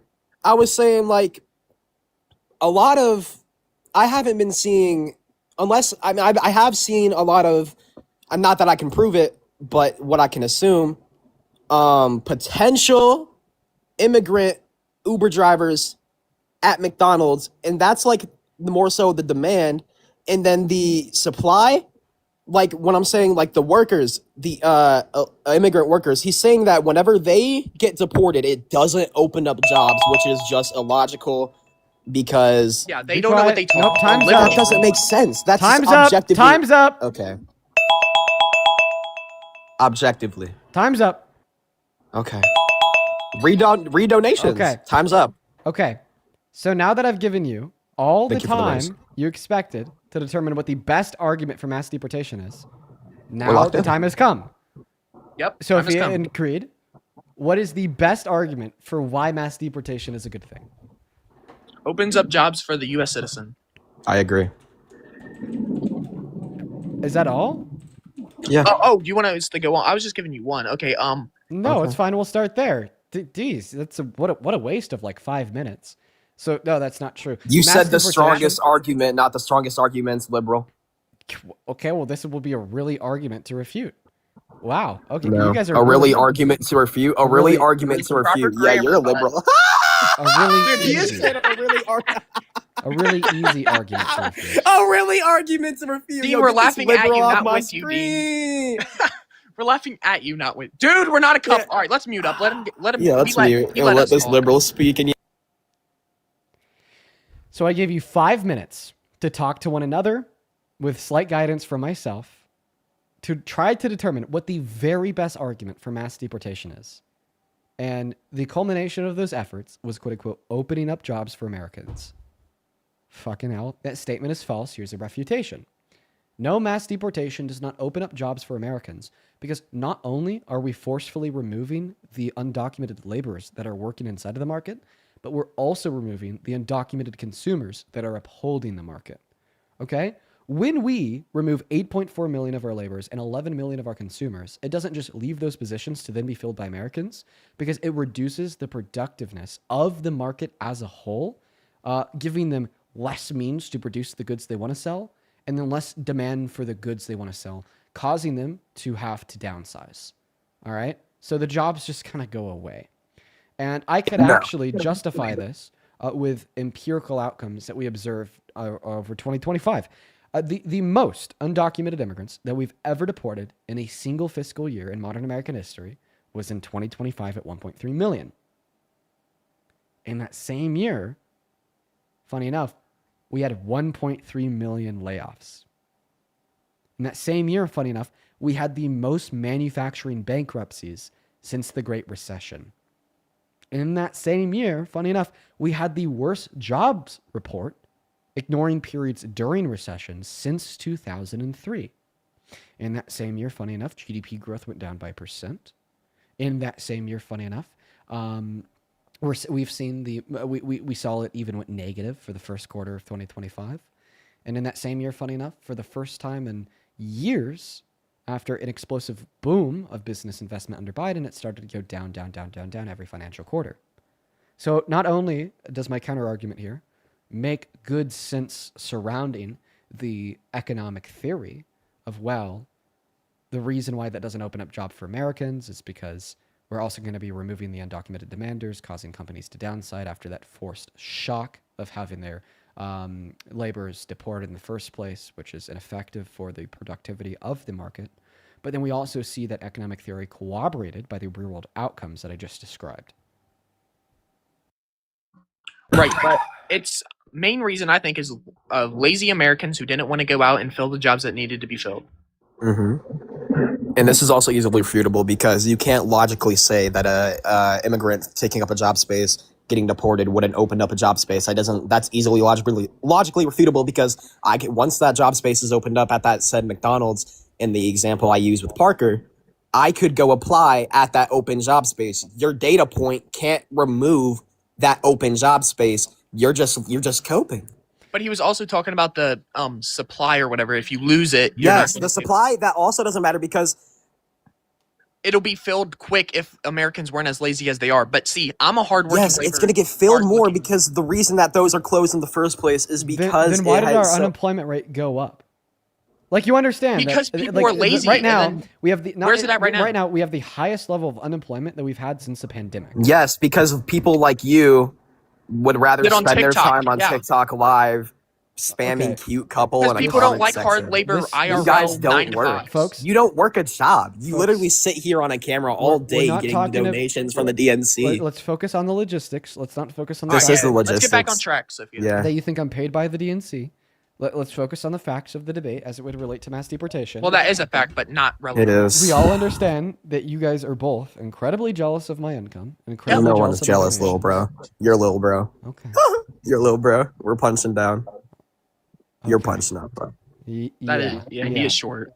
You're coping, bro. Look at you coping. Lock it. Let him respond. Let's let him respond. Says No Name Sophia with 270 followers. No Name Sophia. You mean that?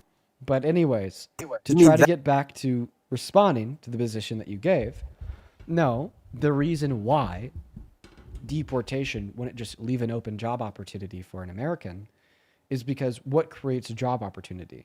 A prosperous economy. What creates a prosperous economy? Consumers spending money, buying goods from companies, necessitating more jobs to fulfill that demand. But we lose more demand than we lose jobs, okay? Through mass deportation. So for the 11 million undocumented immigrants that supply $1.1 through $1.7 trillion to our GDP every single year, they're being removed. So now all of a sudden, there's less consumers spending less money at American companies, okay, which negates and forgoes job opportunities, which is why last year, one of the reasons at least, we saw the worst job report since 2003 and the highest level of unemployment since the pandemic and the most manufacturing bankruptcies since the Great Recession. Easy W. All right. I got something to refute that. Okay, so basically, even if everything you were saying is true, which it might be, I don't know. Even if it was, I would rather our employment rate and all this stuff, whatever you were talking about, be down than our national security be pretty down. Honestly. Okay, so then you're just forfeiting the first or apparently No, I'm not strongest forfeiting argument. it. I'm just saying, even if that hypothetically, which I don't believe that it is, if that was true, our national security, I would rather our national security be better than. So are you saying that mass deportation increases national security because we Absolutely, just yes. know everyone who's in the country? Well, if we knew everybody in the country, it'd be way better, yes. Okay, so then you should not support mass deportation, but should rather support mass amnesty. Because the means of mass amnesty are means to better and better and, let me think of the grammar here. The means of mass deportation are worse than the means of amnesty to efficiently identify, there we go, the undocumented immigrants in America, because undocumented immigrants do not want to comply with mass deportation. Undocumented immigrants run away from mass deportation. Meanwhile, undocumented immigrants would want to comply with mass amnesty, and undocumented immigrants would want mass amnesty for those reasons. It'd be significantly easier and faster to do, thereby it would be more effective at identifying the undocumented immigrants that are here. Thereby, it would be the faster way to achieve a higher level of national security under your view. So just because it's not fast enough for your liking, that means we shouldn't be deporting them? Because there's an alternative that exists that could do it faster while also producing better outcomes for the country, that means we shouldn't be deporting them. Well, I don't think that they should get a privilege for committing a crime by coming into the country. Wait, why? National security. And if you don't think that people should get a privilege for committing a crime, then you probably shouldn't give Donald Trump the Oval Office after he was found guilty on 34 felony counts, after he was found guilty for raping E. Jean Carroll, after he was found guilty for defrauding his university, after he was found guilty for defrauding his, after he was found guilty for defrauding his foundation, after he intentionally concealed classified documents at his private estate in Mar-a-Lago, after he refused to rent to black tenants at his properties in the 1970s, okay, after he tried to coup our government in 2020, and after he is infringing 4 amendments of our Constitution in the last 1 year, ranging from the 1st, 2nd, to 10th, to 14th, to 22nd Amendment. If you don't think that people should be privileged for the crimes that they commit, instead of starting with, the people at the bottom that, committed the victimless federal misdemeanors of undocumented entry that are actively benefiting this country, let's first start with the most powerful man in this country that is getting that same privilege, well, a significantly bigger one because of the privilege of the office of the presidency, for committing significantly worse crimes. It was in a civil court, and if that's the case, he should have never been allowed to run. But he was. So many times undocumented entry is adjudicated inside a civil court. So apparently you don't care about vast majority of undocumented immigrants. No, I don't. But it's in a civil court. In the first place. But it's in a civil court. There shouldn't be no court. There shouldn't be any court for deportation? Well, you just, if they don't have papers, they're gone. You know that there's many citizens that don't have papers? Or, what does going to court change if you have papers or not? Do you process to determine if you're a citizen or not, even if you don't have papers? Well, if they're, obviously illegal immigrants, But what does it mean to be obviously an undocumented immigrant? Not having any papers and not having. But I just went over that. Wait. A lot of when you approach a random citizen on the street, for instance, there's a lot of citizens that don't have papers. Especially a large percentage of the homeless population of this country that are American citizens. Maybe a lot of them don't have papers either. Okay, significantly more likely than maybe your average American. So do you just they have want a name. to disproportionately deport American citizens with less money? They have a name. They have a name. So then you're indicating that there should be some type of due process to determine if they are or are not a citizen, regardless if they do or don't have papers. So then you're just indicating that there should be that process. No, they just And then also another reason why a court would be necessitated here is to identify if there's any withholding orders forbidding their removal, is to identify if they are an undocumented immigrant but aren't eligible for deportation, to identify a bunch of various factors to see if there's a claim of asylum. That's the necessity for the court. They serve a very instrumental and important purpose. I was gonna say, No, I want you Creed, to I feel like respond the to what idea you're kind of suggesting is almost a little Gestapo-like, in my opinion. I don't really support ICE. We may differ in a lot of opinions, to be honest. But to debate against Dean, I think that a better alternative would rather just be if we were to Wait, deport. no, I want a response to that point first. So then, Creed, I want you to a response to what it. point? So a response from what Creed's point do you want me to respond? You said if they don't have papers, they should go. Well, I kind of explained why that's a bad idea because A, a lot of citizens don't have papers, and B, like the courts serve a very instrumental and important purpose, which is first to ensure that they are undocumented immigrants, and then to check and see if they are like actively seeking asylum, if they're not eligible for deportation because of withholding order, DACA, so on and so forth, if they came into this country as an unaccompanied minor, and about a billion other things. Well, then that would just mean that they sit in ICE facilities until they get due process. So, what? Either way, it doesn't matter. Wait, I don't think that last statement made any sense, Creed, because you're suggesting that we don't need court at all, but I just gave you the importance of the courts. Yeah, okay, then, yeah, we do need court. So then say, Dean, I was wrong, and I concede to your intelligence. No, you're not into... Dude, your IQ is below That's a 10, rude, bro. dude. You got me on 1 point, buddy. Like, cool, I beat you in every single other debate that we've had. Yeah. So, like, okay, cool, bud. You got me on 1. Wow. Everybody, round of applause I got for him. You lost the debate? No, I haven't lost the debate. We're still going, but I mean, you got me on a point, not the the next debate. question. I also find a really big issue with his mass deportation to be the fact that he's abusing the Constitution and violating the Constitution to further his mass deportation. He tried to illegally and unconstitutionally take citizenship away from the children born to undocumented immigrants on American soil so he could then deport them. And I think that's incredibly bad. Yeah, and I don't agree with him there. I mean, birthright citizenship is a important thing. Okay. Constitution. Okay, so you agree that Trump is breaking the Constitution to do this thing, so then he shouldn't be doing this thing. Well, I mean, there's things that Trump is doing that I don't necessarily agree with, but he's still a good overall president with other things. So he's good doing. Overall presidents intentionally break the Constitution since when? You're cherry picking. Yeah, exactly, bro. You're What do you literally mean? just What do you cherry mean picking by one that? example, bro. Like, okay, he does one bad thing that doesn't change anything. One bad thing doesn't equal that. He does about he does more so like what 10 about like bad another things. bad thing of saying that because he didn't win the Nobel Peace Prize, he's going to stop focusing on peace and will probably invade Greenland. Honestly, that was a funny joke. I thought that was funny. How do you know You it's really a joke? think what person He's would not going to invade say Greenland. that, bro? Oh, so you're saying what sane person would say that? Therefore, it was a joke. He's not going to invade Greenland. So you do understand. So you do understand that An attack against one is an attack against all. He's not that stupid. He's not stupid at all. You do understand that statement. In order for you to justify that Donald Trump was joking, you'd first have to pre-assume that Donald Trump is sane.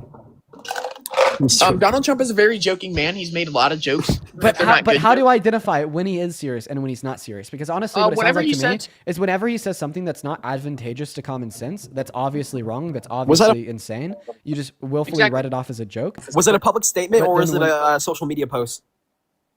It was a literal paper letter sent to 14 countries in Europe. Oh wait, Bro, he's yeah. I mean very good that jokester, bro. He's a what? he's a You're saying personal. what? He's a good jokester, bro. So wait, you think he's just like joking? He when sent tells- personal pranks. Oh, he was just like pranking the EU like leaders when he was like, Dude, you I'm no actually longer gonna believe he's focus gonna on invade peace. Greenland? No, Dude, look are me in the you- eye. Wait. Was he also like pranking them when he asked the military to draw up an invasion plan? Do you think it was a joke whenever he said something about windmills stop, and whales stop, dying? Stop. So do you also think that he was just like, Dude, you believed him when he just wanna said clarify. charcoal was clean. He definitely does think that.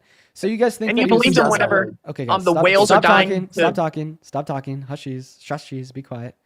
So you guys think that he was pranking the EU leaders when he told them that he's probably going to invade Greenland because he didn't win the Nobel Peace Prize. And then you also think that he was pranking those same EU leaders when he then confidently turned around and told the military to draft a plan of invasion. And you also think that he's like pranking the EU leaders by imposing 25% sanctions on tariffs on the mall, sanctioning them because they don't support his takeover of Greenland. Like that's just all a big prank? No, I think a lot of that makes It's sense. a test. You ever heard of a social experiment, Dean Withers? Yes. I don't think you have. have. This has to be a troll. This has to be a troll. It's not Listen, a troll. Dean, Are you guys because trolling he's setting an a social example. A social he was testing if they would experiment? support him in his action, which he's not Sophia, actually going to do. can I get him He's real not quick? actually going to do. He's not going to invade Greenland. Listen, he's trying to put fear into the other countries to back off so that he can get Greenland. Yes, I understand why he's doing it. He's making it as a joking manner, but he's also trying to, scare them, which is good. Scare tactic is a very good thing to do. They're not going to back up because they hold the upper hand. Well, he's going to keep on doing it till, possibly he hopes that they do back No, off. Have no, you ever heard of a dream? No, they will not back off because they objectively have the upper hand in this scenario. Yeah, no, I disagree there. I don't think he's going to invade Greenland. Oh my god, dude, we called it, Sophia. We knew he was going to do this, bro. Parker, go home. No, Parker, leave. He posted it, dude. He's trying to Parker grift a job. Parker grift a job, and Dean Grifter's at it again, dude. Why do you call everyone Sophia? Why do you call everybody a grifter? grifter? Oh, and he also Dean won't address NATO. Parker won't address NATO. Address NATO. They won't. Address NATO. What?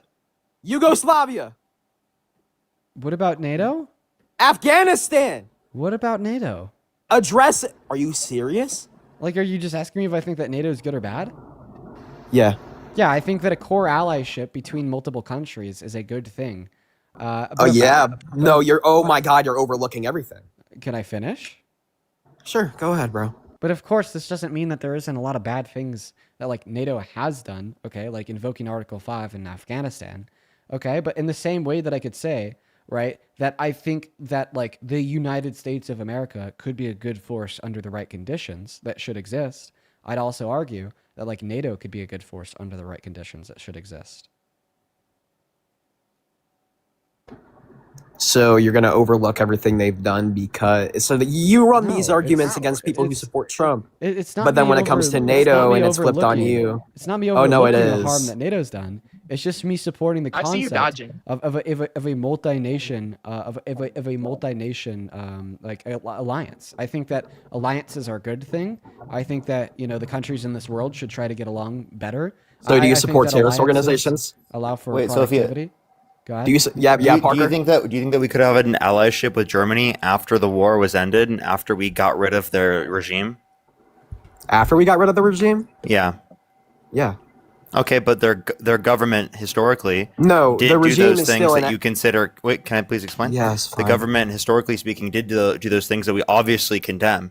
Just because historically they did things that you obviously condemn doesn't mean that they can't be an ally in a good manner in the future, right? Given that they've changed their behaviors. No. Because we don't treat governments the same as people, as individuals. Does that make sense? Yeah.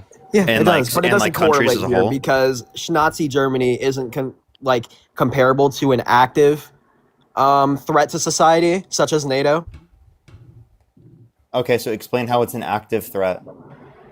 Oh my God. Did you not hear him? Yeah, I'm saying currently today. Explain how it's an active threat. Real quick, let me just thank a couple people while you think about your answer to that question. God. Hey, Lola, thank you so much for the $20 over on YouTube.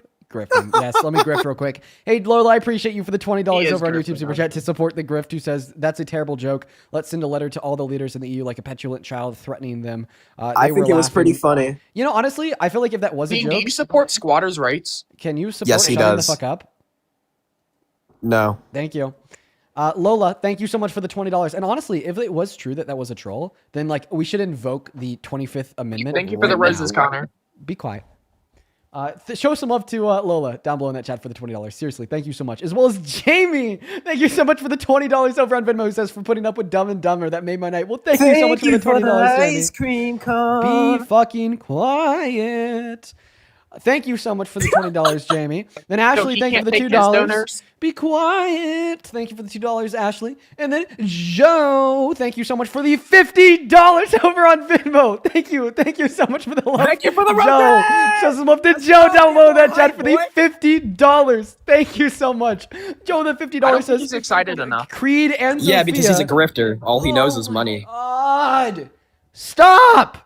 Joe with the $50 says Thank you for the roses. Stop. Joe with the $50 says Creed and Sophia come off like two dysfunctional, incompetent, villain, cliche sidekicks in a Disney movie.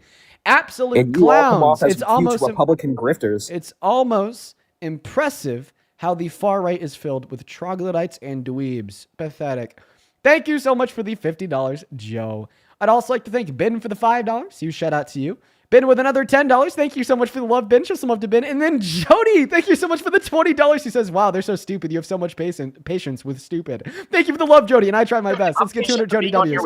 And then Moni, thank you for the $7. And then Susanna. Susanna, thank you so much for the $50 over on Venmo. Holy crap, Susanna. That is so kind of you. Thank you so much. Parker, hit your elevation pen, boy. Susanna with the $50 says, sending so much love from Jonah and I. I've never caught Phil live before. Why did this sound like Phil's debating another Phil? Yeah, these two people are very similar. Susanna and Jonah, thank you both so much for the $50. Please show some love to them in that chat.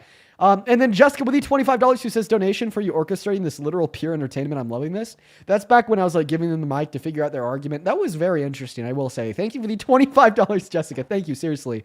And then Moonshine with the $20 who says, easiest membership decision ever. Dude, I love you, Moonshine. Thank you so much. Thank you. Thank you for the $20. And then Kirsten, Parker, you're not thank you so much for the 10. What are you doing? I would also like to very quickly thank Andrew with the $5 who says, yes, this comedy duo is a flop. Time to, I don't even know what that is, so I'm not going to read it. Yeah, they're definitely a real big flop. Annette, thank you for the $2. And then Jessica, thank you so much for the $64 over on PayPal. Holy crap. Thank you. Thank you so much for your kindness. That is so undeserved, Jessica. That is literally so much fucking money. Thank you so much. Jessica with the $64 says, I feel bad for your country. I'm sorry. Well, listen, I think that our... Jessica, thank you for the donation to Dean Withers. Good boy. Thank you so much for the love, Jessica. I got a question for you, Yo, Dean let's Withers. get 500 big ol' Jessica W's down below in that chat. As well as I seen Lewis, Parker, thank you so much for the giving you 5. information Catherine, thank in you the so middle much of a for the debate. 10. And it looks like we're all caught up.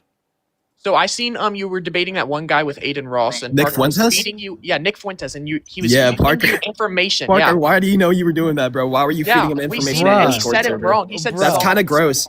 I He know didn't you say were a first rookie songs, debater, yeah. but didn't you already debate Charlie Kirk at that point and you couldn't handle a little groiper Nick Fuentes? That's embarrassing. So kid. not only, You're a chud. not only did I absolutely shit on Nick Fuentes, but like I didn't No, ask you did Parker not. to say Yeah, that. because you had assisted arguments, dude. That's funny. We know you guys have open Discord. Hey, listen. All it was I sent Dean 1 point about tariffs. I sent him one point about tariffs. Okay, Economical genius. but dude, because listen, all I said right in the message was literally about when you acknowledge that there's an increase in domestic production coming from tariffs. How do you get that increase in domestic production? Well, that's going to be through the fact that it increases the prices of goods coming from other countries to the consumer so that they prefer to buy the goods made in America comparative to the goods that were made in other countries that were then sent to this country. So essentially the point I was trying to get him to show Nick Fuentes was that this is a clear demonstrative point that identifies that based upon things that you already believe in, that tariffs have to increase prices to be able to do exactly what you think that they do in the first place. Right. So all I was doing between Nick Fuentes and Parker get a job, or Parker Grift a job, or was it the debate between Dean Grifters and Nick Fuentes? Listen, dude. So if you're gonna say that because I sent him that 1 point that invalidates everything that he did in that debate is ridiculous, because you seemingly didn't watch it, because he literally got Nick Fuentes to concede. This is why Charlie Kirk was he a real literally man. he got Nick Fuentes to concede that he would literally slaughter infants if God Anybody commanded him. can get Nick Fuentes to concede. He's a groiper. Listen. Okay, this is why Charlie Kirk was a real man. He did You debates. still assisted it. It's Hold pathetic. on, Sophia. Let me say something. This is why Charlie Kirk was a real man. Why are unlike you crashing two. out? He did in-person debates so that he couldn't get information fed to him like you guys. You guys sit on Discord channels and feed each other information so that you can win the debate. If you can find, I don't want to. Hey, that's Phil, not his name, bro. if you can That's why Charlie find, Kirk was a real man. if you can find people for us to debate in person, we'll do it. We I'm just not don't. trying to be that guy. We just don't. Listen, you guys chill out, haven't gone chill out, outside. You guys chill have out. been getting pale. Even Chill before out, that, chill they out. never went outside. On my soul, you guys we- don't go outside anymore. We literally had videos of us really debating. In Jubilee. Listen, you were debating low okay, IQ imbeciles. let me know when you guys are done. All right, we're done. Okay, so you can literally go back to both my YouTube and Dean's YouTube. You can literally see us debating people in person. I get okay? outside more than y'all. Yeah, we have to take into account. Absolutely not I true. go- No I- way to I- God, I that's go- not true. I go to Dean the Withers, gym. I would dunk on you. I go Oh to my the God, gym. Dean Withers, I would absolutely. I go to the gym 5 days a week. 5 days a Liberal. week. Every single morning. I work hard labor. I spend an hour in the gym. That's not just the only time I go outside. I also go work hard outside because there's tennis courts at a local park nearby. I like to go play tennis a What lot. a sis. I enjoy What a sissy. Really, tennis? But I'm locking your shit up on the court, though. I said Yeah, sissy. yeah, Dean, But I'm walking- we got a 1v1 in tennis, bro. Yeah, you were best friends with Bro. Harry Sisson. Anyway, as long as Parker I'm on too. here, my best friend's I been work hard Parker. labor. I work hard labor, unlike This you. guy's, You sit on your butt. these guys are so annoying. They can't Yeah, shut up. they literally can't. Dude, oh my god, can you I grifters be just quiet? want y'all to know that I mog both of y'all to oblivion. Thank You don't mog shit. I mog bud. you. I'm 6'6". I mog You're you 5'6", every way, bud. intellectually, Yeah, physically, then check this out. athletically. Either Oh cam my up, God. either Dude, cam I'm- up or shut up. I don't I'm mog that guy. shit. Says the two No, 'cause I don't incel wanna chud get maxing I'm that guy. You're getting idiots insecure. behind Lil bro, you're behind getting the insecure. no name Hey, Lil bro, profile. calm Thank you for the down. Take a hand hearts, breath. Connor. Hey, Parker, you're smiling. Take a hit off the elevation pen, little bro. Hold on, I'll do it with you. 1, 2, 3. Anyway, Either cam up or I'm shut up. 6'6". I mog you. No, you don't. Then cam up. Listen, I don't want to get doxxed to Oh 16,000 people. You guys, you're. Okay, then shut up. It's fine. Yeah, I 16,000 still mog you. teenagers because Wait, none of the guys. Meet me in Atlanta, Georgia. Meet me at Atlanta, Georgia. Check this, you guys. I'm gonna send Sophia an invitation Chicago, to Illinois. turn on their microphone. They're gonna Chicago, reject it Illinois. because they're chud maxing incel. Chicago, Illinois. Atlanta, Georgia. Hold up. Are you gonna accept that invitation, Sophia? I'm already meeting with Jaden, that Jaden guy on Beavis and Butthead. I'm already Jaden? meeting up with him. Yeah, I'm meeting up with him in Atlanta, Georgia, at some sort Hold of on. con that he's going to. He Yo. doesn't believe me. I'm showing up, bro. he invited me to go, bro, and I'm going. I don't believe you.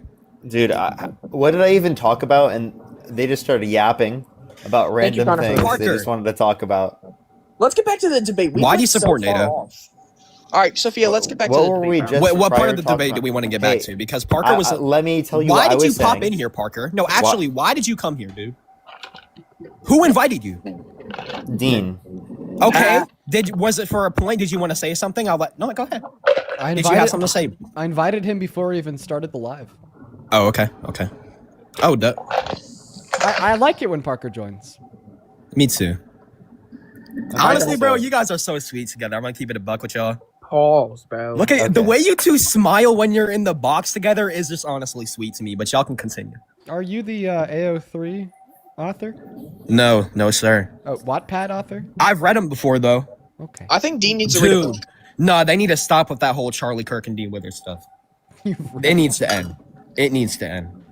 But go on, Parker You know about that? or Dean. I know about it. You act- Unfortunately, I've actually read a full Why? AO3 Why article. why did you read that? Curiosity, bro. Uh-huh.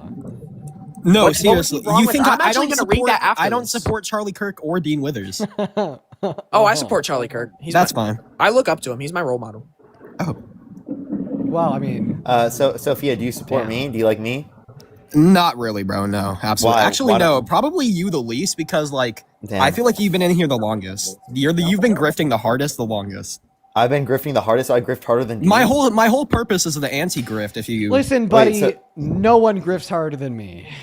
He literally actually, wait, Dean. He Dean, just said I'm a you're- better you're grifter than still a little you. fresh. Hey, Dean, I You're literally, fresh in the scene. I got No, number Parker, one. you're grifter status. actually Hey, no, a that's universal true. grifter. I am number one You used to grifter. grift as a Actually, communist. I grift like You used to crazy, grift as a everybody. Republican. We grift crazy You're like you've grifting never as a seen. liberal. We grift like Once you've it's never convenient seen. to you, you're gonna Let grift. me hold up. Parker, hold up, what about buddy. that? Once No, it's just be convenient quiet. to What you, about you're gonna that grift as a video- neo-libertarian. Let me just clip. Hold on. What about that video Okay. you deleted? Can you guys just like stop talking for a second? Beavis and Butthead, bro. Okay. I'm just gonna keep spamming the mute. Okay.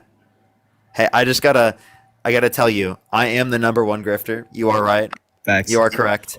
Dean, get mogged, buddy. Number one grifter right here, buddy. Dean, what about that video you deleted where you have to pull over to tell us stuff? Oh yeah, you got so passionate for a P3. I It's know. actually so Dude, it was so embarrassing. sad. Dude, you I got had to such pull embarrassment, over. bro. Dude, look at this guy. Pulled So over. yeah, you had to Pulled over to tell us. Dude, I don't even think a For a coherent P3 thought video, is coming dude. out right now, Dean. Parker, did you make a video on that situation? No, he didn't have to. No, pull because over. Parker doesn't address anything. They'll just Parker's a kinda- real Parker silent doesn't guy. drive. He just gets on live.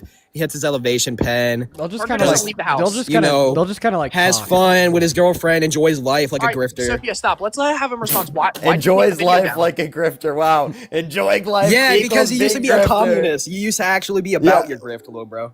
Okay, wait, well, how does that even make any sense? Didn't you? No, I found a communist debate with you on YouTube, bro. I know you're a communist. Yeah, and when secretly. I was a communist, I made no money on social media. Yeah, when I because was you you're were- only yeah, doing it for exactly, money? because you I were was a doing it for liberal. money?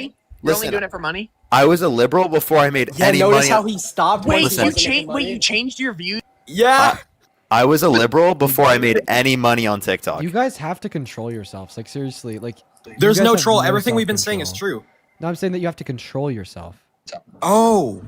Like, there's like No. do you understand that I've been sitting here and just listening to y'all yap and Explain yap, why you deleted the Yeah, video. maybe hit your yap, anxiety pen and because yap. out of anybody You here to be control silly enough to get yourself. addicted to. Okay, if you guys can't not talk for more than 30 seconds, like, I'm just gonna kick you right now. Like, seriously. There's not been more than 5 seconds on this live stream where at least one of the two of you guys hasn't been talking since the moment We're you quiet. joined. Come on. Dude, Creed, seriously, man. One more interruption from either of y'all, and you are both fucking gone. Like, it is like ridiculous. Like, I've just been like sitting here listening to this madness. One more interruption, and both of y'all are gone. You guys are acting like petulant man children. It is seriously embarrassing. Like, I feel like I'm like legitimately talking to high schoolers. In fact, can y'all like DM me a picture of your IDs real quick? Just so I can ensure that you're at least 18 years old. Because you're seriously acting like you're fucking 12. Like, I legitimately doubt that you guys are even of age. Just because of like how sincerely y'all are acting like small babies. Like, it's like so annoying to the point that it's getting boring. It's getting boring. You're so soft, kid. You know no, what I mean? word of God. I'm sorry that I'm honest. No, you see passion and then you're so soft that you start coping and whining about, if you guys interrupt me one more time, yo, shut that shit up. And yo, Okay, I'll shut that shit up. that's what I thought. Listen, I'm gonna put y'all on a quick break. I'm gonna catch up with my donors. If you guys are not ready to debate on one specific topic, which I doubt you will, by the time I'm done, I'm gonna kick you both, and that's gonna be the end of it. Thank you so much for the $10 over on YouTube Super Chat. AK, thank you so much. Show some love to AK down below. Thank you. And then, hey, Candace, I appreciate you for the $2 for the grift. Tracy, thank you for the $1. Then Ashley, thank you so much for the 5. And then Abigail, thank you so much for the $50 over on Venmo. Abigail, thank you. That is incredibly kind of you. I want to see 500 Abigail W's down below. Seriously, that is so much money. Thank you so much. Abigail with the 50 says for putting up with the good boys that come up to debate you. I try my best, Abigail. And then Ivy, thank you so much for the $25. She says, I don't see how you could deal with these two. The hatred and childishness is hard to listen to. Bless you for your patience. Yeah, it's honestly, like, I'm starting to get really fed up with it. I don't There's get no fed up. hatred. Shut. Oh, really? I told you that I'd kick you if you interrupted again. So you're both gone. I don't really get fed up with it all too often, but I obviously just got fed up with it because I kicked them. And then Joanna, thank you so much for the $72 over on PayPal. Joanna, thank you. Thank you so much for the love, Joanna. Holy shit, dude. That is so kind of you. Thank you for your generosity. Joanna with the $72 on PayPal says, keep up the good work. It's needed, especially now. We are getting closer and closer to being isolated from allies and trade partners. Let's hope that the breaking point is soon. 25th, please. Listen, Joanna, we need to invoke the 25th Amendment now. Donald Trump is incapable of service, okay? We have a Republican doctor, the doctor of Dick Cheney, saying that he should be removed for mental incompetence. And he's obviously not fulfilling the reasonable expectations of executing upon the executive office. I think that we should get him out at once.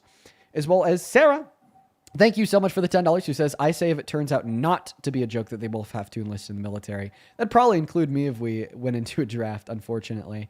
And then carry on. Thank you, Kai. Sorry. Thank you so much for the $15. Thank you so much.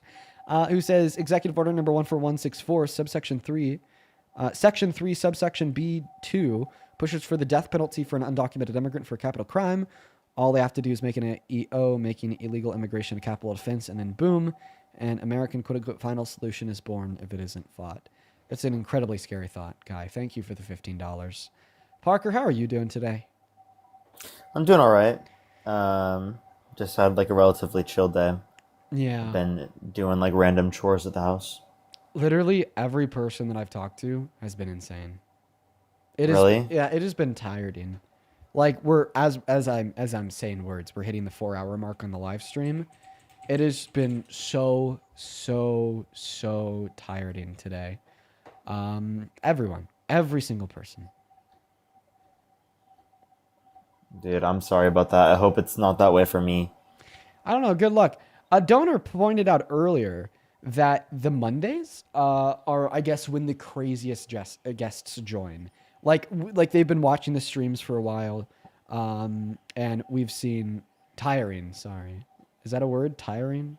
Did I say tired? Tireding. You said tireding. Well, I did say tireding. I guess you could see just how tired I am because I'm saying tireding. Okay, tiring. Thank you for correcting me. But anyways, back to the point. One of the donors pointed out that I guess on Mondays the crazies come out. And well, today it's Monday, so it's an expectation. In fact, Parker, I'm so tired that I'm going to call it here. Oh, okay. But for every single person watching, guess what? Parker is going to be doing pretty much the same debates for the next 4 to 6 hours. So if you're still in the mood for debate, let's try to get the largest Parker raid that we ever have had before. Because right now we have 6,000 viewers on YouTube, 16,000 viewers on TikTok. I heavily endorse this motherfucker right here and everything that he says, okay? I endorse the shit out of him. He's going live on TikTok and he's going live on YouTube. His TikTok handle is Parker Get a Job. Just hit the follow button down there. His YouTube handle is also Parker Get a Job, so it's pretty easy to head over there. I want all of y'all, every single person that hears my voice, to go rate his stream. Even if you don't plan to stick around, you should go rate it. I at least want 5,000 people from the YouTube and 10,000 people from the TikTok. I want to see 5K people in a stream off rip on YouTube and 10K people in a stream off rip on TikTok. Let me just thank the final 3 people, and then we'll orchestrate this beautiful raid. Hey, Luna, thank you for the 24 euros. Thank you so much. By the way, Luna, you've been watching all day, and I just wanted to appreciate you so much for your kindness. Luna with the 24 euros says, Phil, a.k.a. Creed, a.k.a. Screech. I know the perfect source of income for you, ambassador for noise-canceling headphones, because you're the reason they invented that shit. By the way, you can't look up to Charlie Kirk because he's in hell, which is Dan. Thank you for the 24 euros, Luna. I got to say, Luna, you are one of the most unhinged donors, and I love that for you. And then Morgan, thank you so much for the $10 over on Venmo. Says, wait, I missed the breaking news. What happened? Go back to the beginning of the VOD on Venmo. On Venmo. Wait, what the hell? On YouTube. Thank you for the Venmo. Thank you so much, Morgan. And then Patsy, thank you for the $25. Thank you so much. Who says 25 for kicking them. Thank you so much, Patsy. Ben, thank you for the 10. Who says Phil plus backup somehow made it worse. Oh, that was terrible. Then Katie, thank you so much for the $11. Jake with the $6 and the 66 cents. Then Ivy with a 5. And then Tracy with a 5. Cool, guys. I appreciate y'all. All right, Parker, are you ready to hit the 2 buttons to go live? Yeah, I'm ready, man. All right, I'm ready. You're ready. You're ready to go? Yep, ready to go. Hey, Deb, thank you for the 20 Canadian dollars. That says love you and Parker. Thank you for your awesomeness. Thank you so much, All Deb. right, I'll see you, bro. All right, see you. See you. Now's the time, guys. We need to orchestrate the best and biggest raid ever. For the 15,000 people on TikTok, go to @ParkerGetAJob. For the 5.6 thousand people on YouTube, go to @ParkerGetAJob. I want y'all to also spam Dean Raid in the chat so we could flood his engagement. I will see you all tomorrow. I'm going to head over to Parker's stream right now because I want to see how crazy the raid is. Peace and love, guys. Bye-bye.